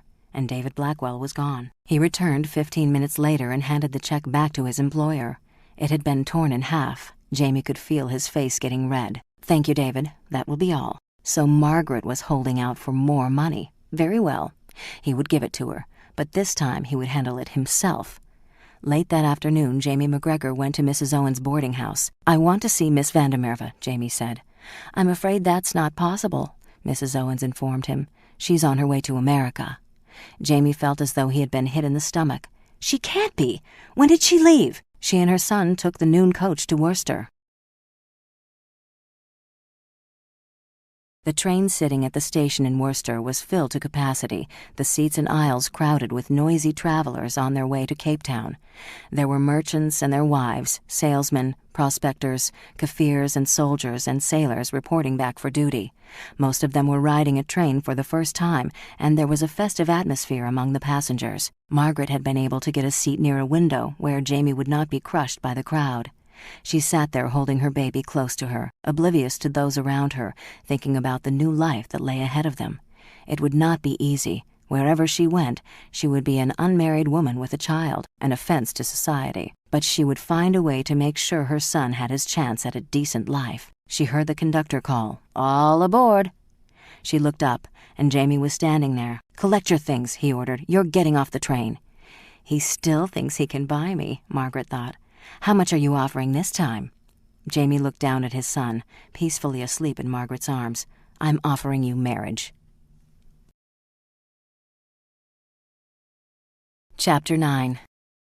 They were married 3 days later in a brief, private ceremony. The only witness was David Blackwell. During the wedding ceremony, Jamie McGregor was filled with mixed emotions. He was a man who had grown used to controlling and manipulating others, and this time it was he who had been manipulated. He glanced at Margaret. Standing next to him, she looked almost beautiful. He remembered her passion and abandon, but it was only a memory, nothing more, without heat or emotion. He had used Margaret as an instrument of vengeance, and she had produced his heir. The minister was saying, "I now pronounce you man and wife. You may kiss the bride." Jamie leaned forward and briefly touched his lips to Margaret's cheek. "Let's go home," Jamie said. His son was waiting for him. When they returned to the house, Jamie showed Margaret to a bedroom in one of the wings. "This is your bedroom," Jamie informed her. "I see. I'll hire another housekeeper and put Mrs. Talley in charge of Jamie. If there's anything you require, tell David Blackwell." Margaret felt as though he had struck her. He was treating her like a servant, but that was not important. "My son has a name. That is enough for me." Jamie did not return home for dinner. Margaret waited for him, then finally dined alone. That night she lay awake in her bed, aware of every sound in the house. At 4 o'clock in the morning, she finally fell asleep. Her last thought was to wonder which of the women at Madame Agnes's he had chosen. If Margaret's relationship with Jamie was unchanged since their marriage, her relationship with the townspeople of Cliffdrift underwent a miraculous transformation. Overnight, Margaret went from being an outcast to becoming Cliffdrift's social arbiter. Most of the people in town depended for their living in one way or another on Jamie McGregor and Kruger Brent Limited. They decided that if Margaret Vandermerve was good enough for Jamie McGregor, she was good enough for them. Now when Margaret took little Jamie for an outing, she was met with smiles and cheery greetings. Invitations poured in. She was invited to teas, charity luncheons and dinners, and urged to head civic committees. When she dressed her hair in a different way, dozens of women in town instantly followed suit. She bought a new yellow dress, and yellow dresses were suddenly popular. Margaret handled their fawning in the same manner she had handled their hostility, with quiet dignity. Jamie came home only to spend time with his son. His attitude toward Margaret remained distant and polite. Each morning at breakfast, she played the role of happy wife for the servants' benefit, despite the cool indifference of the man sitting across the table from her. But when Jamie had gone and she could escape to her room, she would be drenched in perspiration. She hated herself. Where was her pride? Because Margaret knew she still loved Jamie. "I'll always love him," she thought. "God help me." Jamie was in Cape Town on a 3-day business trip. As he came out of the Royal Hotel, a liveried black driver said, "Carriage, sir?" "No," Jamie said. "I'll walk." "Banda thought you might like to ride." Jamie stopped and looked sharply at the man. "Banda?" "Yes, Mr. McGregor." Jamie got into the carriage. The driver flicked his whip and they started off. Jamie sat back in his seat, thinking of Banda, his courage, his friendship. He had tried many times to find him in the last 2 years with no success. Now he was on his way to meet his friend. The driver turned the carriage toward the waterfront, and Jamie knew instantly where they were going. 15 minutes later, the carriage stopped in front of the deserted warehouse where Jamie and Banda had once planned their adventure into the Namib. What reckless young fools we were, Jamie thought. He stepped out of the carriage and approached the warehouse. Banda was waiting for him. He looked exactly the same, except that now he was neatly dressed in a suit and shirt and tie. They stood there, silently grinning at each other. Then they embraced. "You look prosperous," Jamie smiled. Banda nodded. "I've not done badly. I bought that farm we talked about. I have a wife and 2 sons, and I raise wheat and ostriches." "Ostriches? Their feathers bring in lots of money." "Ah, I want to meet your family, Banda." Jamie thought of his own family in Scotland and of how much he missed them. He had been away from home for 4 years. "I've been trying to find you." "I've been busy, Jamie." Banda moved closer. "I had to see you to give you a warning. There's going to be trouble for you." Jamie studied him. "What kind of trouble?" "The man in charge of the Namib field, Hans Zimmerman. He's bad. The workers hate him. They're talking about walking out. If they do, your guards will try to stop them and there will be a riot." Jamie never took his eyes from Banda's face. "Do you remember I once mentioned a man to you, John Tango Javabu?" "Yes, he's a political leader. I've been reading about him. He's been stirring up a donderstorm." "I'm one of his followers." Jamie nodded. "I see. I'll do what has to be done," Jamie promised. "Good. You've become a powerful man, Jamie. I'm glad." "Thank you, Banda." "And you have a fine-looking son." Jamie could not conceal his surprise. "How do you know that?" "I like to keep track of my friends." Banda rose to his feet. "I have a meeting to go to, Jamie. I'll tell them things will be straightened out at the Namib." "Yes, I'll attend to it." He followed the large black man to the door. "When will I see you again?" Banda smiled. "I'll be around. You can't get rid of me that easily." And Banda was gone. When Jamie returned to Clipdrift, he sent for young David Blackwell. "Has there been any trouble at the Namib field, David?" "No, Mr. McGregor." He hesitated. "But I have heard rumors that there might be. The supervisor there is Hans Zimmerman. Find out if he's mistreating the workers. If he is, put a stop to it. I want you to go up there yourself. I'll leave in the morning." When David arrived at the diamond field at the Namib, he spent 2 hours quietly talking to the guards and the workers. What he heard filled him with a cold fury. When he had learned what he wanted to know, he went to see Hans Zimmerman. Hans Zimmerman was a Goliath of a man. He weighed 300 pounds and was 6 feet 6 inches tall. He had a sweaty, porcine face and red-veined eyes, and was one of the most unattractive men David Blackwell had ever seen. He was also one of the most efficient supervisors employed by Kruger Brent Limited. He was seated at a desk in his small office, dwarfing the room when David walked in. Zimmerman rose and shook David's hand. "Pleasure to see you, Mr. Blackwell. You should have told me you was coming." David was sure that word of his arrival had already reached Zimmerman. "Whiskey?" "No, thank you." Zimmerman leaned back in his chair and grinned.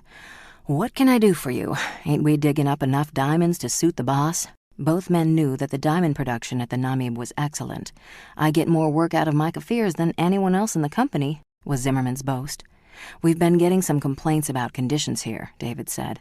The smile faded from Zimmerman's face. "What kind of complaints?" "That the men here are being treated badly, and—" Zimmerman leaped to his feet, moving with surprising agility. His face was flushed with anger. "These ain't men. These are Kaffirs. You people sit on your asses at headquarters and—" "Listen to me," David said. "There's no—" "You listen to me. I produce more fucking diamonds than anybody else in the company, and you know why? Because I put the fear of God into these bastards." "At our other mines," David said, "we're paying 59 shillings a month and keep. You're paying your workers only 50 shillings a month. You complainin' 'cause I made a better deal for you? The only thing that counts is profit." "Jamie McGregor doesn't agree," David replied. "Raise their wages." Zimmerman said sullenly, "Right, it's the boss's money. I hear there's a lot of whipping going on." Zimmerman snorted. "Christ, you can't hurt a native, mister. Their hides are so thick they don't even feel the goddamned whip. It just scares them." "Then you've scared 3 workers to death, Mr. Zimmerman." Zimmerman shrugged. "There's plenty more where they came from." "He's a bloody animal," David thought, "and a dangerous one." He looked up at the huge supervisor. "If there's any more trouble here, you're going to be replaced." He rose to his feet. "You'll start treating your men like human beings. The punishments are to stop immediately. I've inspected their living quarters, their pigsties. Clean them up." Hans Zimmerman was glaring at him, fighting to control his temper. "Anything else?" he finally managed to say. "Yes, I'll be back here in 3 months. If I don't like what I see, you can find yourself a job with another company. Good day." David turned and walked out. Hans Zimmerman stood there for a long time, filled with a simmering rage. Fools, he thought. Uitlanders. Zimmerman was a Boer, and his father had been a Boer. The land belonged to them, and God had put the blacks there to serve them. If God had meant them to be treated like human beings, he would not have made their skins black. Jamie McGregor did not understand that, but what could you expect from an Uitlander, a native lover? Hans Zimmerman knew he would have to be a little more careful in the future, but he would show them who was in charge at the Namib. Kruger Brent Limited was expanding, and Jamie McGregor was away a good deal of the time. He bought a paper mill in Canada and a shipyard in Australia. When he was home, Jamie spent all his time with his son, who looked more like his father each day. Jamie felt an inordinate pride in the boy. He wanted to take the child with him on his long trips, but Margaret refused to let him. "He's much too young to travel. When he's older, he can go with you. If you want to be with him, you'll see him here." Before Jamie had realized it, his son had had his first birthday, and then his second, and Jamie marveled at how the time raced by. It was 1887. To Margaret, the last 2 years had dragged by. Once a week, Jamie would invite guests to dinner, and Margaret was his gracious host. The other men found her witty and intelligent, and enjoyed talking to her. She knew that several of the men found her very attractive indeed, but of course they never made an overt move, for she was the wife of Jamie McGregor. When the last of the guests had gone, Margaret would ask, "Did the evening go well for you?" Jamie would invariably answer, "Fine, good night," and be off to look in on little Jamie. A few minutes later, Margaret would hear the front door close as Jamie left the house. Night after night, Margaret McGregor lay in her bed thinking about her life. She knew how much she was envied by the women in town, and it made her ache, knowing how little there was to envy. She was living out a charade with a husband who treated her worse than a stranger. If only he would notice her. She wondered what he would do if one morning at breakfast she took up the bowl that contained his oatmeal especially imported from Scotland and poured it over his stupid head. She could visualize the expression on his face, and the fantasy tickled her so much that she began to giggle, and the laughter turned into deep, wrenching sobs. "I don't want to love him anymore. I won't. I'll stop somehow, before I'm destroyed." By 1890, Klipdrift had more than lived up to Jamie's expectations. In the 7 years he had been there, it had become a full-fledged boomtown, with prospectors pouring in from every part of the world. It was the same old story. They came by coach and in wagons and on foot.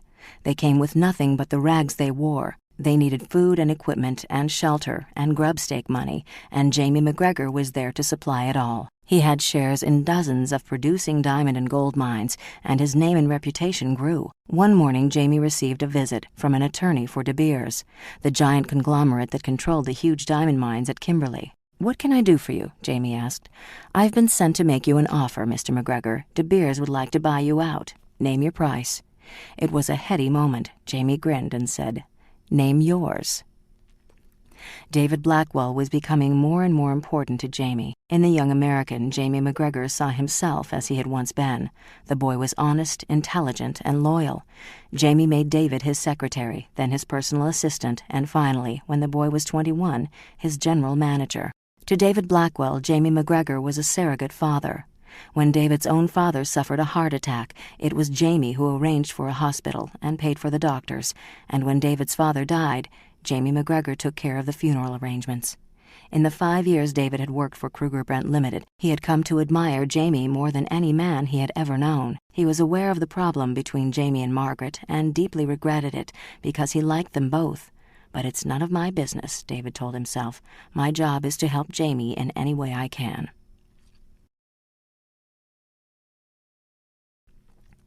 Jamie spent more and more time with his son. The boy was 5 now, and the first time Jamie took him down in the mines, young Jamie talked of nothing else for a week.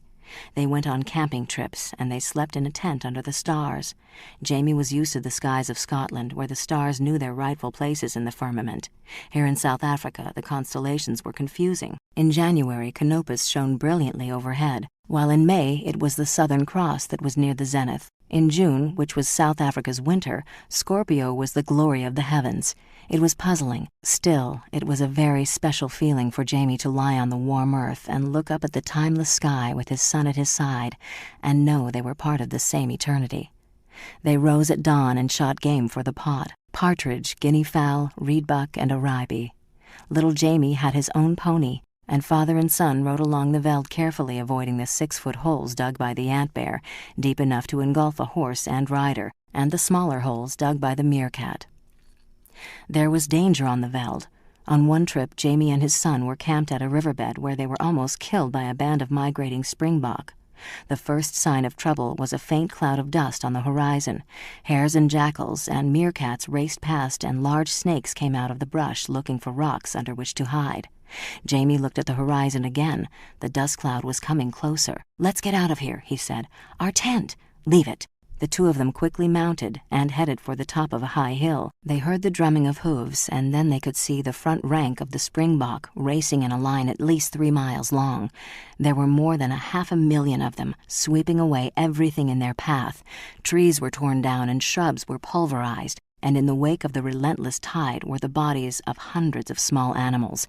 Hares, snakes, jackals, and guinea fowl were crushed beneath the deadly hooves. The air was filled with dust and thunder, and when it was finally over, Jamie estimated that it had lasted more than 3 hours. On Jamie's 6th birthday, his father said, "I'm going to take you to Cape Town next week and show you what a real city looks like."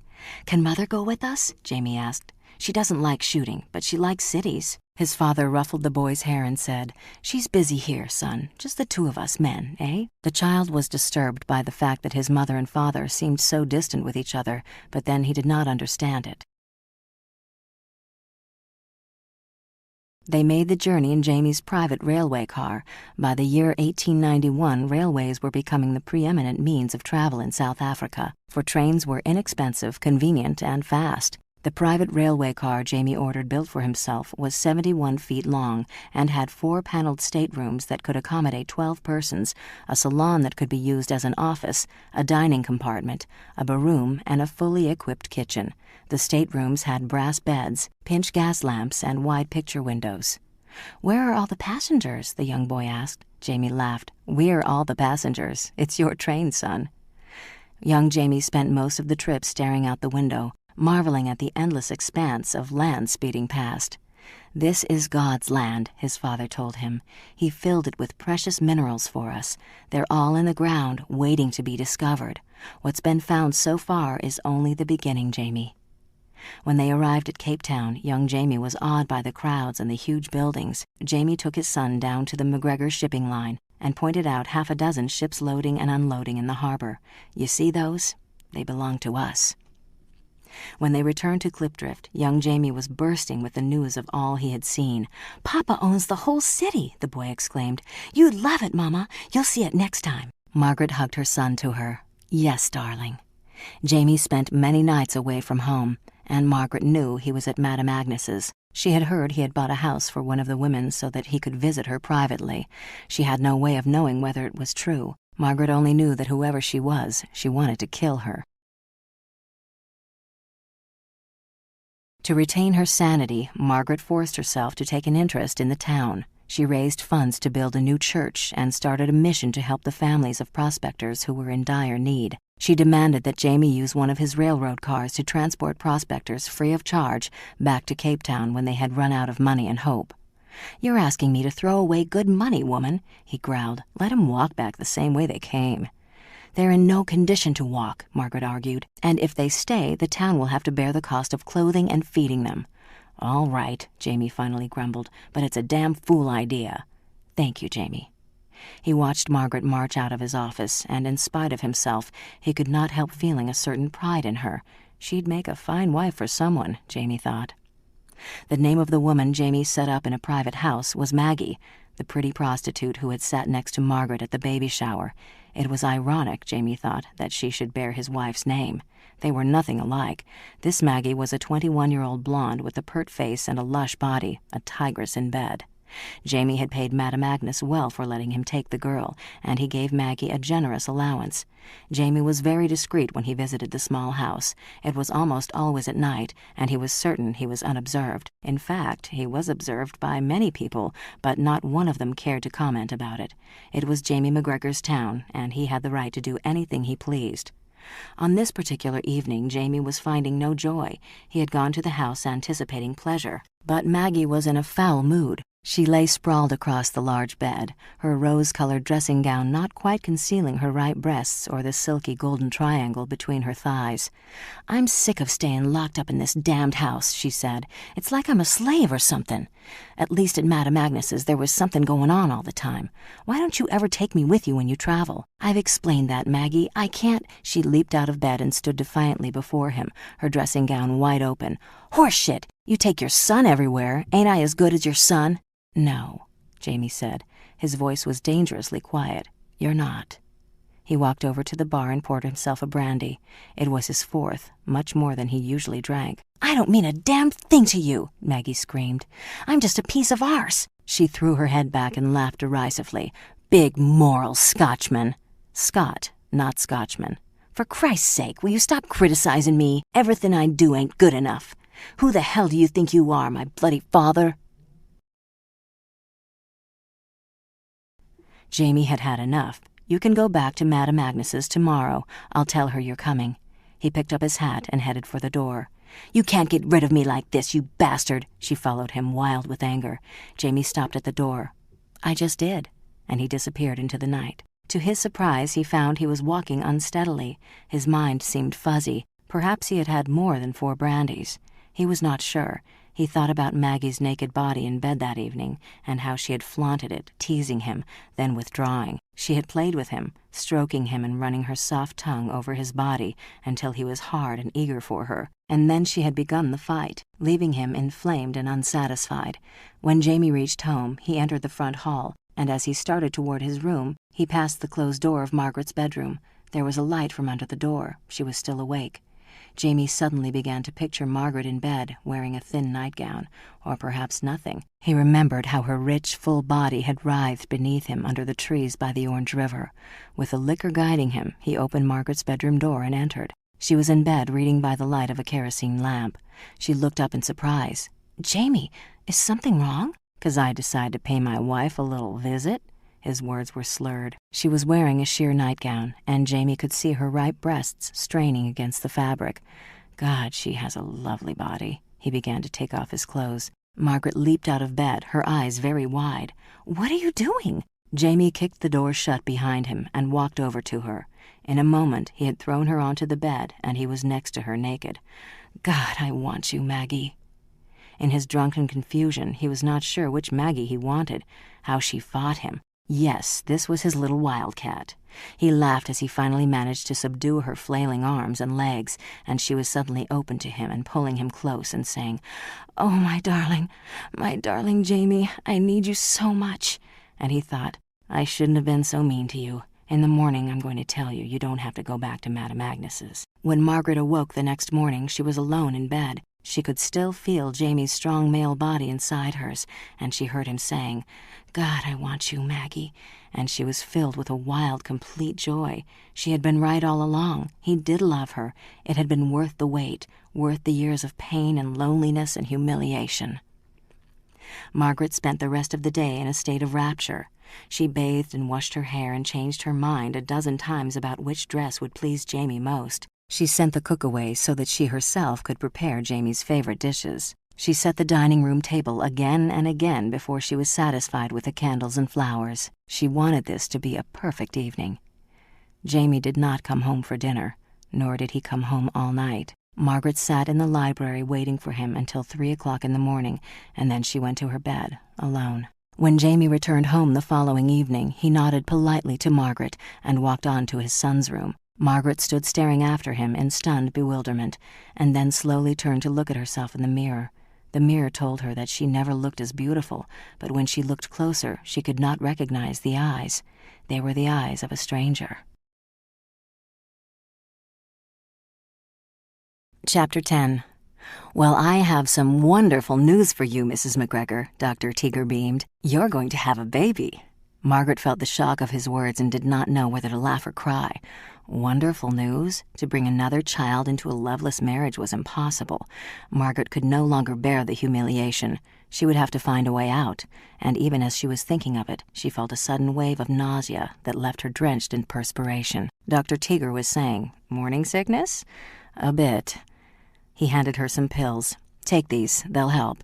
You're in excellent condition, Mrs. McGregor. Not a thing to worry about. You run along home and tell the good news to your husband." "Yes," she said dully. "I'll do that." They were at the dinner table when she said, "I saw the doctor today. I'm going to have a baby." Without a word, Jamie threw down his napkin, arose from his chair, and stormed out of the room. That was the moment when Margaret learned she could hate Jamie McGregor as deeply as she could love him. It was a difficult pregnancy, and Margaret spent much of the time in bed, weak and tired.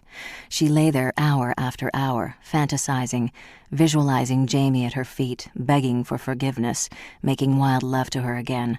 But they were only fantasies. The reality was that she was trapped. She had nowhere to go, and even if she could leave, he would never allow her to take her son with her. Jamie was 7 now, a healthy, handsome boy with a quick mind and a sense of humor. He had drawn closer to his mother, as though somehow sensing the unhappiness in her. He made little gifts for her in school and brought them home, and Margaret would smile and thank him and try to lift herself out of her depression. When young Jamie asked why his father stayed away nights and never took her out, Margaret would reply, "Your father is a very important man, Jamie, doing important things, and he's very busy." What's between his father and me is my problem, Margaret thought, and I'll not have Jamie hating his father because of it. Margaret's pregnancy became more and more apparent. When she went out on the street, acquaintances would stop her and say, "It won't be long now, will it, Mrs. McGregor? I'll bet it's going to be a fine boy like little Jamie. Your husband must be a happy man." Behind her back, they said, "Poor thing, she's looking peaked. She must have found out about the whore he's taken as his mistress." Margaret tried to prepare young Jamie for the new arrival. "You're going to have a new brother or sister, darling. Then you'll have someone to play with all the time. Won't that be nice?" Jamie hugged her and said, "It will be more company for you, Mother," and Margaret fought to keep back the tears. The labor pains began at 4 o'clock in the morning. Mrs. Talley sent for Hannah, and the baby was delivered at noon. It was a healthy baby girl, with her mother's mouth and her father's chin and black hair curling around her little red face. Margaret named her Kate. It's a good, strong name, Margaret thought, and she's going to need her strength. We all are. I've got to take the children away from here. I don't know how yet, but I must find a way. David Blackwell burst into Jamie McGregor's office without knocking, and Jamie looked up in surprise. "What the hell? They're rioting at the Namib." Jamie stood up. "What? What happened?" One of the black boys was caught trying to steal a diamond. He cut a hole under his armpit and hid the stone inside it. As a lesson, Hans Zimmerman flogged him in front of the other workers. The boy died. He was 12 years old. Jamie's face filled with rage. "Sweet Jesus!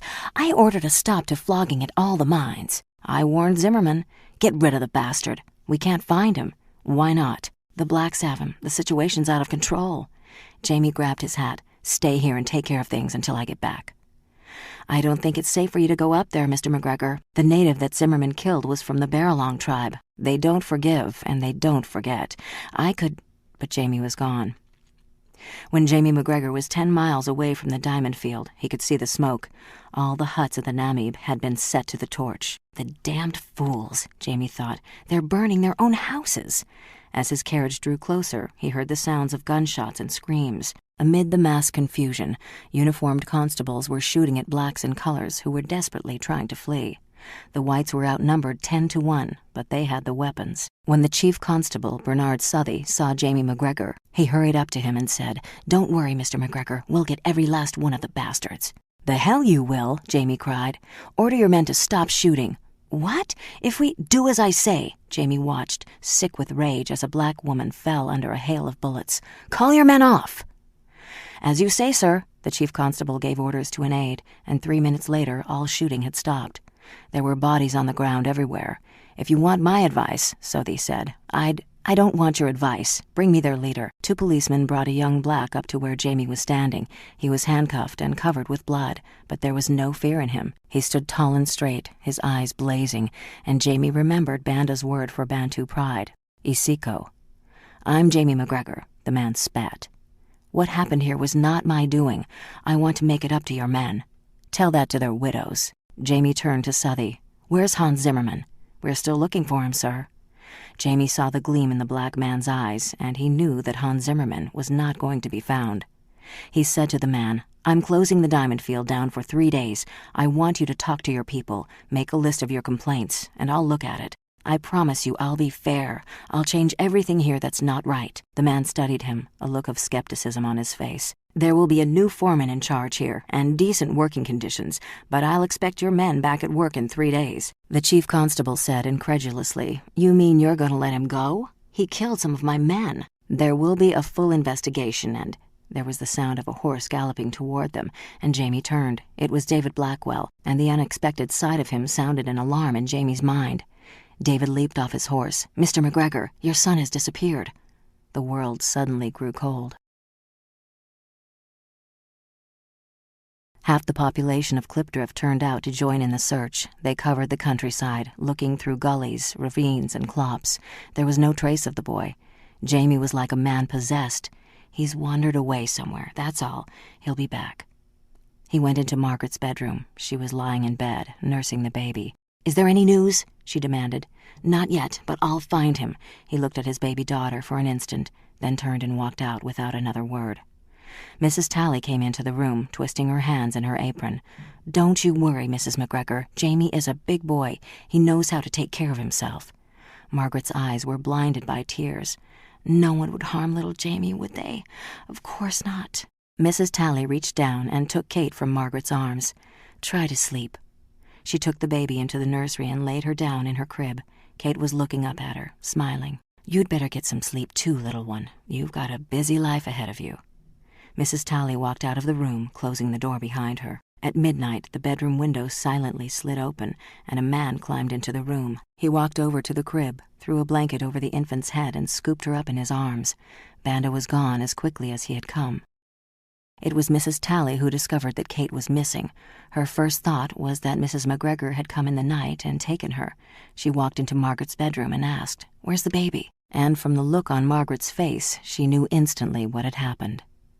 As another day went by with no trace of his son, Jamie was on the verge of collapsing. He approached David Blackwell. "You don't think anything bad has happened to him?" His voice was barely under control. David tried to sound convincing. "I'm sure not, Mr. McGregor." But he was sure. He had warned Jamie McGregor that the Bantus neither forgave nor forgot, and it was a Bantu who had been cruelly murdered. David was certain of one thing. If the Bantus had taken little Jamie, he had died a horrible death, for they would exact their vengeance in kind. Jamie returned home at dawn, drained. He had led a search party of townspeople, diggers, and constables, and they had spent the night looking, without success, in every conceivable place for the young boy. David was waiting when Jamie walked into the study. "Mr. McGregor, your daughter has been kidnapped." Jamie stared at him in silence, his face pale. Then he turned and walked into his bedroom. Jamie had not been to bed for 48 hours, and he fell into bed, utterly exhausted, and slept. He was under the shade of a large baobab tree, and in the distance across the trackless veld, a lion was moving toward him. Young Jamie was shaking him. "Wake up, Papa! A lion is coming!" The animal was moving toward them faster now. His son was shaking him harder. "Wake up!" Jamie opened his eyes. Banda was standing over him. Jamie started to speak, but Banda put a hand over Jamie's mouth. "Quiet!" He allowed Jamie to sit up. "Where's my son?" Jamie demanded. "He's dead." The room began to spin. "I'm sorry. I was too late to stop them. Your people spilled Bantu blood. My people demanded vengeance." Jamie buried his face in his hands. "Oh my God, what did they do to him?" There was a bottomless sorrow in Banda's voice. "They left him out in the desert. I found his body and buried him." "Oh no. Oh please no." "I tried to save him, Jamie." Jamie slowly nodded, accepting it, then dully. "What about my daughter?" "I took her away before they could get her. She's back in her bedroom, asleep. She'll be all right if you do what you promised." Jamie looked up, and his face was a mask of hatred. "I'll keep my promise, but I want the men who killed my son. They're going to pay." Banda said quietly, "Then you will have to kill my whole tribe, Jamie." Banda was gone. It was only a nightmare, but she kept her eyes tightly closed, because she knew if she opened them, the nightmare would become real and her children would be dead. So she played a game. She would keep her eyes squeezed shut until she felt little Jamie's hand on hers, saying, "It's all right, Mother. We're here. We're safe." She had been in bed for 3 days, refusing to talk to anyone or see anyone. Dr. Teeger came and went, and Margaret was not even aware of it. In the middle of the night, Margaret was lying in bed with her eyes shut when she heard a loud crash from her son's room. She opened her eyes and listened. There was another sound. Little Jamie was back. Margaret hurriedly got out of bed and ran down the corridor toward the closed door of her son's room. Through the door, she could hear strange animal sounds. Her heart pounding wildly, she pushed the door open. Her husband lay on the floor, his face and body contorted. One eye was closed, and the other stared up at her grotesquely. He was trying to speak, and the words came out as slobbering animal sounds. Margaret whispered, "Oh, Jamie, Jamie." Dr. Teeger said, "I'm afraid the news is bad, Mrs. McGregor. Your husband has had a severe stroke. There's a 50-50 chance he'll live, but if he does, he'll be a vegetable. I'll make arrangements to get him into a private sanitarium where he can get the proper care." "No." He looked at Margaret in surprise. "No, what?" "No hospital. I want him here with me." The doctor considered for a moment. "All right. You'll need a nurse. I'll arrange—" "I don't want a nurse. I'll take care of Jamie myself." Dr. Teeger shook his head. "That won't be possible, Mrs. McGregor. You don't know what's involved. Your husband is no longer a functioning human being. He's completely paralyzed and will be for as long as he lives." Margaret said, "I'll take care of him." Now Jamie finally, truly belonged to her. Chapter 11. Jamie McGregor lived for exactly 1 year from the day he was taken ill, and it was the happiest time of Margaret's life. Jamie was totally helpless. He could neither talk nor move. Margaret cared for her husband, tended to all his needs, and kept him at her side day and night. During the day, she propped him up in a wheelchair in the sewing room, and while she knitted sweaters and throw robes for him, she talked to him. She discussed all the little household problems he had never had time to listen to before, and she told him how well little Kate was getting along. At night, she carried Jamie's skeletal body to her bedroom and gently lay him in bed next to her. Margaret tucked him in, and they had their one-sided chat until Margaret was ready to go to sleep. David Blackwell was running Kruger Brent Limited. From time to time, David came to the house with papers for Margaret to sign, and it was painful for David to see the helpless condition Jamie was in. "I owe this man everything," David thought. "You chose well, Jamie," Margaret told her husband. "David is a fine man." She put down her knitting and smiled. "He reminds me of you a bit. Of course, there was never anyone as clever as you, my darling, and there never will be again. You were so fair to look at, Jamie, and so kind and strong, and you weren't afraid to dream. Now all your dreams have come true. The company is getting bigger every day." She picked up her knitting again. "Little Kate is beginning to talk. I'll swear she said Mama this morning." Jamie sat there, propped up in his chair, one eye staring ahead. "She has your eyes and your mouth. She's going to grow up to be a beauty." The following morning, when Margaret awakened, Jamie McGregor was dead. She took him in her arms and held him close to her. "Rest, my darling, rest. I've always loved you so much, Jamie. I hope you know that. Goodbye, my own dear love." She was alone now. Her husband and her son had left her. There was only herself and her daughter. Margaret walked into the baby's room and looked down at Kate, sleeping in her crib. Catherine, Kate. The name came from the Greek, and it meant clear or pure. It was a name given to saints and nuns and queens. Margaret said aloud, "Which are you going to be, Kate?" It was a time of great expansion in South Africa, but it was also a time of great strife. There was a long-standing Transvaal dispute between the Boers and the British, and it finally came to a head. On Thursday, October 12, 1899, on Kate's 7th birthday, the British declared war on the Boers, and 3 days later, the Orange Free State was under attack. David tried to persuade Margaret to take Kate and leave South Africa, but Margaret refused to go. "My husband is here," she said. There was nothing David could do to dissuade her. "I'm going to join with the Boers," David told her. "Will you be all right?" "Yes, of course," Margaret said. "I'll try to keep the company going." The next morning, David was gone. The British had expected a quick and easy war, no more than a mopping-up operation, and they began with a confident, light-hearted holiday spirit. At the Hyde Park Barracks in London, a send-off supper was given with a special menu showing a British soldier holding up the head of a boar on a tray. The menu read, "Send-off supper, to the Cape Squadron, November 27, 1899. Menu, oysters, blue points, compo soup, toady in the hole, sandy sole, Mafeking mutton, Transvaal turnips, Cape sauce, Pretoria pheasants, white sauce, tinker taters, peas pudding, masa ices, Dutch cheese, dessert. You are requested not to throw shells under the tables. Boer wines, Long Tom, Hollands and skin, orange wine." The British were in for a surprise. The Boers were on their own home territory, and they were tough and determined. The first battle of the war took place in Mafeking, hardly more than a village, and for the first time, the British began to realize what they were up against. More troops were quickly sent over from England. They laid siege to Kimberley, and it was only after a fierce and bloody fight that they went on to take Ladysmith. The cannons of the Boers had a longer range than those of the British, so long-range guns were removed from British warships, moved inland, and manned by sailors hundreds of miles from their ships. In Klipdrift, Margaret listened eagerly for news of each battle, and she and those around her lived on rumors, their moods varying from elation to despair, depending on the news. And then, one morning, one of Margaret's employees came running into her office and said, "I just heard a report that the British are advancing on Klipdrift. They're going to kill us all." "Nonsense. They wouldn't dare touch us."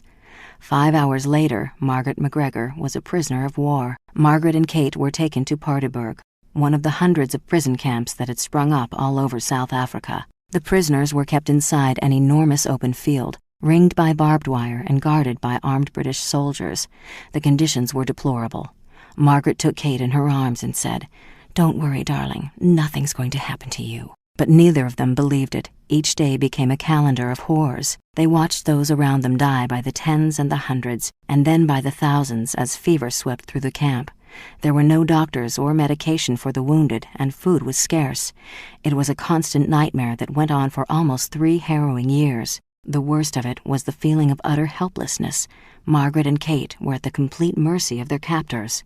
They were dependent upon them for meals and shelter, for their very lives. Kate lived in terror. She watched the children around her die, and she was afraid that she would be next.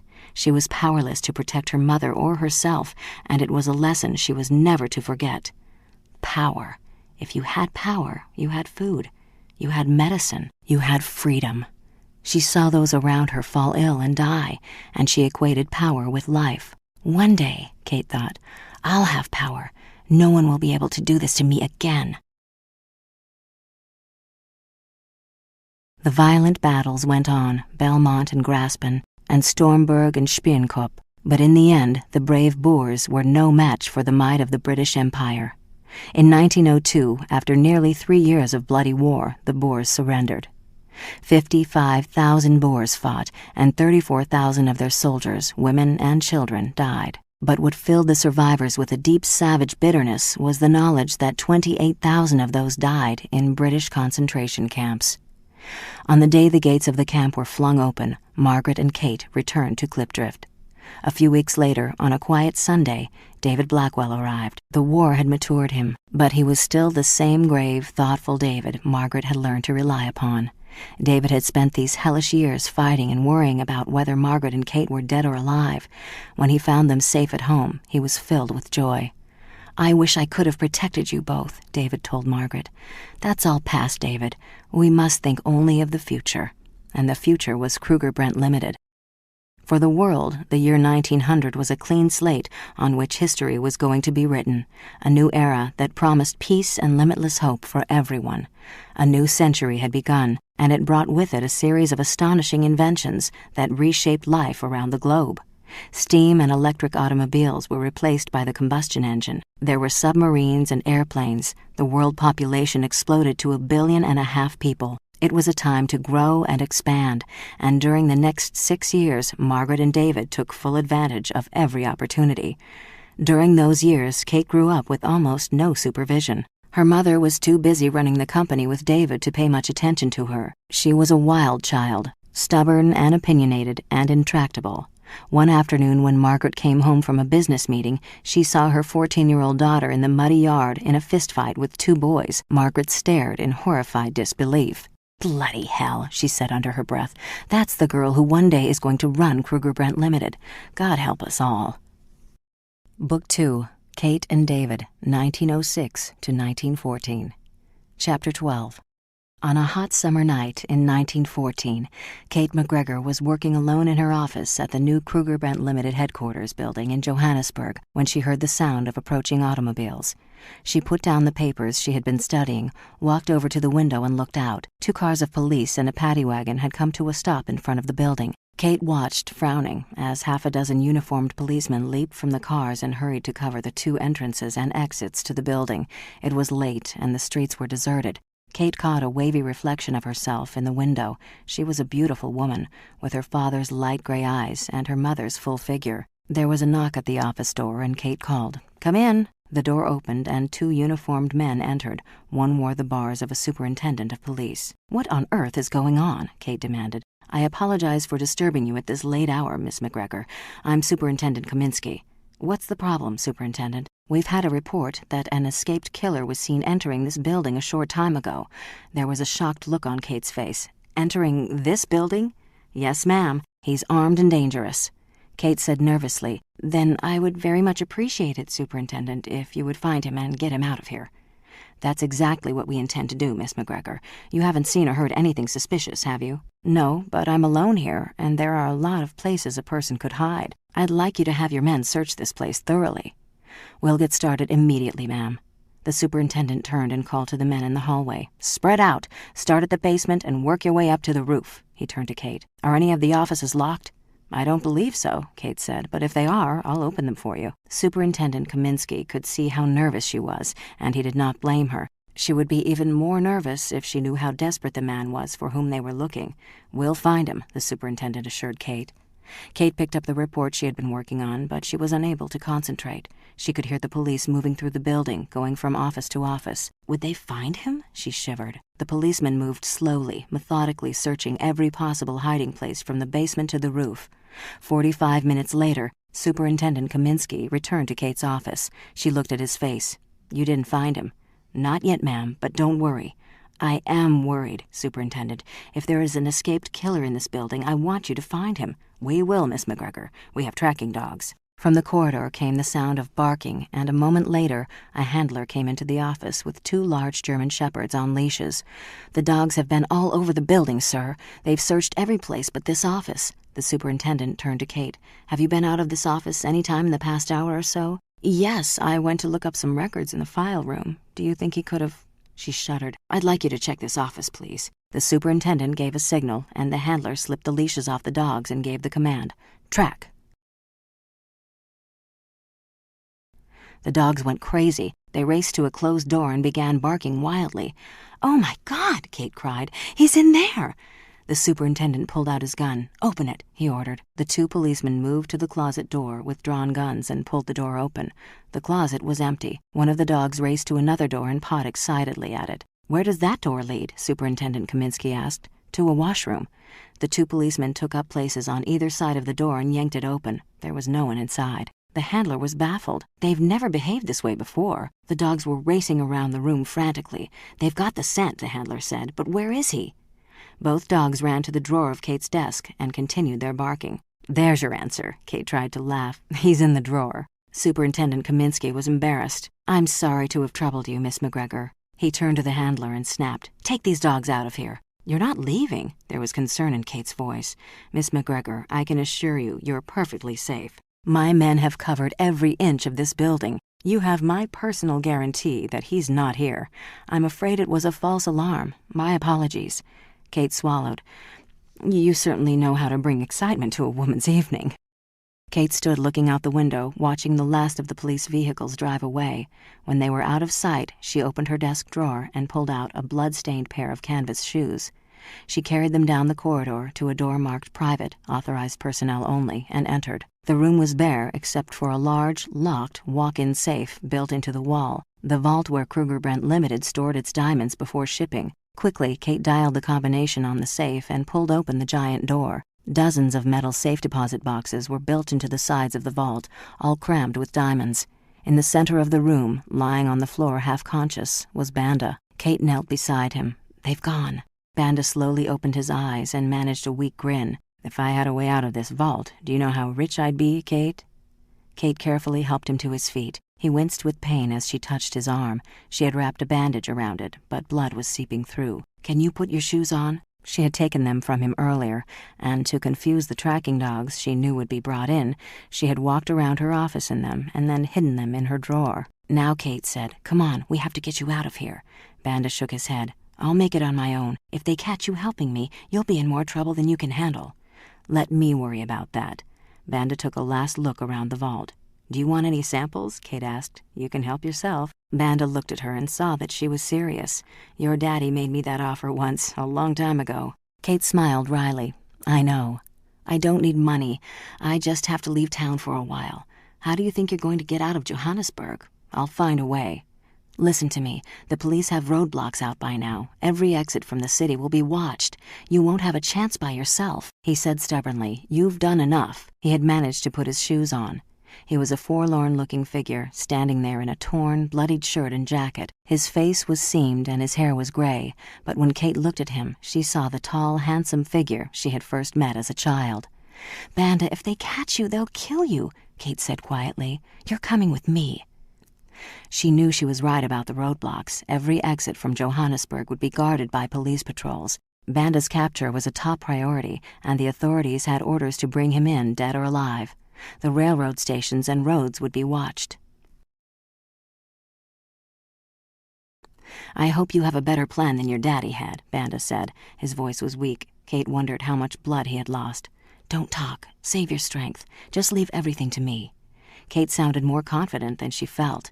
Banda's life was in her hands, and she could not bear it if anything happened to him. She wished again, for the 100th time, that David was not away. Well, she would simply have to manage without him. "I'm going to bring my automobile around to the alley," Kate said. "Give me 10 minutes, then come outside. I'll have the back door of the car open. Get in and lie on the floor. There will be a blanket to cover yourself with." "Kate, they're going to search every automobile leaving the city if—" "We're not going by automobile. There's a train leaving for Cape Town at 8 a.m. I ordered my private car connected to it." "You're getting me out of here in your private railroad car?" "That's right." Banda managed a grin. "You McGregors really like excitement." 30 minutes later, Kate drove into the railroad yards. Banda was on the floor of the back seat, concealed by a blanket. They had had no trouble passing the roadblocks in the city, but now as Kate's car turned into the train yards, a light suddenly flashed on, and Kate saw that her way was blocked by several policemen. A familiar figure walked towards Kate's car. "Superintendent Kaminsky!" He registered surprise. "Miss McGregor, what are you doing here?" Kate gave him a quick, apprehensive smile. "You'll think I'm just a silly, weak female, Superintendent, but to tell you the truth, what happened back at the office scared the wits out of me. I decided to leave town until you catch this killer you're looking for. Or have you found him?" "Not yet, ma'am, but we will. I have a feeling he'll make for these railroad yards. Wherever he runs, we'll catch him." "I certainly hope so. Where are you headed?" "My railway car is on a siding up ahead. I'm taking it to Cape Town. Would you like one of my men to escort you?" "Oh, thank you, Superintendent, but that won't be necessary. Now that I know where you and your men are, I'll breathe a lot easier, believe me." 5 minutes later, Kate and Banda were safely inside the private railway car. It was pitch black. "Sorry about the dark," Kate said. "I don't want to light any lamps." She helped Banda onto a bed. "You'll be fine here until morning. When we start to pull out, you'll hide out in the washroom." Banda nodded. "Thank you." Kate drew the shades. "Have you a doctor who will take care of you when we get to Cape Town?" He looked up into her eyes. "We? You didn't think I was going to let you travel alone while I missed all the fun." Banda threw back his head and laughed. "She's her father's daughter, all right."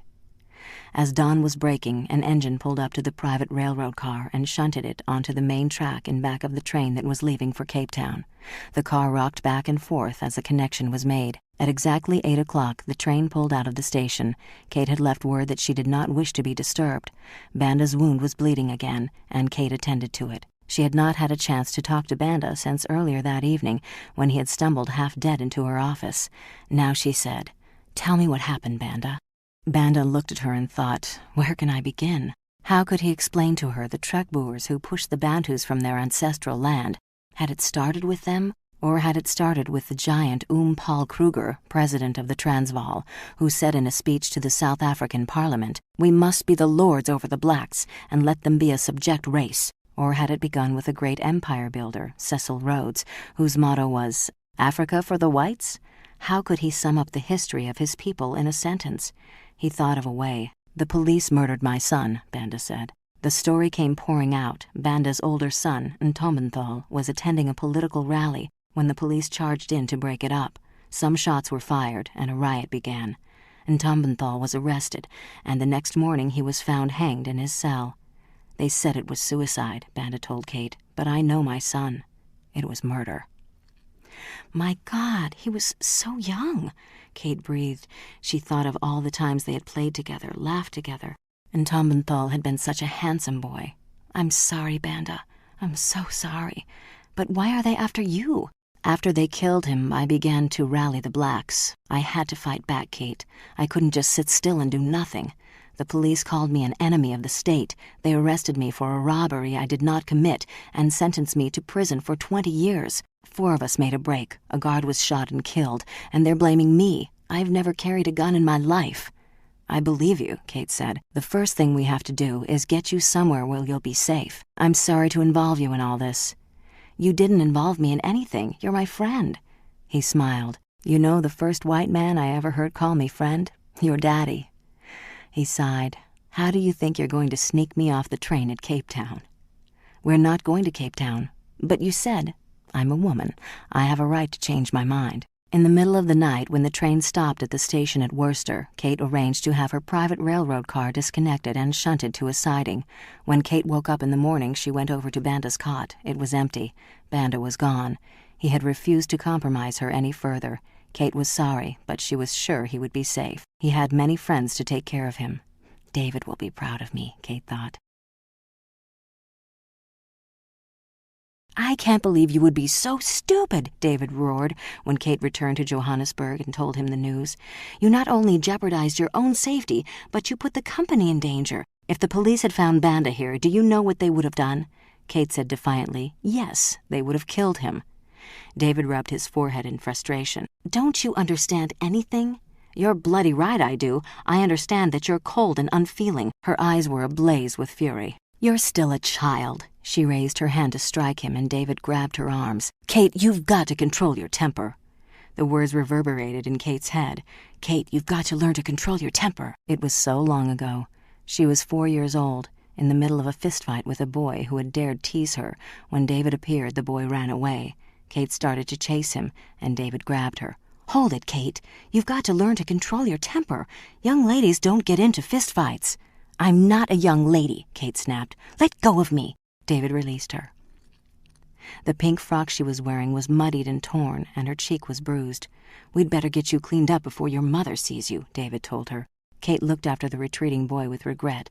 "I could have licked him if you had left me alone." David looked down into the passionate little face and laughed. "You probably could have." Mollified, Kate allowed him to pick her up and carry her into her house. She liked being in David's arms. She liked everything about David. He was the only grown-up who understood her. Whenever he was in town, he spent time with her. In relaxed moments, Jamie had told young David about his adventures with Banda, and now David told the stories to Kate. She could not get enough of them. "Tell me again about the raft they built." And David would tell her. "Tell me about the sharks. Tell me about the sea meese. Tell me about the day." Kate did not see very much of her mother. Margaret was too involved in running the affairs of Krugerbrand Limited. She did it for Jamie. Margaret talked to Jamie every night, just as she had during the year before he died. "David is such a great help, Jamie, and he'll be around when Kate's running the company. I don't want to worry you, but I don't know what to do with that child." Kate was stubborn and willful and impossible. She refused to obey her mother or Mrs. Talley. If they chose a dress for her to wear, Kate would discard it for another. She would not eat properly. She ate what she wanted to, when she wanted to, and no threat or bribe could sway her. When Kate was forced to go to a birthday party, she found ways to disrupt it. She had no girlfriends. She refused to go to dancing class and instead spent her time playing rugby with teenage boys. When Kate finally started school, she set a record for mischief. Margaret found herself going to see the headmistress at least once a month to persuade her to forgive Kate and let her remain in school. "I don't understand her, Mrs. McGregor," the headmistress sighed. "She's extremely bright, but she rebels against simply everything. I don't know what to do with her." Neither did Margaret. The only one who could handle Kate was David. "I understand you're invited to a birthday party this afternoon," David said. "I hate birthday parties." David stooped down until he was at her eye level. "I know you do, Kate, but the father of the little girl who's having the birthday party is a friend of mine. It will make me look bad if you don't attend and behave like a lady." Kate stared at him. "Is he a good friend of yours?" "Yes, I'll go." Her manners that afternoon were impeccable. "I don't know how you do it," Margaret told David. "It's magic." "She's just high-spirited," David laughed.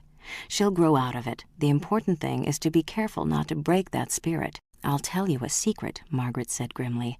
"Half the time I'd like to break her neck." When Kate was 10, she said to David, "I want to meet Banda." David looked at her in surprise. "I'm afraid that's not possible, Kate. Banda's farm is a long way from here. Are you going to take me there, David, or do you want me to go by myself?" The following week, David took Kate to Banda's farm. It was a good-sized piece of land, 2 morgens, and on it Banda raised wheat, sheep, and ostriches. The living accommodations were singular huts with walls made of dried mud. Poles supported a cone-shaped roof covered with thatches. Banda stood in front, watching as Kate and David drove up and got out of the carriage. Banda looked at the gangling, serious-faced girl at David's side and said, "I'd have known you were Jamie McGregor's daughter." "And I'd have known you were Banda," Kate said gravely. "I came to thank you for saving my father's life." Banda laughed. "Someone's been telling you stories. Come in and meet my family." Banda's wife was a beautiful Bantu woman named Ntame. Banda had 2 sons, Ntombenthal, 7 years older than Kate, and Magina, 6 years older. Ntombenthal was a miniature of his father. He had the same handsome features and proud bearing and an inner dignity. Kate spent the entire afternoon playing with the 2 boys. They had dinner in the kitchen of the small, neat farmhouse. David felt uncomfortable eating with the Black family. He respected Banda, but it was traditional that there was no socializing between the 2 races. In addition to that, David was concerned about Banda's political activities. There were reports that he was a disciple of John Tango Javabu, who was fighting for drastic social changes. Because mine owners could not get enough natives to work for them, the government had imposed a tax of 10 shillings on all natives who did not work as mine laborers, and there were riots all over South Africa. In the late afternoon, David said, "We'd better get started home, Kate. We have a long ride." "Not yet," Kate turned to Banda. "Tell me about the sharks." From that time on, whenever David was in town, Kate made him take her to visit Banda and his family. David's assurance that Kate would grow out of her high-spiritedness showed no signs of coming to pass. If anything, she grew more willful every day. She flatly refused to take part in any of the activities that other girls her age participated in. She insisted on going into the mines with David, and he took her hunting and fishing and camping. Kate adored it. One day when Kate and David were fishing the Vaal, and Kate gleefully pulled in a trout larger than anything David had caught, he said, "You should have been born a boy." She turned to him in annoyance. "Don't be silly, David. Then I couldn't marry you." David laughed. "We are going to be married, you know." "I'm afraid not, Kate. I'm 22 years older than you. Old enough to be your father. You'll meet a boy one day, a nice young man." "I don't want a nice young man," she said wickedly. "I want you." "If you're really serious," David said, "then I'll tell you the secret to a man's heart." "Tell me," Kate said eagerly. "Through his stomach. Clean that trout and let's have lunch." There was not the slightest doubt in Kate's mind that she was going to marry David Blackwell. He was the only man in the world for her. Once a week, Margaret invited David to dinner at the big house. As a rule, Kate preferred to eat dinner in the kitchen with the servants, where she did not have to mind her manners. But on Friday nights when David came, Kate sat in the big dining room. David usually came alone, But occasionally he would bring a female guest, and Kate would hate her instantly. Kate would get David alone for a moment and say, with sweet innocence, "I've never seen hair that shade of blonde," or "She certainly has peculiar taste in dresses, hasn't she?" or "Did she used to be one of Madame Agnes's girls?" When Kate was 14, her headmistress sent for Margaret. "I run a respectable school, Mrs. McGregor. I'm afraid your Kate is a bad influence." Margaret sighed. "What has she done now?" "She's teaching the other children words they've never heard before." Her face was grim. "I might add, Mrs. McGregor, that I've never heard some of the words before. I can't imagine where the child picked them up." Margaret could. Kate picked them up from her street friends. Well, Margaret decided, it's time to end all that. The headmistress was saying, "I do wish you would speak to her. We'll give her another chance, but no, I have a better idea. I'm going to send Kate away to school." When Margaret told David her idea, he grinned. "She's not going to like that." "I can't help it. Now the headmistress is complaining about the language Kate uses. She gets it from those prospectors she's always following around. My daughter's starting to sound like them, look like them, and smell like them. Frankly, David, I don't understand her at all. I don't know why she behaves as she does. She's pretty, she's bright, Maybe she's too bright." "Well, too bright or not, she's going away to school." When Kate arrived home that afternoon, Margaret broke the news to her. Kate was furious. "You're trying to get rid of me." "Of course I'm not, darling. I just think you'd be better off." "I'm better off here. All my friends are here. You're trying to separate me from my friends." "If you're talking about the riffraff They're not riffraff. They're as good as anybody." "Kate, I'm not going to argue with you. You're going away to a boarding school for young ladies, and that's that." "I'll kill myself," Kate promised. "All right, darling. There's a razor upstairs, and if you look around, I'm sure you'll find various poisons in the house." Kate burst into tears. "Please don't do this to me, Mother." Margaret took her in her arms. "It's for your own good, Kate. You'll be a young woman soon. You'll be ready for marriage. No man is going to marry a girl who talks and dresses and behaves the way you do." "That's not true," Kate sniffled. "David doesn't mind." "What does David have to do with this? We're going to be married." Margaret sighed. "I'll have Mrs. Talley pack your things." There were half a dozen good English boarding schools for young girls. Margaret decided that Cheltenham in Gloucestershire was best suited for Kate. It was a school noted for its rigid discipline. It was set on acres of land, surrounded by high battlements, and according to its charter, was founded for the daughters of noblemen and gentlemen. David did business with the husband of the headmistress, Mrs. Keaton, and he had no trouble arranging for Kate to be enrolled there. When Kate heard where she was going, she exploded anew. "I've heard about that school. It's awful. I'll come back like one of those stuffed English dolls. Is that what you'd like?" "What I would like is for you to learn some manners," Margaret told her. "I don't need manners. I've got brains." "That's not the first thing a man looks for in a woman," Margaret said dryly. "And you're becoming a woman." "I don't want to become a woman," Kate screamed. "Why the bloody hell can't you just leave me alone?" "I will not have you using that language." And so it went until the morning arrived when Kate was to leave. Since David was going to London on a business trip, Margaret asked, "Would you mind seeing that Kate gets to school safely? The Lord only knows where she'll end up if she goes on her own." "I'll be happy to," David said. You're as bad as my mother. You can't wait to get rid of me." David grinned. "You're wrong. I can wait." They traveled by private railway car from Clipdrift to Cape Town, and from there by ship to Southampton. The journey took 4 weeks. Kate's pride would not let her admit it, but she was thrilled to be traveling with David.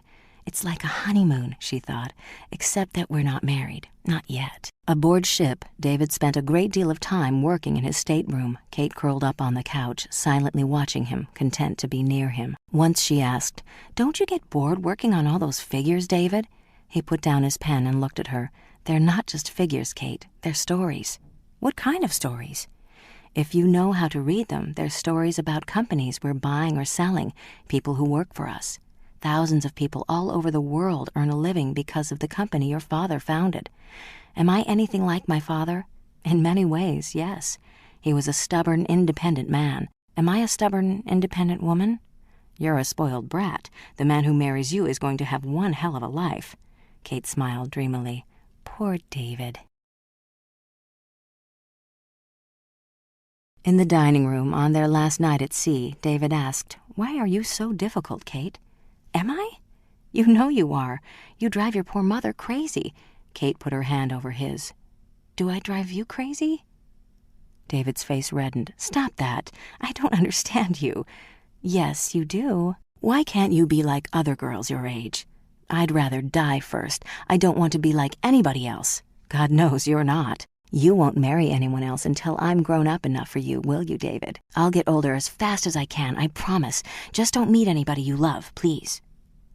He was touched by her earnestness. He took her hand in his and said, "Kate, when I get married, I'd like my daughter to be exactly like you." Kate rose to her feet and said in a voice that rang through the dining salon, "You can bloody well go to hell, David Blackwell," and she stormed out of the room as everyone stared. They had 3 days together in London, and Kate loved every minute of it. "I have a treat for you," David told her. "I got 2 tickets for Mrs. Wiggs of the Cabbage Patch." "Thank you, David. I want to go to the Gaiety." "You can't. That's a music hall review. That's not for you." "I won't know until I see it, will I?" she said stubbornly. They went to the Gaiety. Kate loved the look of London, the mixture of motor cars and carriages, the ladies beautifully dressed in lace and tulle and light satins and glittering jewelry, and the men in their dinner clothes with piqué waistcoats and white shirt fronts.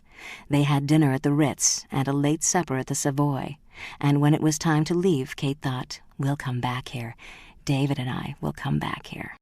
When they arrived at Cheltenham, they were ushered into the office of Mrs. Keaton. "I want to thank you for enrolling Kate," David said. "I'm sure we'll enjoy having her, and it's a pleasure to accommodate a friend of my husband's." At that moment, Kate knew she had been deceived. It was David who had wanted her sent away and had arranged for her to come here. She was so furious and hurt, she refused to say goodbye to him. Chapter 13. Cheltenham School was unbearable. There were rules and regulations for everything. The girls had to wear identical uniforms down to their knickers. The school day was 10 hours long, and every minute was rigidly structured. Mrs. Keaton ruled the pupils and her staff with a rod of iron. The girls were there to learn manners and discipline, etiquette and decorum, so that they could one day attract desirable husbands. Kate wrote her mother, "It's a bloody prison. The girls here are awful. All they ever talk about are bloody clothes and bloody boys. The bloody teachers are monsters. They'll never keep me here. I'm going to escape." Kate managed to run away from the school 3 times, and each time she was caught and brought back, unrepentant. At a weekly staff meeting, when Kate's name was brought up, one of the teachers said, "The child is uncontrollable. I think we should send her back to South Africa." Mrs. Keaton replied, "I'm inclined to agree with you, but let's look upon it as a challenge. If we can succeed in disciplining Kate McGregor, we can succeed in disciplining anyone." Kate remained in school. To the amazement of her teachers, Kate became interested in the farm that the school maintained. The farm had vegetable gardens, chickens, cows, pigs, and horses. Kate spent as much time as possible there, and when Mrs. Keaton learned of this, she was immensely pleased. "You see," the headmistress told herself, "it was simply a question of patience. Kate has finally found her interest in life. One day she will marry a landowner and be of enormous assistance to him." The following morning, Oscar Denker, the man in charge of running the farm, came to see the headmistress. "One of your students," he said, "that Kate McGregor, I wish you'd keep her away from my farm." "Whatever are you talking about?" Mrs. Keaton asked. "I happen to know she's very interested." "Sure she is, but do you know what she's interested in? The animals fornicating, if you'll excuse my language." "What?" "That's right. She stands around all day just watching the animals do it to each other." "Bloody hell," Mrs. Keaton said. Kate still had not forgiven David for sending her into exile, but she missed him terribly. "It's my fate," she thought gloomily, "to be in love with a man I hate." She counted the days she was away from him, like a prisoner marking time until the day of release. Kate was afraid he would do something dreadful, like marry another woman while she was trapped in the bloody school. "If he does," Kate thought, "I'll kill them both. No, I'll just kill her. They'll arrest me and hang me, and when I'm on the gallows, he'll realize that he loves me, but it will be too late. He'll beg me to forgive him. Yes, David, my darling, I forgive you. You were too foolish to know when you held a great love in the palm of your hand. You let it fly away like a little bird. Now that little bird is about to be hanged. Goodbye, David." But at the last minute she would be reprieved, and David would take her in his arms and carry her off to some exotic country where the food was better than the bloody slop they served at bloody Cheltenham. Kate received a note from David saying he was going to be in London and would like to come visit her. Kate's imagination was inflamed. She found a dozen hidden meanings in his note. Why was he going to be in England? To be near her, of course. Why was he coming to visit her? Because he finally knew he loved her and could not bear to be away from her any longer. He was going to sweep her off her feet and take her out of this terrible place. She could scarcely contain her happiness. Kate's fantasy was so real that the day David arrived, Kate went around saying goodbye to her classmates. "My lover is coming to take me out of here," she told them. The girls looked at her in silent disbelief, all except Georgina Christie, who scoffed. "You're lying again, Kate McGregor." "Just wait and see. He's tall and handsome, and he's mad about me." When David arrived, he was puzzled by the fact that all the girls in the school seemed to be staring at him. They looked at him and whispered and giggled, and the minute they caught his eye, they blushed and turned away. "They act as though they've never seen a man before," David told Kate. He looked at her suspiciously. "Have you been saying anything about me?" "Of course not," Kate said haughtily. "Why would I do that?" They ate in the school's large dining room, and David brought Kate up to date on everything that was happening at home. "Your mother sends her love. She's expecting you home for the summer holiday." "How is Mother?" "She's fine. She's working hard. Is the company doing well, David?" He was surprised by her sudden interest. "It's doing very well. Why?" "Because," Kate thought, "someday it will belong to me, and you and I will share it. I was just curious." He looked at her untouched plate. "You're not eating." Kate was not interested in food. She was waiting for the magic moment, the moment when David would say, "Come away with me, Kate. You're a woman now, and I want you. We're going to be married." The dessert came and went, coffee came and went, and still no magic words from David. It was not until he looked at his watch and said, "Well, I'd better be going or I'll miss my train," that Kate realized with a feeling of horror that he had not come to take her away at all. The bastard was going to leave her there to rot. David had enjoyed his visit with Kate. She was a bright and amusing child, and the waywardness she had once shown was now under control. David patted Kate's hand fondly and asked, "Is there anything I can do for you before I leave, Kate?" She looked at him in the eye and said sweetly, "Yes, David, there is. You can do me an enormous favor. Get out of my bloody life!" And she walked out of the room with great dignity, her head held high, leaving him sitting there, mouth agape. Margaret found that she missed Kate. The girl was unruly and contrary, but Margaret realized that she was the only living person she loved. "She's going to be a great woman," Margaret thought with pride, "but I want her to have the manners of a lady." Kate came home for summer vacation. "How are you getting along in school?" Margaret asked.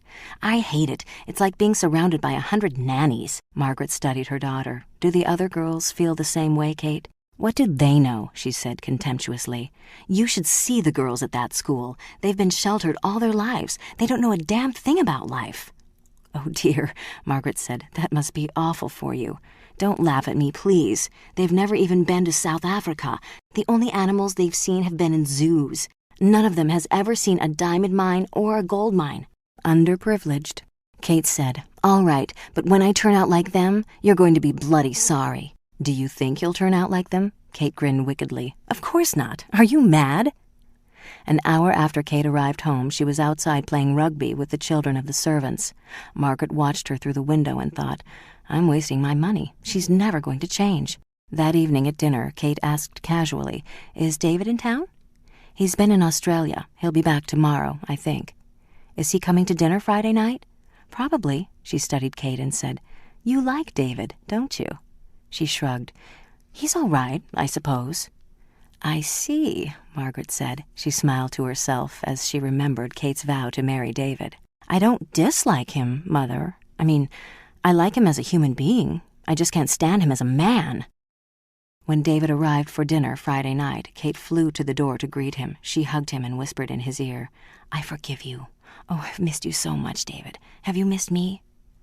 Automatically he said yes, and then he thought with astonishment, "By God, I have missed her." He had never known anyone like this child. He had watched her grow up, and each time he encountered her, she was a revelation to him. She was almost 16 years old, and she had started to fill out. She had let her black hair grow long, and it fell softly over her shoulders. Her features had matured, and there was a sensuality about her that he had not noticed before. She was a beauty, with a quick intelligence and a strong will. She's going to be a handful for some man, David thought. At dinner, David asked, "How are you getting along in school, Kate?" "Oh, I just love it," she gushed. "I'm really learning a lot. The teachers are wonderful, and I've made a lot of great friends." Margaret sat in stunned silence. "David, will you take me to the mines with you? Is that how you want to waste your vacation?" "Yes, please." A trip down into the mines took a full day, and that meant she would be with David all that time. "If your mother says it's all right." "Please, Mother." "All right, darling. As long as you're with David, I know you'll be safe." Margaret hoped David would be safe. The Kruger-Brent diamond mine near Bloemfontein was a gigantic operation with hundreds of workers engaged in digging, engineering, washing, or sorting. "This is one of the company's most profitable mines," David told Kate. They were above ground in the manager's office, waiting for an escort to take them down into the mine. Against one wall was a showcase filled with diamonds of all colors and sizes. "Each diamond has a distinct characteristic," David explained. "The original diamonds from the banks of the Vaal are alluvial, and their sides are worn down from the abrasion of centuries." "He's more handsome than ever," Kate thought. "I love his eyebrows." These stones all come from different mines, but they can be easily identified by their appearance. "See this one? You can tell by the size and yellow cast that it comes from Partspan. De Beers diamonds have an oily-looking surface and are dodecahedral in shape." "He's brilliant. He knows everything." "You can tell this one is from the mine at Kimberley because it's an octahedron. Their diamonds range from smoky glassy to pure white." "I wonder if the manager thinks David is my lover. I hope so." The color of a diamond helps determine its value. The colors are named on a scale of 1 to 10. At the top is the tone blue-white, and at the bottom is the draw, which is a brown color. "He smells so wonderful. It's such a male smell. I love his arms and shoulders. I wish—" "Kate," she said guiltily. "Yes, David. Are you listening to me?" "Of course I am." There was indignation in her voice. "I've heard every word." They spent the next 2 hours in the bowels of the mine and then had lunch. It was Kate's idea of a heavenly day. When Kate returned home late in the afternoon, Margaret said, "Did you enjoy yourself?" "It was wonderful. Mining is really fascinating." Half an hour later, Margaret happened to glance out the window. Kate was on the ground wrestling with the son of one of the gardeners. The following year, Kate's letters from school were cautiously optimistic. She had been made captain of the hockey and lacrosse teams, and was at the head of her class scholastically. "The school was not really all that bad," she wrote, "and there were even a few girls in her classes who were reasonably nice." She asked permission to bring 2 of her friends home for the summer vacation, and Margaret was delighted. The house would be alive again with the sound of youthful laughter. She could not wait for her daughter to come home. Her dreams were all for Kate now. "Jamie and I are the past," Maggie thought. "Kate is the future, and what a wonderful, bright future it will be." When Kate was home during her vacation, all the eligible young men of Klipdrift flocked around besieging her for dates. But Kate was not interested in any of them. David was in America, and she impatiently awaited his return. When he came to the house, Kate greeted him at the door. She wore a white dress circled in by a black velvet belt that accentuated her lovely bosom. When David embraced her, he was astonished by the warmth of her response. He drew back and looked at her. There was something different about her, something knowing. There was an expression in her eyes he could not define, and it made him vaguely uneasy. The few times David saw Kate during that vacation, she was surrounded by boys, and he found himself wondering which would be the lucky one. David was called back to Australia on business, and when he returned to Klipdrift, Kate was on her way to England. In Kate's last year of school, David appeared unexpectedly one evening. Usually his visits were preceded by a letter or a telephone call. This time there had been no warning. "David, what a wonderful surprise!" Kate hugged him. "You should have told me you were coming. I would have—" "Kate, I've come to take you home." She pulled back and looked up at him. "Is something wrong?" "I'm afraid your mother is very ill." Kate stood stark still for a moment. "I'll get ready." Kate was shocked by her mother's appearance. She had seen her only a few months earlier, and Margaret had seemed to be in robust health. Now she was pale and emaciated, and the bright spirit had gone out of her eyes. It was as though the cancer that was eating at her flesh had also eaten at her soul. Kate sat at the side of the bed and held her mother's hand in hers. "Oh, Mother," she said, "I'm so bloody sorry." Margaret squeezed her daughter's hand. "I'm ready, darling. I suppose I've been ready ever since your father died." She looked up at Kate. "Do you want to hear something silly? I've never told this to a living soul before." She hesitated, then went on. "I've always been worried that there was no one to take proper care of your father. Now I can do it." Margaret was buried 3 days later. Her mother's death shook Kate deeply. She had lost her father and a brother, but she had never known them. They were only storied figments of the past. Her mother's death was real and painful. Kate was 18 years old and suddenly alone in the world, and the thought of that was frightening. David watched her standing at her mother's graveside, bravely fighting not to cry. But when they returned to the house, Kate broke down, unable to stop sobbing. "She was always so wonderful to me, David, and I was such a rotten daughter." David tried to console her. "You've been a wonderful daughter, Kate. I was nothing but trouble. I'd give anything if I could make it up to her. I didn't want her to die, David. Why did God do this to her?" He waited, letting Kate cry herself out.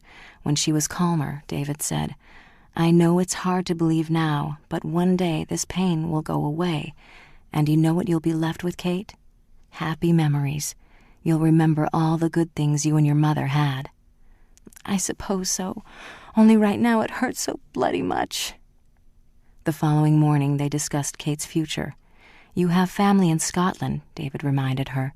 "No," Kate replied sharply. "They're not family, they're relatives." Her voice was bitter. "When Father wanted to come to this country, they laughed at him. No one would help him except his mother, and she's dead. No, I won't have anything to do with them." David sat there thinking. "Do you plan to finish out the school term?" Before Kate could answer, David went on. "I think your mother would have wanted you to." "Then I'll do it." She looked down at the floor, her eyes unseeing. "Bloody hell," Kate said. "I know," David said gently. "I know." Kate finished the school term as class valedictorian, and David was there for the graduation. Riding from Johannesburg to Cliffdrift in the private railway car, David said, "You know, all this will belong to you in a few years. This car, the mines, the company, it's yours. You're a very rich young woman. You can sell the company for many millions of pounds." He looked at her and added, "Or you can keep it. You'll have to think about it." "I have thought about it," Kate told him. She looked at him and smiled. "My father was a pirate, David, a wonderful old pirate. I wish I could have known him. I'm not going to sell this company. Do you know why? Because the pirate named it after 2 guards who were trying to kill him. Wasn't that a lovely thing to do? Sometimes at night, when I can't sleep, I think about my father and Banda crawling through the sea meese, and I can hear the voices of the guards. Kruger, Brent." She looked up at David. "No, I'll never sell my father's company. Not as long as you'll stay on and run it." David said quietly, "I'll stay on as long as you need me. I've decided to enroll in a business school." "A business school?" There was surprise in his voice. "This is 1910, Kate reminded him. "They have business schools in Johannesburg where women are allowed to attend." "But you asked me what I wanted to do with my money." She looked at him in the eye and said, "I want to earn it." Chapter 14. Business school was an exciting new adventure. When Kate had gone to Cheltenham, it had been a chore, a necessary evil. This was different. Every class taught her something useful, something that would help her when she ran the company. The courses included accounting, management, international trade, and business administration. Once a week, David telephoned to see how she was getting along. "I love it," Kate told him. "It's really exciting, David." One day she and David would be working together, side by side, late at night, all by themselves. And one of those nights, David would turn to her and say, "Kate, darling, I've been such a blind fool. Will you marry me?" And an instant later, she would be in his arms. But that would have to wait. In the meantime, she had a lot to learn. Resolutely, Kate turned to her homework. The business course lasted 2 years, and Kate returned to Clipdrift in time to celebrate her 20th birthday. David met her at the station. Impulsively, Kate flung her arms around him and hugged him. "Oh, David, I'm so happy to see you." He pulled away and said awkwardly, "It's nice to see you, Kate." There was an uncomfortable stiffness in his manner. "Is something wrong?" "No, it's just that young ladies don't go around hugging men in public." She looked at him a moment. "I see. I promise not to embarrass you again." As they drove to the house, David covertly studied Kate. She was a hauntingly beautiful girl, innocent and vulnerable, and David was determined that he would never take advantage of that. On Monday morning, Kate moved into her new office at Kruger Brent Limited. It was like suddenly being plunged into some exotic and bizarre universe that had its own customs and its own language. There was a bewildering array of divisions, subsidiaries, regional departments, franchises, and foreign branches. The products that the company manufactured or owned seemed endless. There were steel mills, cattle ranches, a railroad, a shipping line, and, of course, the foundation of the family fortune. Diamonds and gold, zinc and platinum and magnesium mined each hour around the clock, pouring into the coffers of the company. Power. It was almost too much to take in. Kate sat in David's office listening to him make decisions that affected thousands of people around the world. The general managers of the various divisions made recommendations, but as often as not, David overruled them. "Why do you do that? Don't they know their jobs?" Kate asked. "Of course they do, but that's not the point," David explained. "Each manager sees his own division as the center of the world, and that's as it should be, but someone has to have an overall view and decide what's best for the company. Come on, we're having lunch with someone I want you to meet." David took Kate into the large private dining room adjoining Kate's office. A young, raw-boned man with a lean face and inquisitive brown eyes was waiting for them. "This is Brad Rogers," David said. "Brad, meet your new boss, Kate McGregor." Brad Rogers held out his hand. "I'm pleased to meet you, Miss McGregor." "Brad is our secret weapon," David said. "He knows as much about Kruger Brent Limited as I do. If I ever leave, you don't have to worry. Brad will be here." If I ever leave, the thought of it sent a wave of panic through Kate. Of course, David would never leave the company. Kate could think of nothing else through lunch, and when it was over, she had no idea what she had eaten. After lunch, they discussed South Africa. "We're going to run into trouble soon," David warned. "The government has just imposed poll taxes." "Exactly what does that mean?" Kate asked. "It means that blacks, coloreds, and Indians have to pay £2 each for every member of their family. That's more than a month's wages for them." Kate thought about Banda and was filled with a sense of apprehension. The discussion moved on to other topics. Kate enjoyed her new life tremendously. Every decision involved a gamble of millions of pounds. Big business was a matching of wits, the courage to gamble, and the instinct to know when to quit and when to press ahead. "Business is a game," David told Kate, "played for fantastic stakes, and you're in competition with experts. If you want to win, you have to learn to be a master of the game." And that was what Kate was determined to do, learn. Kate lived alone in the big house, except for the servants. She and David continued their ritual Friday night dinners, but when Kate invited him over on any other night, he invariably found an excuse not to come. During business hours, they were together constantly, but even then David seemed to have erected a barrier between them, a wall that Kate was unable to penetrate. On her 21st birthday, all the shares in Kruger Brent Limited were turned over to Kate. She now officially had control of the company. "Let's have dinner tonight to celebrate," she suggested to David. "I'm sorry, Kate. I have a lot of work to catch up on." Kate dined alone that night, wondering why. Was it she or was it David? He would have to be deaf, dumb, and blind not to know how she felt about him, how she had always felt about him. She would have to do something about it. The company was negotiating for a shipping line in the United States. "Why don't you and Brad go to New York and close the deal?" David suggested to Kate. "It will be good experience for you." Kate would have liked for David to have gone with her, but she was too proud to say so.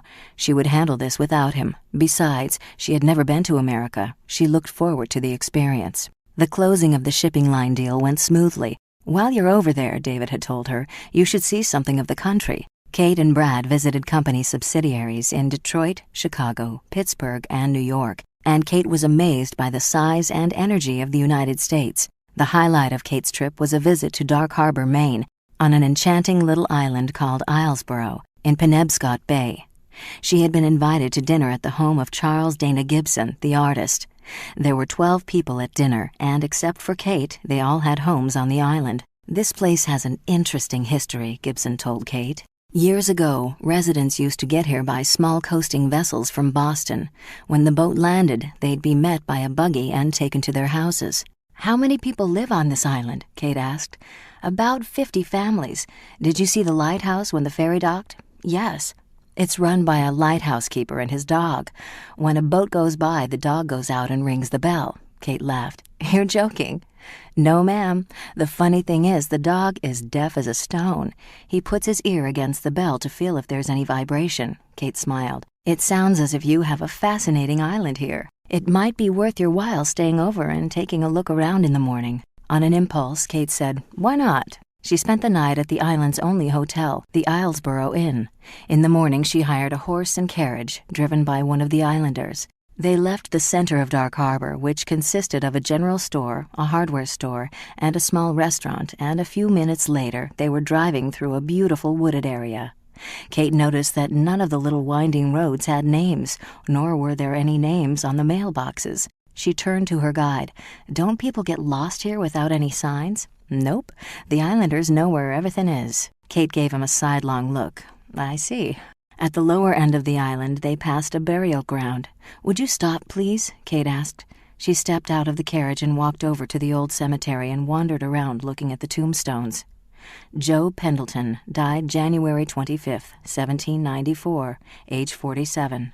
The epitaph read, "Beneath this stone I rest my head in slumber sweet. Christ bless the bed." Jane, wife of Thomas Pendleton, died February 25, 1802, age 47. There were spirits here from another century, from an era long gone. Captain William Hatch drowned in Long Island Sound, October 1866, age 30 years. The epitaph on his stone read, "Storms all weathered and life seas crossed." Kate stayed there a long time, enjoying the quiet and peace. Finally, she returned to the carriage and they drove on. "What is it like here in the winter?" Kate asked. "Cold. The bay used to freeze solid, and they'd come from the mainland by sleigh. Now, of course, we got the ferry." They rounded a curve, and there, next to the water below, was a beautiful white-shingled 2-story house, surrounded by delphinium, wild roses, and poppies.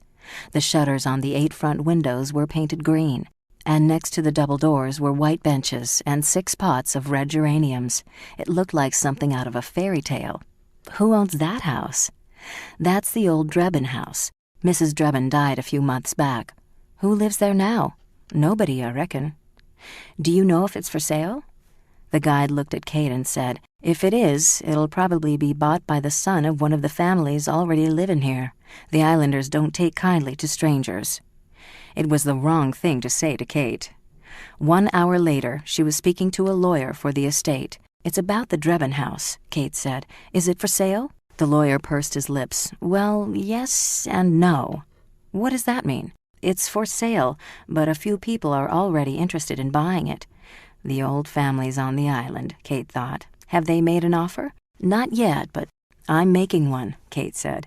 He said condescendingly, "That's an expensive house." "Name your price." $50,000. Let's go look at it." The inside of the house was even more enchanting than Kate had anticipated. The large, lovely hall faced the sea through a wall of glass. On one side of the hall was a large ballroom, and on the other side a living room with fruitwood paneling stained by time and an enormous fireplace. There was a library and a huge kitchen with an iron stove and a large pine work table, and off of that was a butler's pantry and laundry room. Downstairs, the house had 6 bedrooms for the servants and 1 bathroom. Upstairs was a master bedroom suite and 4 smaller bedrooms. It was a much larger house than Kate had expected. But when David and I have our children, she thought, we'll need all these rooms. The grounds ran all the way down to the bay, where there was a private dock.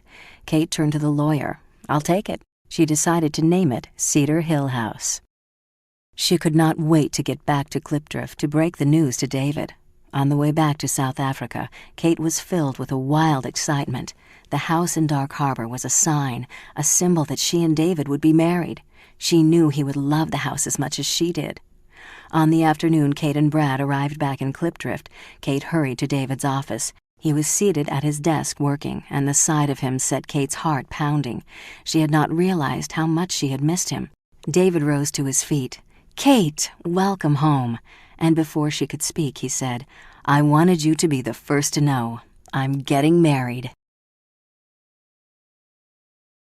Chapter 15. It had begun casually 6 weeks earlier. In the middle of a hectic day, David received a message that Tim O'Neill, the friend of an important American diamond buyer, was in Klipdrift, and asking if David would be good enough to welcome him and perhaps take him to dinner.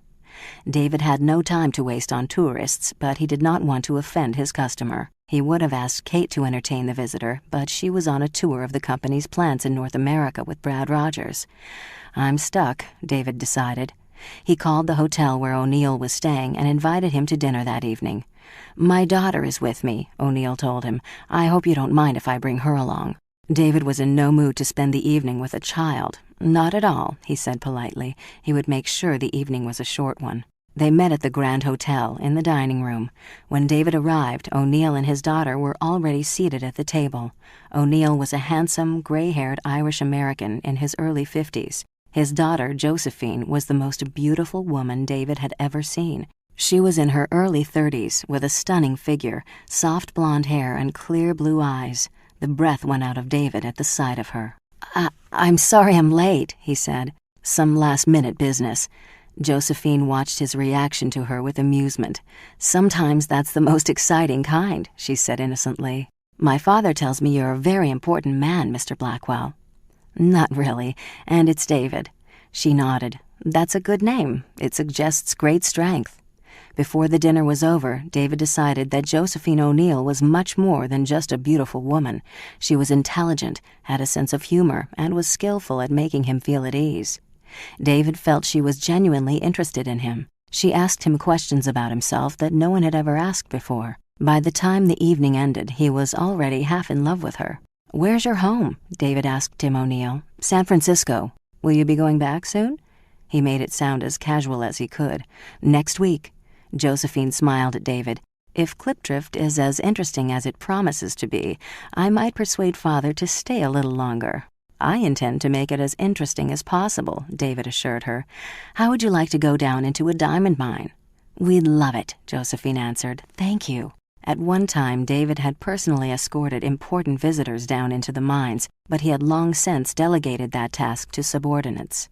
Now he heard himself saying, "Would tomorrow morning be convenient?" He had half a dozen meetings scheduled for the morning, but they suddenly seemed unimportant. He took the O'Neills down a rock shaft, 1,200 feet below ground. The shaft was 6 feet wide and 20 feet long, divided into 4 compartments, one for pumping, 2 for hoisting the blue diamondiferous earth, and 1 with a double-decked cage to carry the miners to and from work. "I've always been curious about something," Josephine said. "Why are diamonds measured in carats?" "The carat was named for the carob seed," David explained. "Because of its consistency and weight, 1 carat equals 200 milligrams, or 1/42 of an ounce." Josephine said, "I'm absolutely fascinated, David." And he wondered if she was referring only to the diamonds. Her nearness was intoxicating. Every time he looked at Josephine, David felt a fresh sense of excitement.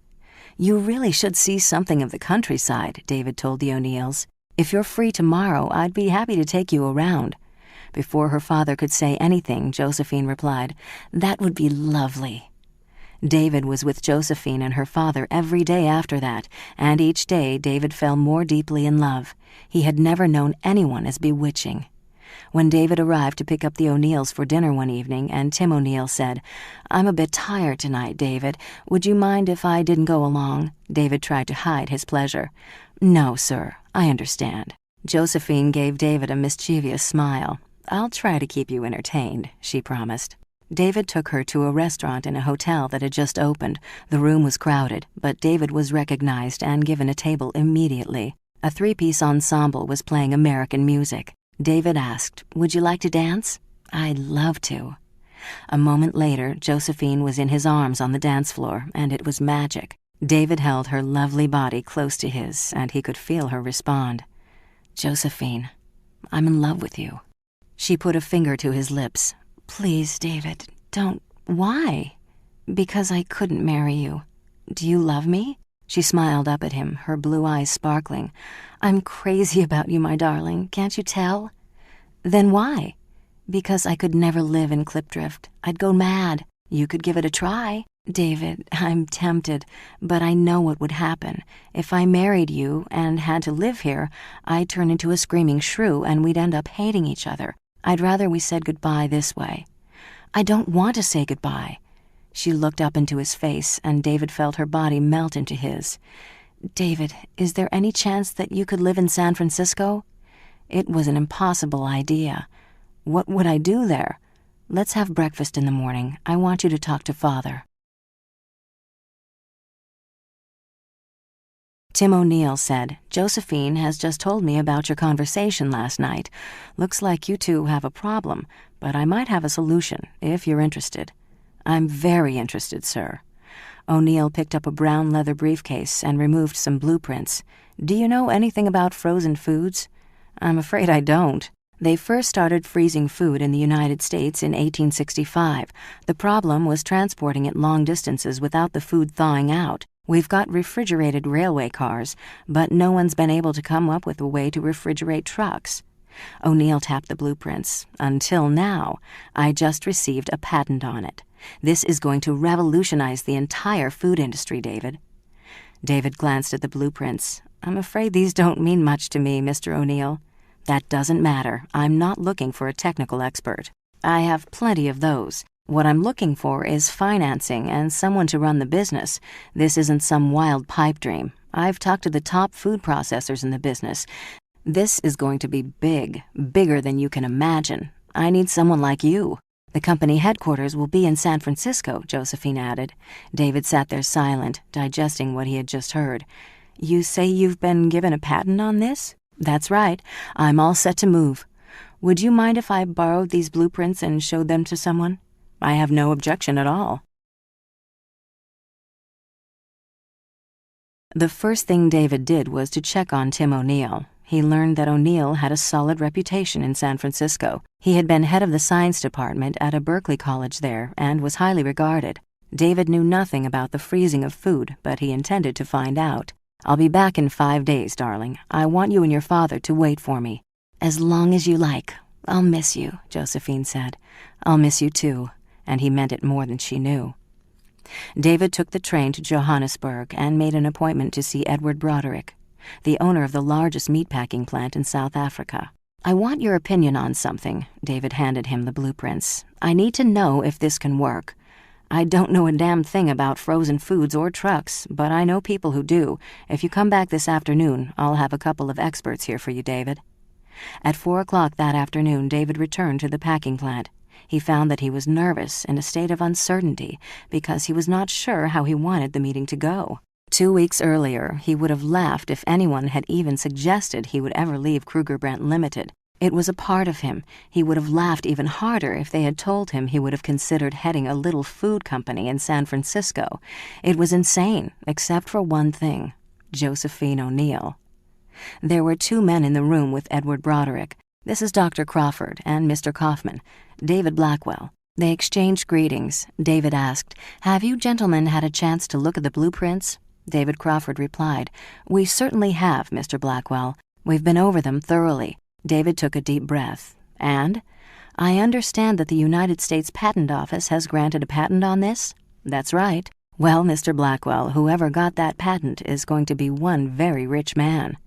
David nodded slowly, filled with conflicting emotions. "It's like all great inventions. It's so simple you wonder why someone didn't think of it sooner. This one can't miss." David did not know how to react. He had half hoped that the decision would be taken out of his hands. If Tim O'Neill's invention was useless, there was a chance of persuading Josephine to stay in South Africa. But what O'Neill had told him was true. It did work. Now David had to make his decision. He thought of nothing else on the journey back to Klipdrift. If he accepted, it would mean leaving the company, starting up a new, untried business. He was an American, but America was a foreign country to him. He held an important position in one of the most powerful companies in the world. He loved his job. Jamie and Margaret McGregor had been very good to him. And then there was Kate. He had cared for her since she was a baby. He had watched her grow up from a stubborn, dirty-faced tomboy to a lovely young woman. Her life was a photo album in his mind. He turned the pages, and there was Kate at 4, 8, 10, 14, 21. Vulnerable, unpredictable. By the time the train arrived at Klipdrift, David had made up his mind. He was not going to leave Kruger Brent Limited. He drove directly to the Grand Hotel and went up to the O'Neill suite. Josephine opened the door for him. "David!" He took her in his arms and kissed her hungrily, feeling her warm body pressing against his. "Oh, David, I've missed you so much. I don't ever want to be away from you again." "You won't have to," David said slowly. "I'm going to San Francisco." David had waited with growing anxiety for Kate to return from the United States. Now that he had made his decision, he was eager to get started on his new life, impatient to marry Josephine. And now Kate was back, and he was standing in front of her saying, "I'm getting married." Kate heard the words through a roaring in her ears. She felt suddenly faint, and she gripped the edge of the desk for support. "I want to die," she thought. "Please let me die." Somehow, from some deep wellspring of will, she managed to smile. "Tell me about her, David." She was proud of how calm her voice sounded. "Who is she?" "Her name is Josephine O'Neill. She's been visiting here with her father. I know you two will be good friends, Kate. She's a fine woman." "She must be if you love her, David." He hesitated. "There's one more thing, Kate. I'm going to be leaving the company." The world was falling in on her. "Just because you're getting married doesn't mean you have to—" "It isn't that. Josephine's father is starting a new business in San Francisco. They need me." So you'll be living in San Francisco?" "Yes. Brad Rogers can handle my job easily, and we'll pick a top management team to back him up. Kate, I can't tell you what a difficult decision this was for me." "Of course, David. You must love her very much. When do I get to meet the bride?" David smiled, pleased at how well Kate was taking the news. "Tonight, if you're free for dinner." "Yes, I'm free." She would not let the tears come until she was alone. The four of them had dinner at the McGregor mansion. The moment Kate saw Josephine, she blanched. "Oh, God! No wonder he's in love with her." She was dazzling. Just being in her presence made Kate feel awkward and ugly. And to make matters worse, Josephine was gracious and charming, and obviously very much in love with David. Bloody hell. During dinner, Tim O'Neill told Kate about the new company. "It sounds very interesting," Kate said. "I'm afraid it's no Kruger Brent Limited, Miss McGregor. We'll have to start small, but with David running it, we'll do all right." "With David running it, you can't miss," Kate assured him. The evening was an agony. In the same cataclysmic moment, she had lost the man she loved and the one person who was indispensable to Kruger Brent Limited. She carried on a conversation and managed to get through the evening, but afterward she had no recollection of what she said or did. She only knew that every time David and Josephine looked at each other or touched, she wanted to kill herself. On the way back to the hotel, Josephine said, "She's in love with you, David." He smiled. "Kate? No, we're friends. We have been since she was a baby. She liked you a lot." Josephine smiled. Men are so naive. In David's office the following morning, Tim O'Neill and David sat facing each other. "I'll need about 2 months to get my affairs in order here," David said. "I've been thinking about the financing we'll need to begin with. If we go to one of the big companies, they'll swallow us up and give us a small share. It won't belong to us anymore. I think we should finance it ourselves. I figure it will cost $80,000 to get started. I've saved the equivalent of about $40,000. We'll need $40,000 more. "I have $10,000, Tim O'Neill said, "and I have a brother who will loan me another $5,000. So we're $25,000 short," David said. "We'll try to borrow that from a bank." "We'll leave for San Francisco right away," O'Neill told David, "and get everything set up for you." Josephine and her father left for the United States 2 days later. "Send them to Cape Town in the private railway car, David," Kate offered. "That's very generous of you, Kate." The morning Josephine left, David felt as though a piece of his life had been taken away. He could not wait to join her in San Francisco. The next few weeks were taken up with a search for a management team to back up Brad Rogers. A list of possible candidates was carefully drawn up, and Kate and David and Brad spent hours discussing each one. "Taylor is a good technician, but he's weak on management. What about Simmons?" "He's good, but he's not ready yet," Brad decided. "Give him another 5 years." "Babcock? Not a bad choice. Let's discuss him." "What about Peterson?" "Not enough of a company man," David said. "He's too concerned with himself." And even as he said it, he felt a pang of guilt because he was deserting Kate. They continued on with the list of names. By the end of the month, they had narrowed the choice to 4 men to work with Brad Rogers. All of them were working abroad, and they were sent for so that they could be interviewed. The first 2 interviews went well. "I'd be satisfied with either one of them," Kate assured David and Brad. On the morning the 3rd interview was to take place, David walked into Kate's office, his face pale. "Is my job still open?" Kate looked at his expression and stood up in alarm. "What is it, David?" He sank into a chair. "Something has happened." Kate was out from behind the desk and by his side in an instant. "Tell me." "I just got a letter from Tim O'Neill. He's sold the business." "What do you mean?" "Exactly what I said. He accepted an offer of $200,000 and a royalty for his patent from the 3-star meatpacking company in Chicago." David's voice was filled with bitterness. "The company would like to hire me to manage it for them. He regrets any inconvenience to me, but he couldn't turn down that kind of money." Kate looked at him intently. "And Josephine? What does she say?" "She must be furious with her father." "There was a letter from her, too. We'll marry as soon as I come to San Francisco." "And you're not going?" "Of course I'm not going," David exploded. "Before I had something to offer, I could have built it into a great company, but they were in too much of a damned hurry for the money." "David, you're not being fair when you say they. O'Neill would have never made that deal without Josephine's approval." I don't know what to say, David." "There is nothing to say, except that I almost made the biggest mistake of my life." Kate walked over to the desk and picked up the list of candidates. Slowly, she began to tear it up. In the weeks that followed, David plunged himself deeply into his work, trying to forget his bitterness and hurt. He received several letters from Josephine O'Neill, and he threw them all away, unread. But he could not get her out of his mind. Kate, deeply aware of David's pain, let him know that she was there if he needed her. 6 months had passed since David received the letter from Tim O'Neill. During that time, Kate and David continued to work closely together, travel together, and be alone together much of the time. Kate tried to please him in every way she could. She dressed for him, planned things he would enjoy, and went out of her way to make his life as happy as possible. As far as she could tell, it was having no effect at all, and finally she lost her patience. She and David were in Rio de Janeiro, checking on a new mineral find. They had had dinner at their hotel and were in Kate's room going over some figures late at night.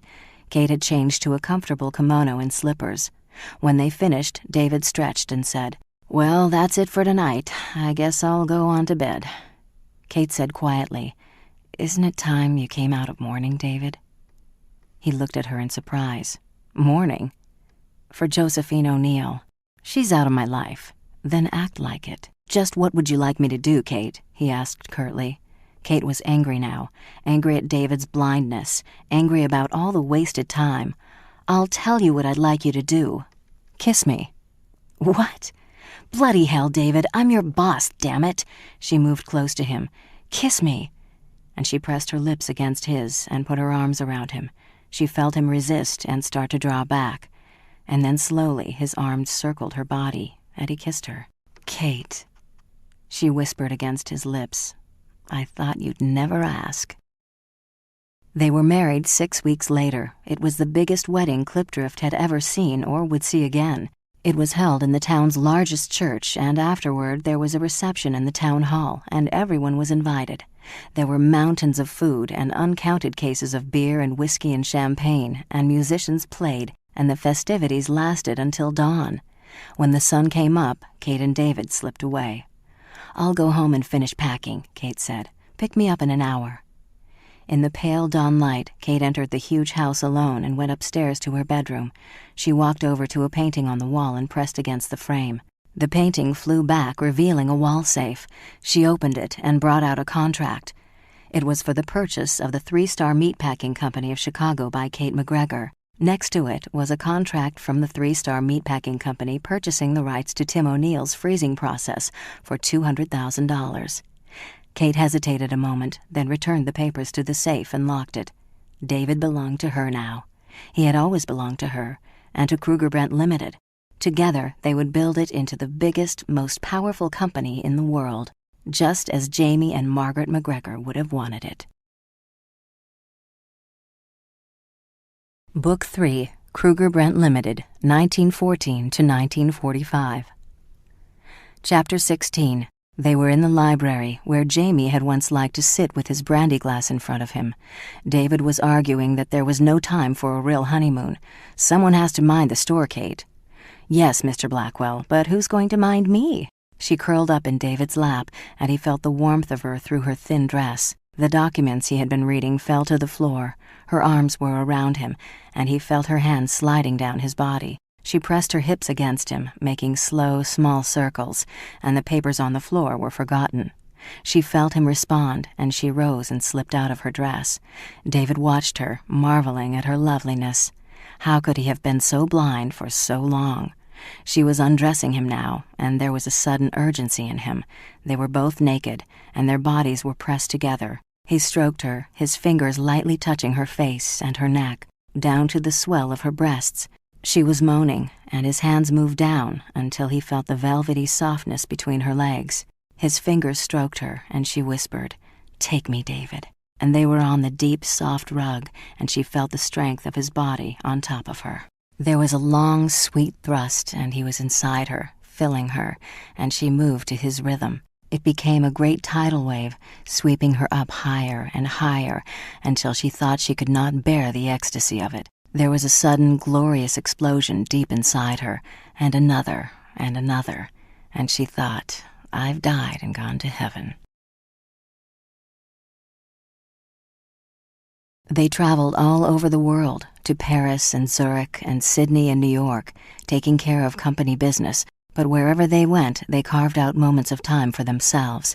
They talked late into the night and made love and explored each other's minds and bodies. Kate was an inexhaustible delight to David. She would awaken him in the morning to make wild and pagan love to him, and a few hours later she would be at his side at a business conference, making more sense than anyone else there.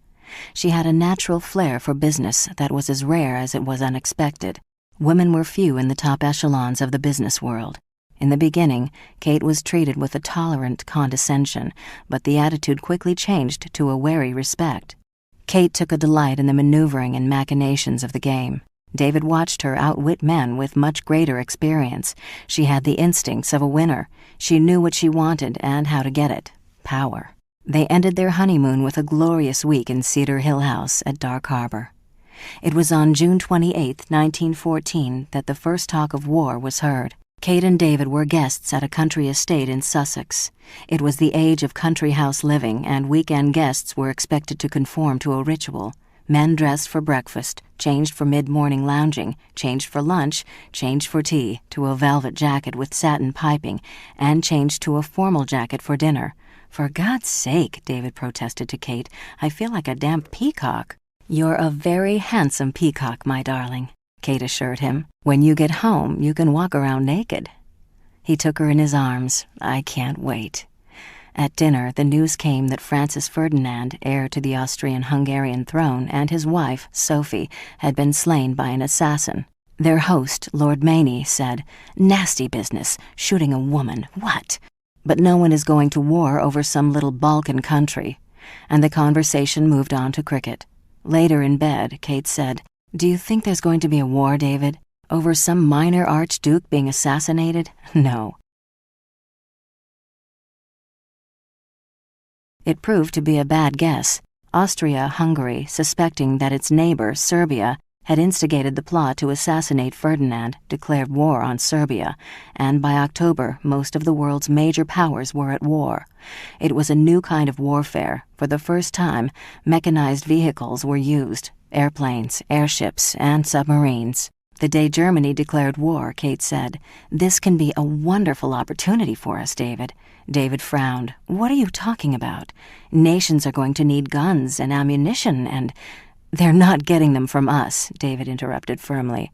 "We have enough business, Kate. We don't have to make profits from anyone's blood." "Aren't you being a bit dramatic? Someone has to make guns. As long as I'm with this company, it won't be us. We won't discuss it again, Kate. The subject is closed." And Kate thought, the bloody hell it is. For the first time in their marriage, they slept apart. Kate thought, how can David be such an idealistic ninny? And David thought, how can she be so cold-blooded? The business has changed her. The days that followed were miserable for both of them. David regretted the emotional chasm between them, but he did not know how to bridge it. Kate was too proud and headstrong to give in to him because she knew she was right. President Woodrow Wilson had promised to keep the United States out of the war, but as German submarines began torpedoing unarmed passenger ships and stories of German atrocities spread, pressure began to build up for America to help the Allies. "Make the world safe for democracy" was the slogan. David had learned to fly in the bush country of South Africa, and when the Lafayette Escadrille was formed in France with American pilots, David went to Kate. "I've got to enlist." She was appalled. "No, it's not your war." "It's going to be," David said quietly. "The United States can't stay out. I'm an American. I want to help now." "You're 46 years old." "I can still fly a plane, Kate, and they need all the help they can get." There was no way Kate could dissuade him. They spent the last few days together quietly, their differences forgotten. They loved each other, and that was all that mattered. The night before David was to leave for France, he said, "You and Brad Rogers can run the business as well as I can, maybe better." "What if something happens to you? I couldn't bear it." He held her close. "Nothing will happen to me, Kate. I'll come back to you with all kinds of medals." He left the following morning. David's absence was death for Kate. It had taken her so long to win him, and now every second of her day there was the ugly, creeping fear of losing him. He was always with her. She found him in the cadence of a stranger's voice, the sudden laughter on a quiet street, a phrase, a scent, a song. He was everywhere. She wrote him long letters every day. Whenever she received a letter from him, she reread it until it was in tatters. He was well, he wrote. The Germans had air superiority, but that would change. There were rumors that America would be helping soon. He would write again when he could. He loved her. "Don't let anything happen to you, my darling. I'll hate you forever if you do." She tried to forget her loneliness and misery by plunging into work. At the beginning of the war, France and Germany had the best-equipped fighting forces in Europe, but the Allies had far greater manpower, resources, and materials. Russia, with the largest army, was badly equipped and poorly commanded. "They all need help," Kate told Brad Rogers. "They need tanks and guns and ammunition." Brad Rogers was uncomfortable. "Kate, David doesn't think—" "David isn't here, Brad. It's up to you and me." But Brad Rogers knew that what Kate meant was, "It's up to me." Kate could not understand David's attitude about manufacturing armaments. The Allies needed weapons, and Kate felt it was her patriotic duty to supply them.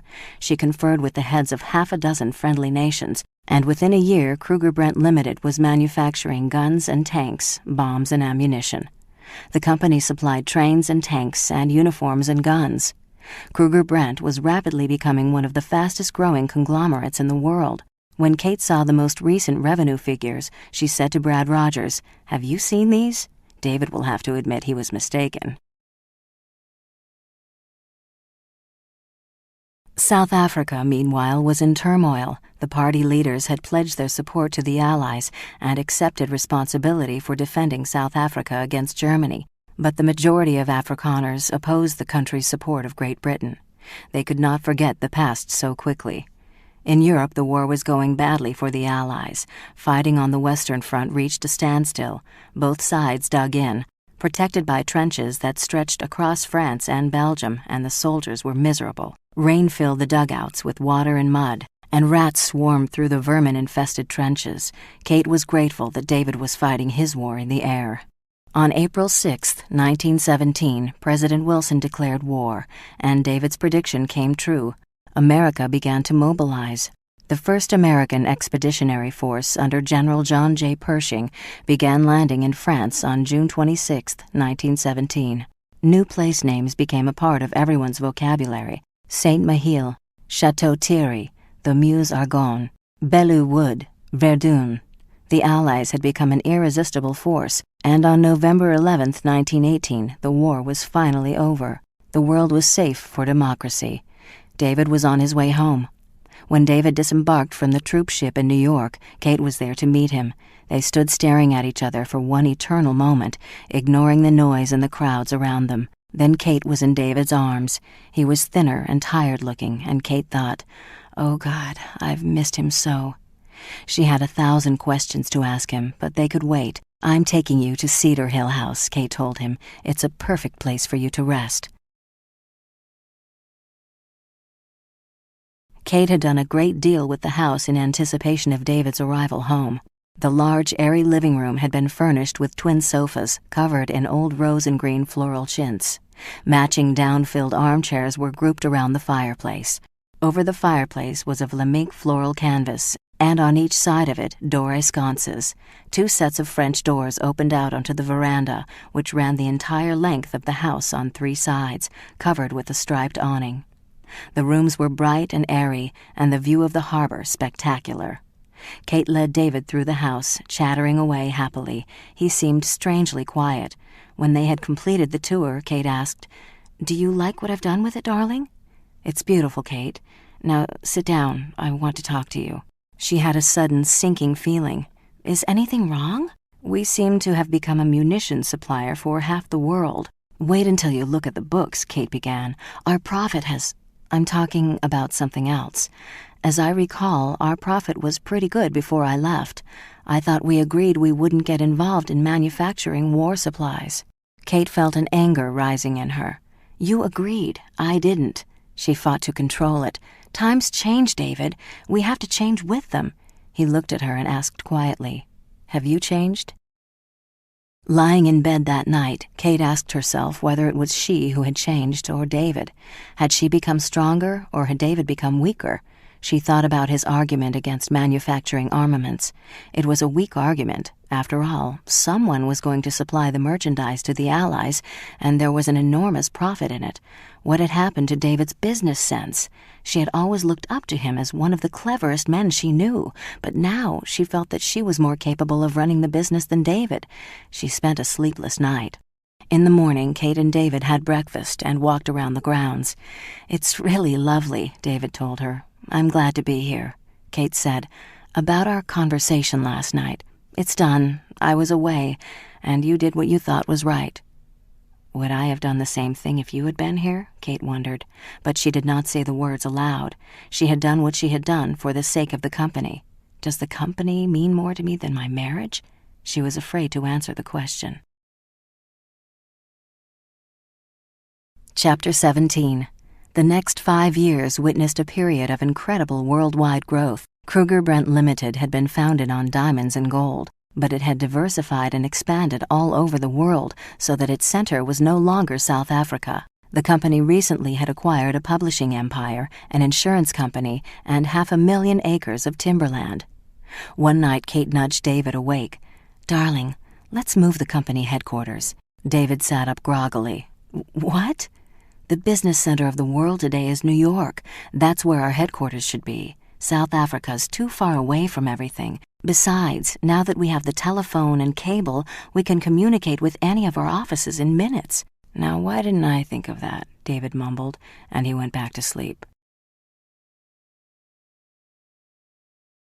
New York was an exciting new world. On her previous visits there, Kate had felt the quick pulse of the city, but living there was like being caught up at the center of a matrix.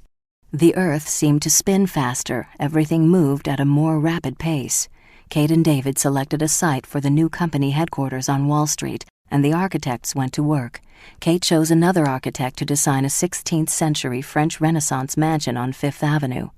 "This city is so damned noisy," David complained. And it was true. The chatter of riveters filled the air in every part of the city as skyscrapers began to soar into the heavens. New York had become the mecca for trade from all over the world, the headquarters for shipping, insurance, communications, and transportation. It was a city bursting with a unique vitality. Kate loved it, but she sensed David's unhappiness. "David, this is the future. This place is growing and will grow with it." "My God, Kate, how much more do you want?" And without thinking, she replied, "All there is." She could not understand why David had even asked the question. The name of the game was to win, and you won by beating everyone else. It seemed so obvious to her. Why couldn't David see it? David was a good businessman, but there was something missing in him, a hunger, a compulsion to conquer, to be the biggest and the best. Her father had had that spirit, and she had it. Kate was not sure exactly when it had happened, but at some point in her life, the company had become the master, and she the slave. It owned her more than she owned it. When she tried to explain her feelings to David, he laughed and said, "You're working too hard." She's so much like her father, David thought, and he was not sure why he found that vaguely disturbing. How could one work too hard, Kate wondered. There was no greater joy in life. It was when she felt most alive. Each day brought a new set of problems, and each problem was a challenge, a puzzle to be solved, a new game to be won. And she was wonderful at it. She was caught up in something beyond imagination. It had nothing to do with money or achievement. It had to do with power.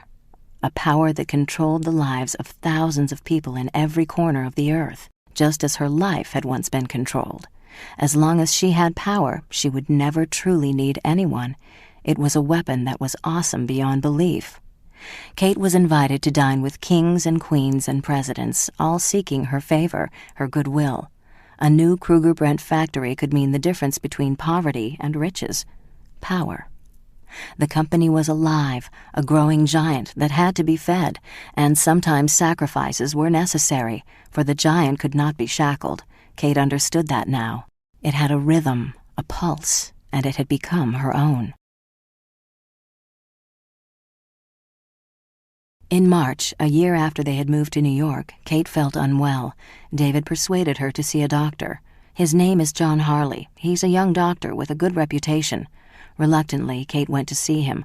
John Harley was a thin, serious-looking young Bostonian, about 26, 5 years younger than Kate. "I warn you," Kate informed him, "I don't have time to be sick." "I'll bear that in mind, Mrs. Blackwell. Meanwhile, let's have a look at you." Dr. Harley examined her, made some tests, and said, "I'm sure it's nothing serious. I'll have the results in a day or two. Give me a call on Wednesday." Early Wednesday morning, Kate telephoned Dr. Harley. "I have good news for you, Mrs. Blackwell," he said cheerfully. "You're going to have a baby." It was one of the most exciting moments of Kate's life. She could not wait to tell David. She had never seen David so thrilled. He scooped her up in his strong arms and said, "It's going to be a girl, and she'll look exactly like you."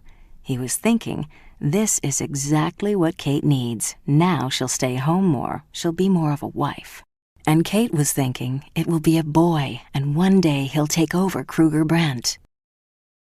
As the time for the birth of the baby drew nearer, Kate worked shorter hours, but she still went to the office every day. "Forget about the business and relax," David advised her. What he did not understand was that the business was Kate's relaxation. The baby was due in December. "I'll try for the 25th, Kate promised David. "He'll be our Christmas present." It's going to be a perfect Christmas, Kate thought. She was head of a great conglomerate, she was married to the man she loved, and she was going to have his baby. If there was irony in the order of her priorities, Kate was not aware of it. Her body had grown large and clumsy, and it was getting more and more difficult for Kate to go to the office, but whenever David or Brad Rogers suggested she stay home, her answer was, "My brain is still working." 2 months before the baby was due, David was in South Africa on an inspection tour of the mine at Peniel. He was scheduled to return to New York the following week.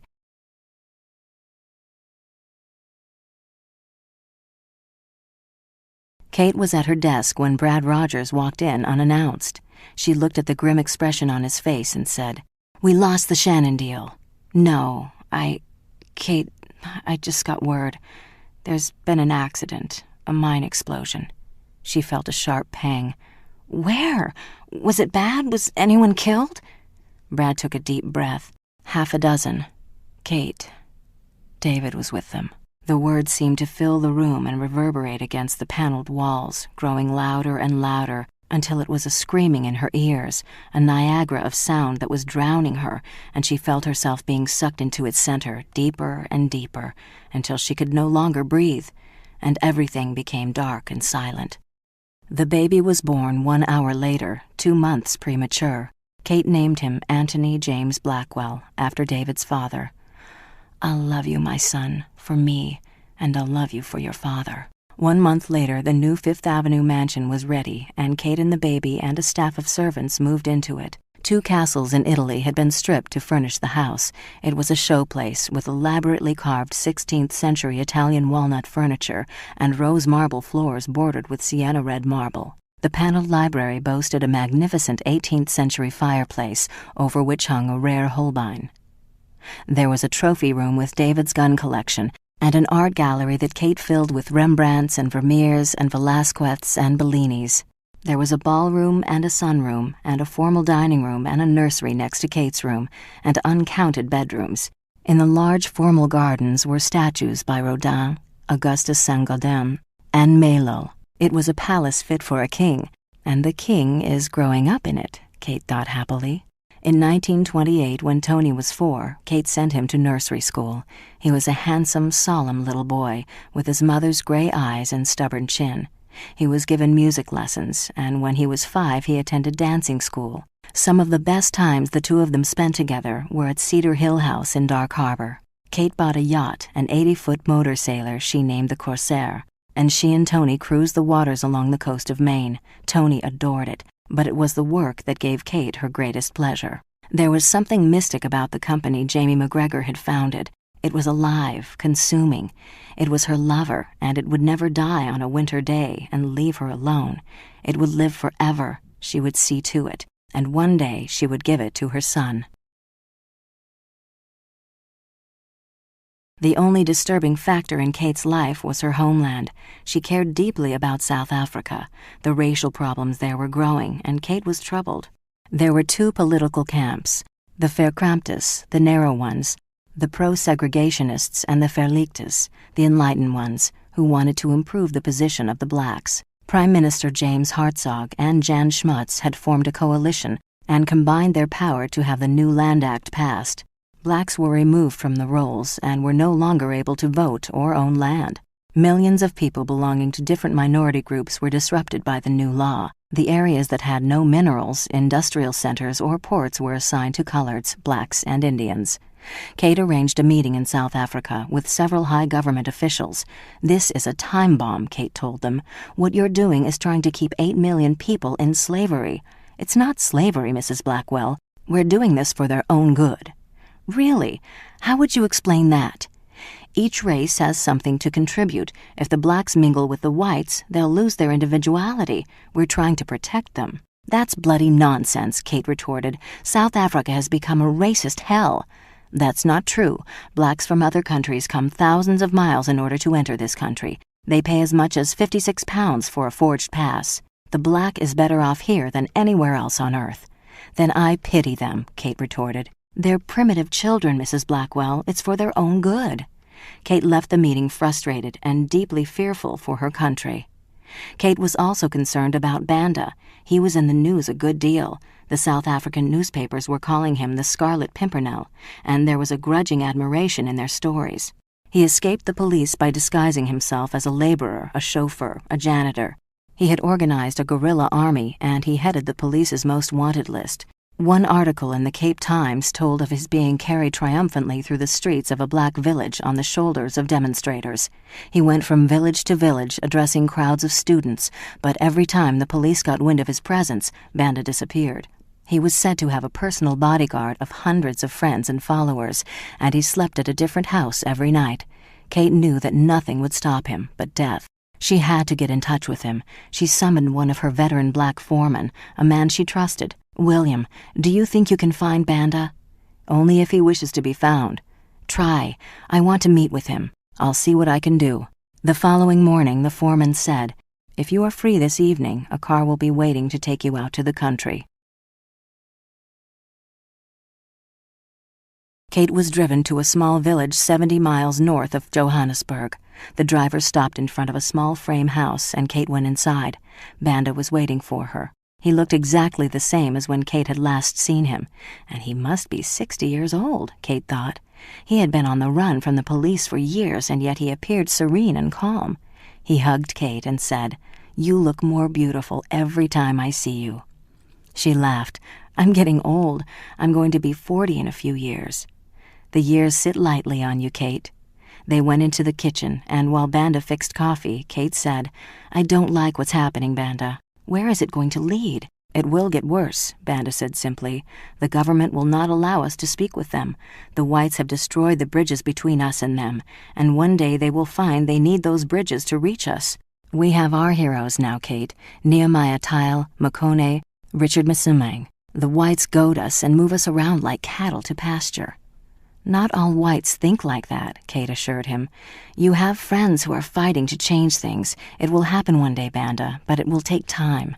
Time is like sand in an hourglass. It runs out. Banda, what's happened to Ntame and to Magina?" "My wife and son are in hiding," Banda said sadly. "The police are still very busy looking for me." "What can I do to help? I can't just sit by and do nothing. Will money help?" "Money always helps. I will arrange it. What else?" "Pray. Pray for all of us." The following morning, Kate returned to New York. When Tony was old enough to travel, Kate took him on business trips during his school holidays. He was fond of museums, and he could stand for hours looking at the paintings and statues of the great masters. At home, Tony sketched copies of the paintings on the wall, but he was too self-conscious to let his mother see his work. He was sweet and bright and fun to be with, and there was a shyness about him that people found appealing. Kate was proud of her son. He was always first in his class.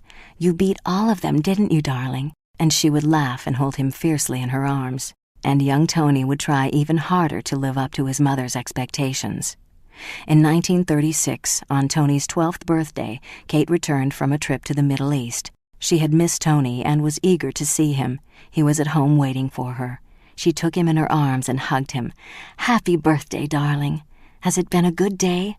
"Yes, ma'am. It's been wonderful." Kate pulled back and looked at him. She had never noticed him stutter before. "Are you all right, Tony?" "Fine, thank you, Mother." "You mustn't stammer," she told him. "Speak more slowly." "Yes, Mother." Over the next few weeks, it got worse. Kate decided to talk to Dr. Harley. When he finished the examination, John Harley said, "Physically, there's nothing wrong with the boy, Kate. Is he under any kind of pressure?" "My son? Of course not. How can you ask that?" "Tony's a sensitive boy. Stuttering is very often a physical manifestation of frustration and inability to cope." "You're wrong, John. Tony is at the very top of all the achievement tests in school. Last term he won 3 awards, Best All-Around Athlete, Best All-Around Scholar, and Best Student in the Arts. I'd hardly call that unable to cope." "I see," he studied her. "What do you do when Tony stammers, Kate?" "I correct him, of course." "I would suggest that you don't. That will only make him more tense." Kate was stung to anger. "If Tony has any psychological problems, as you seem to think, I can assure you it's not because of his mother. I adore him, and he's aware that I think he's the most fantastic child on earth." And that was the core of the problem. No child could live up to that. Dr. Harley glanced down at his chart. "Let's see now. Tony is 12? Yes. Perhaps it might be good for him if he went away for a while, maybe a private school somewhere." Kate just stared at him. "Let him be on his own a bit, just until he finishes high school. They have some excellent schools in Switzerland." Switzerland! The idea of Tony being so far away from her was appalling. He was too young. He was not ready yet. Dr. Harley was watching her. "I'll think about it," Kate told him. That afternoon she canceled a board meeting and went home early. Tony was in his room, doing homework. Tony said, I got all A's today, Mother. What would you think of going to school in Switzerland, darling? And his eyes lit up and he said, May I? 6 weeks later, Kate put Tony aboard a ship. He was on his way to the Institut Le Rosé in Rolle, a small town on the shore of Lake Geneva. Kate stood at the New York pier and watched until the huge liner cut loose from the tugboats. Bloody hell, I'm going to miss him. Then she turned and walked back to the limousine waiting to take her to the office. Kate enjoyed working with Brad Rogers. He was 46, 2 years older than Kate. They had become good friends through the years, and she loved him for his devotion to Kruger Brent. Brad was unmarried and had a variety of attractive girlfriends, but gradually Kate became aware that he was half in love with her. More than once he had made studiously ambiguous remarks, but she chose to keep their relationship on an impersonal, business level. She broke that pattern only once.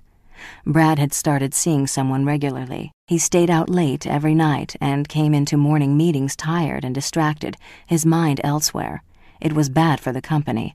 When a month went by and his behavior was becoming more flagrant, Kate decided that something had to be done. She remembered how close David had come to quitting the company because of a woman. She would not let that happen with Brad.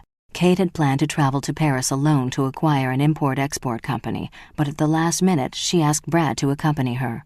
They spent the day of their arrival in meetings, and that evening had dinner at the Grand Vaufour. Afterward, Kate suggested that Brad join her in her suite at the George V to go over the reports on the new company. When he arrived, Kate was waiting for him in a filmy negligee. I brought the revised offer with me, Brad began, so we— That can wait, Kate said softly. There was an invitation in her voice that made him look at her again. I wanted us to be alone, Brad. Kate! She moved into his arms and held him close. My God, he said, I've wanted you for so long. And I you, Brad. And they moved into the bedroom. Kate was a sensual woman, but all of her sexual energy had long since been harnessed into other channels. She was completely fulfilled by her work. She needed Brad for other reasons. He was on top of her, and she moved her legs apart and felt his hardness in her, and it was neither pleasant nor unpleasant. Kate, I've loved you for so long. He was pressing into her, moving in and out in an ancient, timeless rhythm, and she thought, they're asking too bloody much for the company. They're going to hold out because they know I really want it. Brad was whispering words of endearment in her ear. I could call off the negotiations and wait for them to come back to me, but what if they don't? Do I dare risk losing the deal? His rhythm was faster now, and Kate moved her hips, thrusting against his body. No, they could easily find another buyer, better to pay them what they want. I'll make up for it by selling off one of their subsidiaries. Brad was moaning in a frenzy of delight, and Kate moved faster, bringing him to a climax. I'll tell them I've decided to meet their terms. There was a long, shuddered gasp, and Brad said, Oh, God, Kate, it was wonderful. Was it good for you, darling? It was heaven. She lay in Brad's arms all night, thinking and planning while he slept. In the morning when he woke up, she said, Brad, that woman you've been seeing. My God, you're jealous. He laughed happily. Forget about her. I'll never see her again. I promise. Kate never went to bed with Brad again. When he could not understand why she refused him, all she said was, You don't know how much I want to, Brad, but I'm afraid we wouldn't be able to work together any longer. We must both make a sacrifice, and he was forced to live with that. As the company kept expanding, Kate set up charitable foundations that contributed to colleges, churches, and schools. She kept adding to her art collection. She acquired the great Renaissance and post-Renaissance artists, Raphael and Titian, Tintoretto and El Greco, and the Baroque painters Rubens, Caravaggio, and Van Dyck. The Blackwell collection was reputed to be the most valuable private collection in the world. Reputed because no one outside of invited guests was permitted to see it. Kate would not allow it to be photographed, nor would she discuss it with the press. She had strict, inflexible rules about the press. The personal life of the Blackwell family was off-limits. Neither servants nor employees of the company were permitted to discuss the Blackwell family. It was impossible, of course, to stop rumors and speculation, for Kate Blackwell was an intriguing enigma. There were 1,000 questions about her, but few answers. Kate telephoned the headmistress at La Rose. "I'm calling to find out how Tony is." "Ah, he is doing very well, Mrs. Blackwell. Your son is a superb student. I wasn't referring to that. I meant—" She hesitated as though reluctant to admit there could be a weakness in the Blackwell family. "I meant his stammering."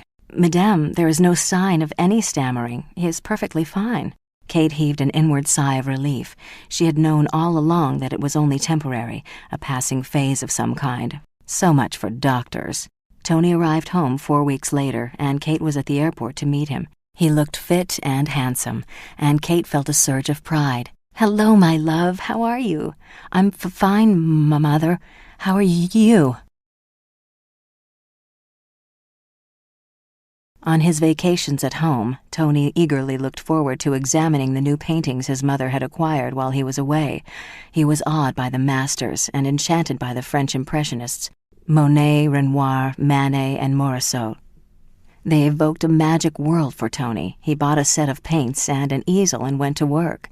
He thought his paintings were terrible, and he still refused to show them to anyone. How could they compare with the exquisite masterpieces? Kate told him, "One day all these paintings will belong to you, darling." The thought of it filled the 13-year-old boy with a sense of unease. His mother did not understand. They could never be truly his, because he had done nothing to earn them. He had a fierce determination somehow to earn his own way. He had ambivalent feelings about being away from his mother, for everything around her was always exciting. She was at the center of a whirlwind, giving orders, making incredible deals, taking him to exotic places, introducing him to interesting people. She was an awesome figure, and Tony was inordinately proud of her. He thought she was the most fascinating woman in the world. He felt guilty because it was only in her presence that he stuttered. Kate had no idea how deeply her son was in awe of her until one day, when he was home on vacation, he asked, "Mother, do you run the world?" And she had laughed and said, "Of course not. What made you ask such a silly question? All of my friends at school talk about you. Boy, you're really something." "I am something," Kate said. "I'm your mother." Tony wanted more than anything in the world to please Kate. He knew how much the company meant to her, how much she planned on his running it one day, and he was filled with regret because he knew he could not. That was not what he intended to do with his life. When he tried to explain this to his mother, she would laugh. "Nonsense, Tony. You're much too young to know what you want to do with your future." And he would begin to stammer. The idea of being a painter excited Tony. To be able to capture beauty and freeze it for all eternity, that was something worthwhile. He wanted to go abroad and study in Paris, but he knew he would have to broach the subject to his mother very carefully. They had wonderful times together. Kate was the chatelaine of vast estates. She had acquired homes in Palm Beach and South Carolina and a stud farm in Kentucky, and she and Tony visited all of them during his vacations. They watched the America's Cup races in Newport, and when they were in New York they had lunch at Delmonico's and tea at the Plaza and Sunday dinner at Luschau's. Kate was interested in horse racing, and her stable became one of the finest in the world. When one of Kate's horses was running and Tony was home from school, Kate would take him to the track with her. They would sit in her box and Tony would watch in wonder as his mother cheered until she was hoarse. He knew her excitement had nothing to do with money. "It's winning, Tony. Remember that. Winning is what's important." They had quiet, lazy times at Dark Harbor. They shopped at Pendleton and Coffin and had ice cream sodas at the Dark Harbor shop. In summer, they went sailing and hiking and visited art galleries. In the winter, there was skiing and skating and sleigh riding. They would sit in front of a fire in the large fireplace in the library, and Kate would tell her son all the old family stories about his grandfather in Banda and about the baby shower Madame Agnes and her girls gave for Tony's grandmother. It was a colorful family, a family to be proud of, to cherish. "Kruger Brent Limited will be yours one day, Tony. You'll run it, and I don't want to run it, Mother. I'm not interested in big business or power." And Kate exploded. "You bloody fool! What do you know about big business or power? Do you think I go around the world spreading evil, hurting people? Do you think Kruger Brent is some kind of ruthless money machine crushing anything that gets in its way? Well, let me tell you something, son. It's the next best thing to Jesus Christ. We're the resurrection, Tony. We save lives by the hundreds of thousands. When we open a factory in a depressed community or country, those people can afford to build schools and libraries and churches and give their children decent food and clothing and recreation facilities. She was breathing hard, carried away by her anger. We build factories where people are hungry and out of work, and because of us, they're able to live decent lives and hold up their heads. We become their saviors. Don't ever again let me hear you sneer at big business and power. All Tony could say was, "I'm sorry, Mother," and he thought stubbornly, "I'm going to be an artist." When Tony was 15, Kate suggested he spend his summer vacation in South Africa. He had never been there. "I can't get away just now, Tony, but you'll find it a fascinating place. I'll make all the arrangements for you." "I was sort of hoping to spend my vacation at Dark Harbor, Mother." "Next summer," Kate said firmly. "This summer I would like you to go to Johannesburg." Kate carefully briefed the company's superintendent in Johannesburg, and together they laid out an itinerary for Tony. Each day was planned with one objective in view: to make this trip as exciting as possible for Tony, to make him realize his future lay with the company. Kate received a daily report about her son. He had been taken into one of the gold mines. He had spent 2 days in the diamond fields. He had been on a guided tour of the Kruger-Brent plants and had gone on a safari in Kenya. A few days before Tony's vacation ended, Kate telephoned the company manager in Johannesburg. "How is Tony getting along?" "Oh, he's having a great time, Mrs. Blackwell. In fact, this morning he asked if he couldn't stay on a little longer." Kate felt a surge of pleasure. "That's wonderful. Thank you." When Tony's vacation was over, he went to Southampton, England, where he boarded a Pan American Airways system plane for the United States. Kate flew Pan American whenever possible. It spoiled her for other airlines. Kate left an important meeting to greet her son when he arrived at the Pan American terminal at the newly built LaGuardia Airport in New York. His handsome face was filled with enthusiasm. "Did you have a good time, darling? South Africa's a fantastic country, Mother. Did you know they flew me to the Namib Desert where Grandfather stole those diamonds from great-grandfather Vander Merwe?" "He didn't steal them, Tony," Kate corrected him. "He merely took what was his." "Sure," Tony scoffed. "Anyway, I was there. There was no seamees, but they still have the guards and dogs and everything." He grinned. "They wouldn't give me any samples." Kate laughed happily. "They don't have to give you any samples, darling. One day they'll all be yours. You tell them. They won't listen to me." She hugged him. "You did enjoy it, didn't you?" She was enormously pleased that at last Tony was excited about his heritage. "You know what I loved most?" Kate smiled lovingly. "What?" "The colors. I painted lots of landscapes there. I hated to leave. I want to go back there and paint." "Paint?" Kate tried to sound enthusiastic. "That sounds like a wonderful hobby, Tony." "No, I don't mean as a hobby, Mother. I want to be a painter. I've been thinking a lot about it. I'm going to Paris to study. I really think I might have some talent." Kate felt herself tensing. "You don't want to spend the rest of your life painting?" "Yes, I do, Mother.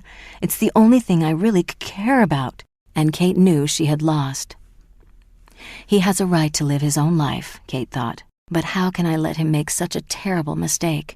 In September, the decision was taken out of both of their hands. Europe went to war. "I want you to enroll in the Wharton School of Finance and Commerce," Kate informed Tony. "In 2 years, if you still want to be an artist, you'll have my blessing." Kate was certain that by then Tony would change his mind. It was inconceivable that her son would choose to spend his life slapping daubs of color on bits of canvas when he could head the most exciting conglomerate in the world. He was, after all, her son. To Kate Blackwell, World War II was another great opportunity. There were worldwide shortages of military supplies and materials, and Kruger-Brent was able to furnish them. One division of the company provided equipment for the armed forces, while another division took care of civilian needs. The company factories were working 24 hours a day. Kate was certain the United States was not going to be able to remain neutral. President Franklin D. Roosevelt called upon the country to be the great arsenal of democracy, and on March 11, 1941, the Lend-Lease Bill was pushed through Congress. Allied shipping across the Atlantic was menaced by the German blockade. U-boats, the German submarines, attacked and sank scores of Allied ships, fighting in wolf packs of 8. Germany was a juggernaut that seemingly could not be stopped. In defiance of the Versailles Treaty, Adolf Hitler had built up one of the greatest war machines in history. In a new blitzkrieg technique, Germany attacked Poland, Belgium, and the Netherlands, and in rapid succession, the German machine crushed Denmark, Norway, Luxembourg, and France. Kate went into action when she received word that Jews working in the Nazi-confiscated Krugerbrand Limited factories were being arrested and deported to concentration camps. She made 2 telephone calls, and the following week she was on her way to Switzerland. When she arrived at the Barrelach Hotel in Zurich, there was a message that Colonel Brinkmann wished to see her. Brinkmann had been a manager of the Berlin branch of Krugerbrand Limited. When the factory had been taken over by the Nazi government, Brinkmann was given the rank of colonel and kept in charge. He came to see Kate at the hotel. He was a thin, precise man with blonde hair combed carefully over his balding skull. "I am delighted to see you, Frau Blackwell. I have a message for you from my government. I am authorized to assure you that as soon as we have won the war, your factories will be returned to you. Germany is going to be the greatest industrial power the world has ever known, and we welcome the collaboration of people such as yourself." "What if Germany loses?" Colonel Brinkmann allowed a small smile to play on his lips. "We both know that cannot happen, Frau Blackwell. The United States is wise to stay out of Europe's business. I hope it continues to do so." "I'm sure you do, Colonel." She leaned forward. "I've heard rumors about Jews being sent to concentration camps and being exterminated. Is that true?" "British propaganda, I assure you. It is true that the Juden are sent to work camps, but I give you my word as an officer that they are being treated as they should be." Kate wondered exactly what those words meant. She intended to find out. The following day, Kate made an appointment with a prominent German merchant named Otto Bühler. Bühler was in his 50s, a distinguished-looking man with a compassionate face and eyes that had known deep suffering. They met at a small cafe near the Bahnhof. Herr Bühler selected a table in a deserted corner.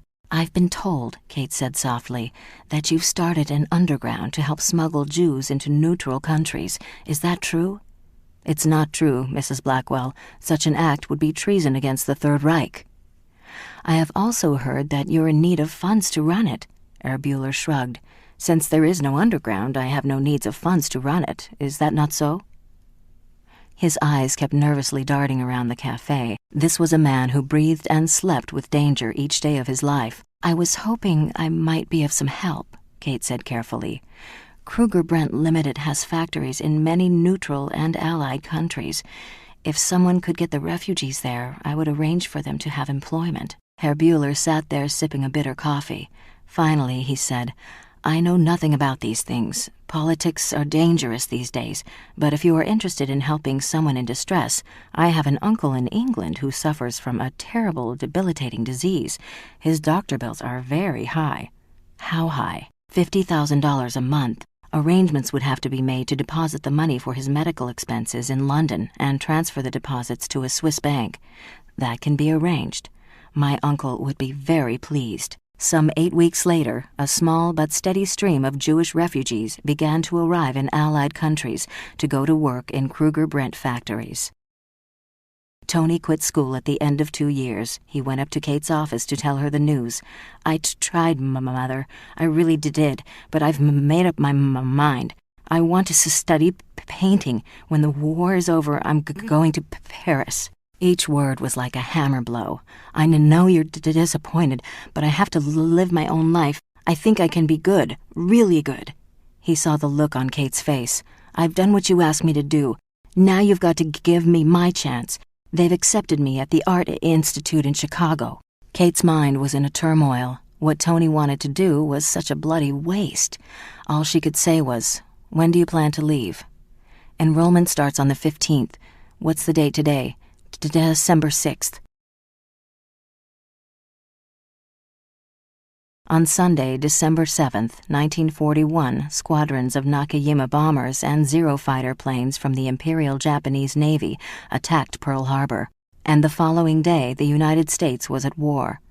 That afternoon, Tony enlisted in the United States Marine Corps. He was sent to Quantico, Virginia, where he was graduated from Officers Training School, and from there to the South Pacific. Kate felt as though she were living on the edge of an abyss. Her working day was filled with the pressures of running the company, but every moment at the back of her mind was the fear that she would receive some dreaded news about Tony, that he had been wounded or killed. The war with Japan was going badly. Japanese bombers struck at American bases on Guam, Midway, and Wake Islands. They took Singapore in February 1942 and quickly overran New Britain, New Ireland, and the Admiralty and Solomon Islands. General Douglas MacArthur was forced to withdraw from the Philippines. The powerful forces of the Axis were slowly conquering the world, and the shadows were darkening everywhere. Kate was afraid that Tony might be taken prisoner of war and tortured. With all her power and influence, there was nothing she could do except pray. Every letter from Tony was a beacon of hope, a sign that a few short weeks before he had been alive. "They keep us in the dark here," Tony wrote. "Are the Russians still holding on? The Japanese soldier is brutal, but you have to respect him. He's not afraid to die. What's happening in the States? Are factory workers really striking for more money? The PT boats are doing a wonderful job here. Those boys are all heroes. You have great connections, Mother. Send us a few hundred F-4Us, the new Navy fighters. Miss you." On August 7, 1942, the Allies began their first offensive action in the Pacific. United States Marines landed on Guadalcanal and the Solomon Islands, and from then on they kept moving to take back the islands the Japanese had conquered. In Europe, the Allies were enjoying an almost unbroken string of victories. On June 6, 1944, the Allied invasion of Western Europe was launched with landings by American, British, and Canadian troops on the Normandy beaches, and a year later, on May 7, 1945, Germany surrendered unconditionally. In Japan, on August 6, 1945, an atomic bomb with a destructive force of more than 20,000 tons of TNT was dropped on Hiroshima. 3 days later, another atomic bomb destroyed the city of Nagasaki. On August 14th, the Japanese surrendered. The long and bloody war was finally over. 3 months later, Tony returned home. He and Kate were at Dark Harbor, sitting on the terrace looking over the bay dotted with graceful white sails. The war has changed him, Kate thought. There was a new maturity about Tony. He had grown a small mustache and looked tanned and fit and handsome. There were lines about his eyes that had not been there before. Kate was sure the years overseas had given him time to reconsider his decision about not going into the company. "What are your plans now, son?" Kate asked. Tony smiled. "As I was saying before we were so rudely interrupted, Mother, I'm going to Paris." Book 4, Tony, 1946 to 1950. Chapter 18. Tony had been to Paris before, but this time the circumstances were different. The City of Light had been dimmed by the German occupation, but had been saved from destruction when it was declared an open city. The people had suffered a great deal, and though the Nazis had looted the Louvre, Tony found Paris relatively untouched.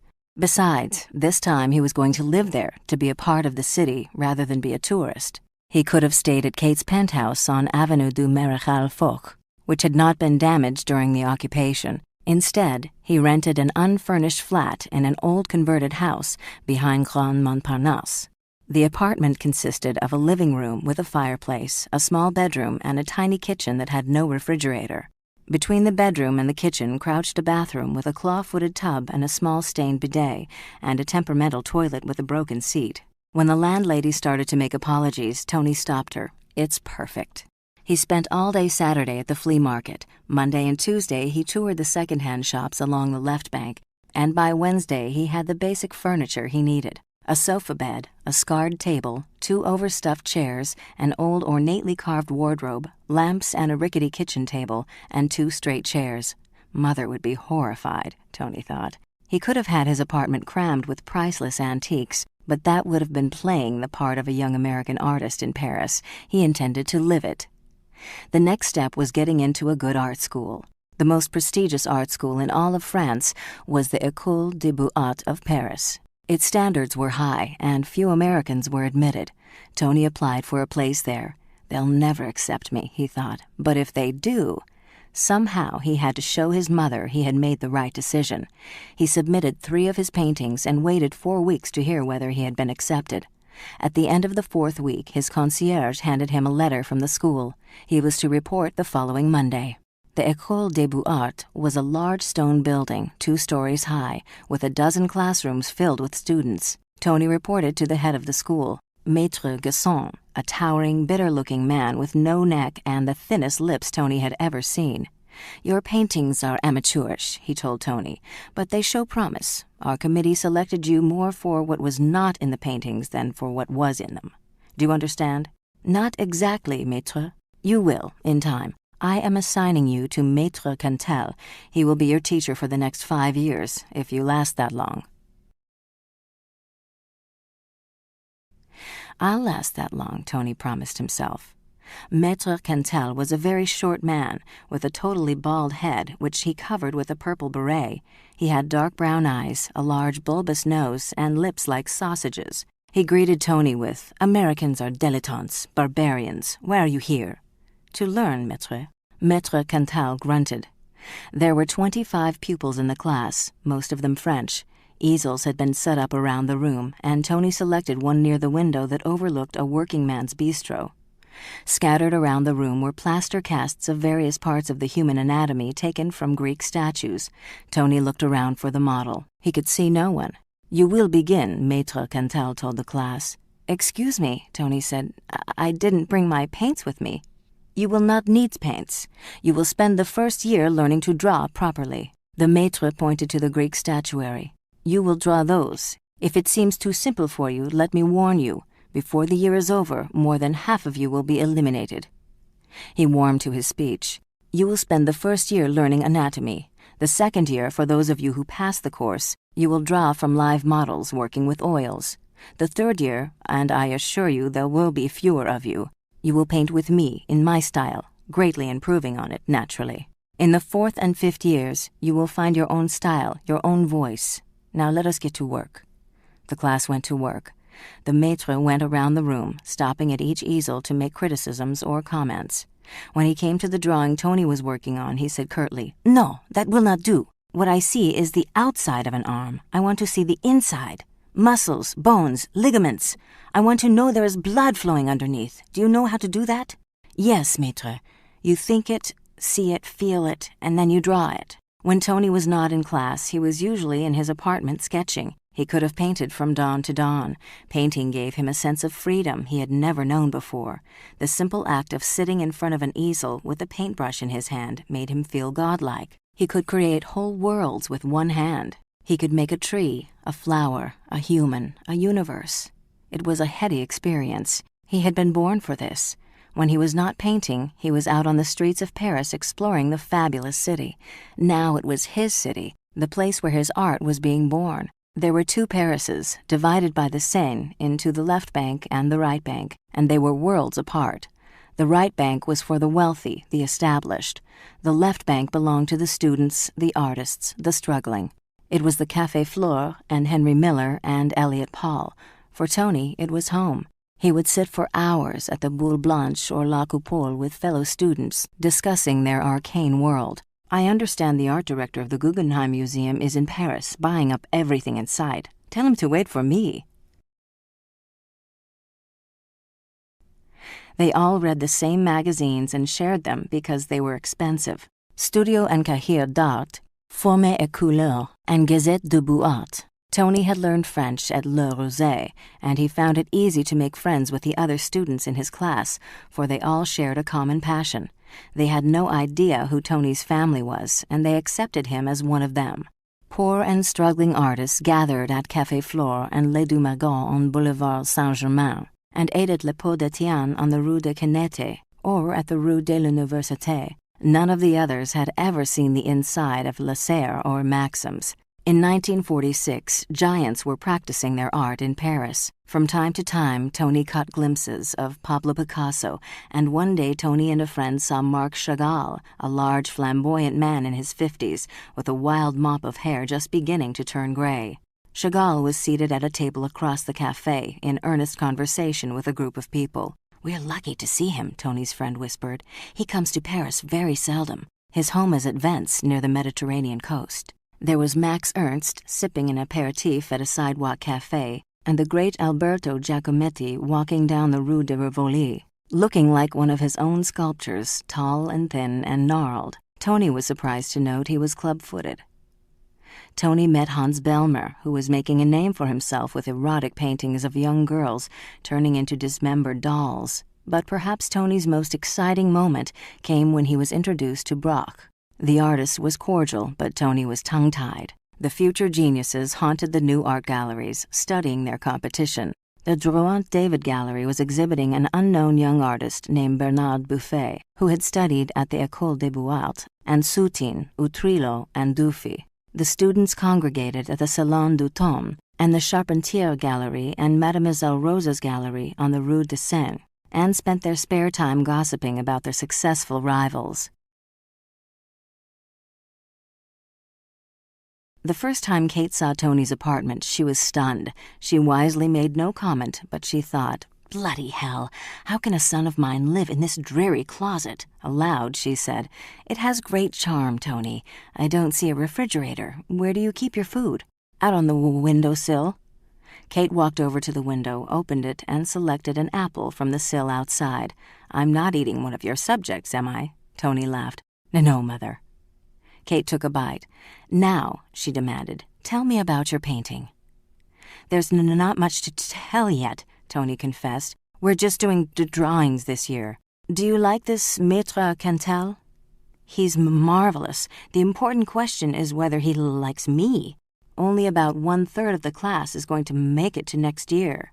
Not once did Kate mention Tony's joining the company. Maître Cantel was not a man to lavish praise. The biggest compliment Tony would get would be a grudging, "I suppose I've seen worse," or "I'm almost beginning to see underneath." At the end of the school term, Tony was among the 8 advanced to the second-year class. To celebrate, Tony and the other relieved students went to a nightclub in Montmartre, got drunk, and spent the night with some young English women who were on a tour of France.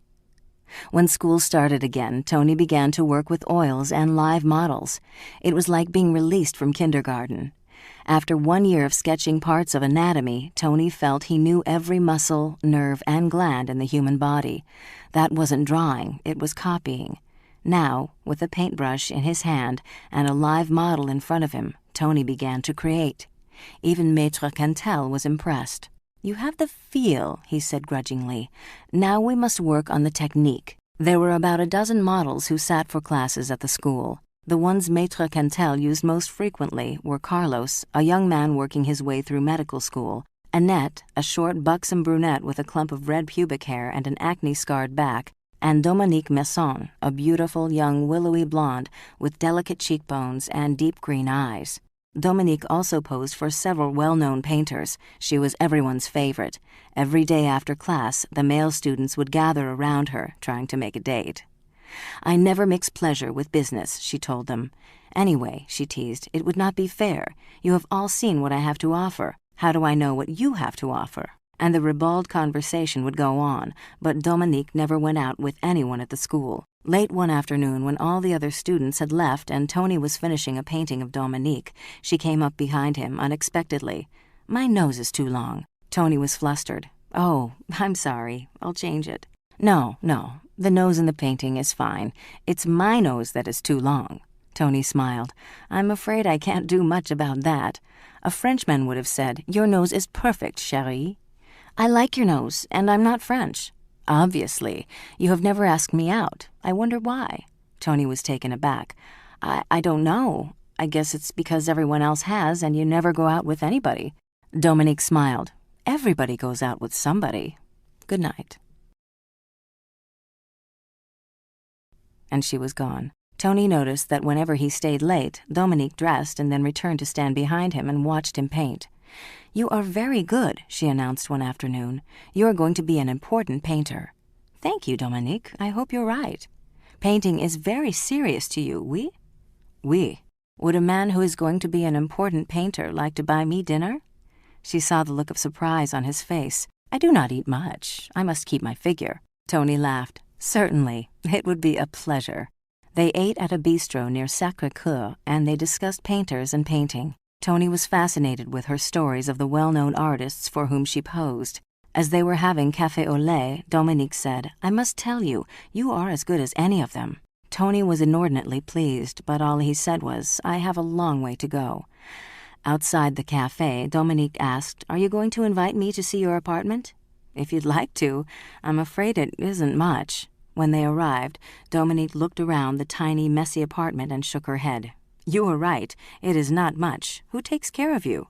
"A cleaning lady comes in once a week." "Fire her. This place is filthy. Don't you have a girlfriend?" "No." She studied him a moment. "You're not queer?" "No." "Good. It would be a terrible waste. Find me a pail of water and some soap." Dominique went to work on the apartment, cleaning and scrubbing and finally tidying up. When she had finished, she said, "That will have to do for now. My God, I need a bath." She went into the tiny bathroom and ran water in the tub. "How do you fit yourself in this?" she called out.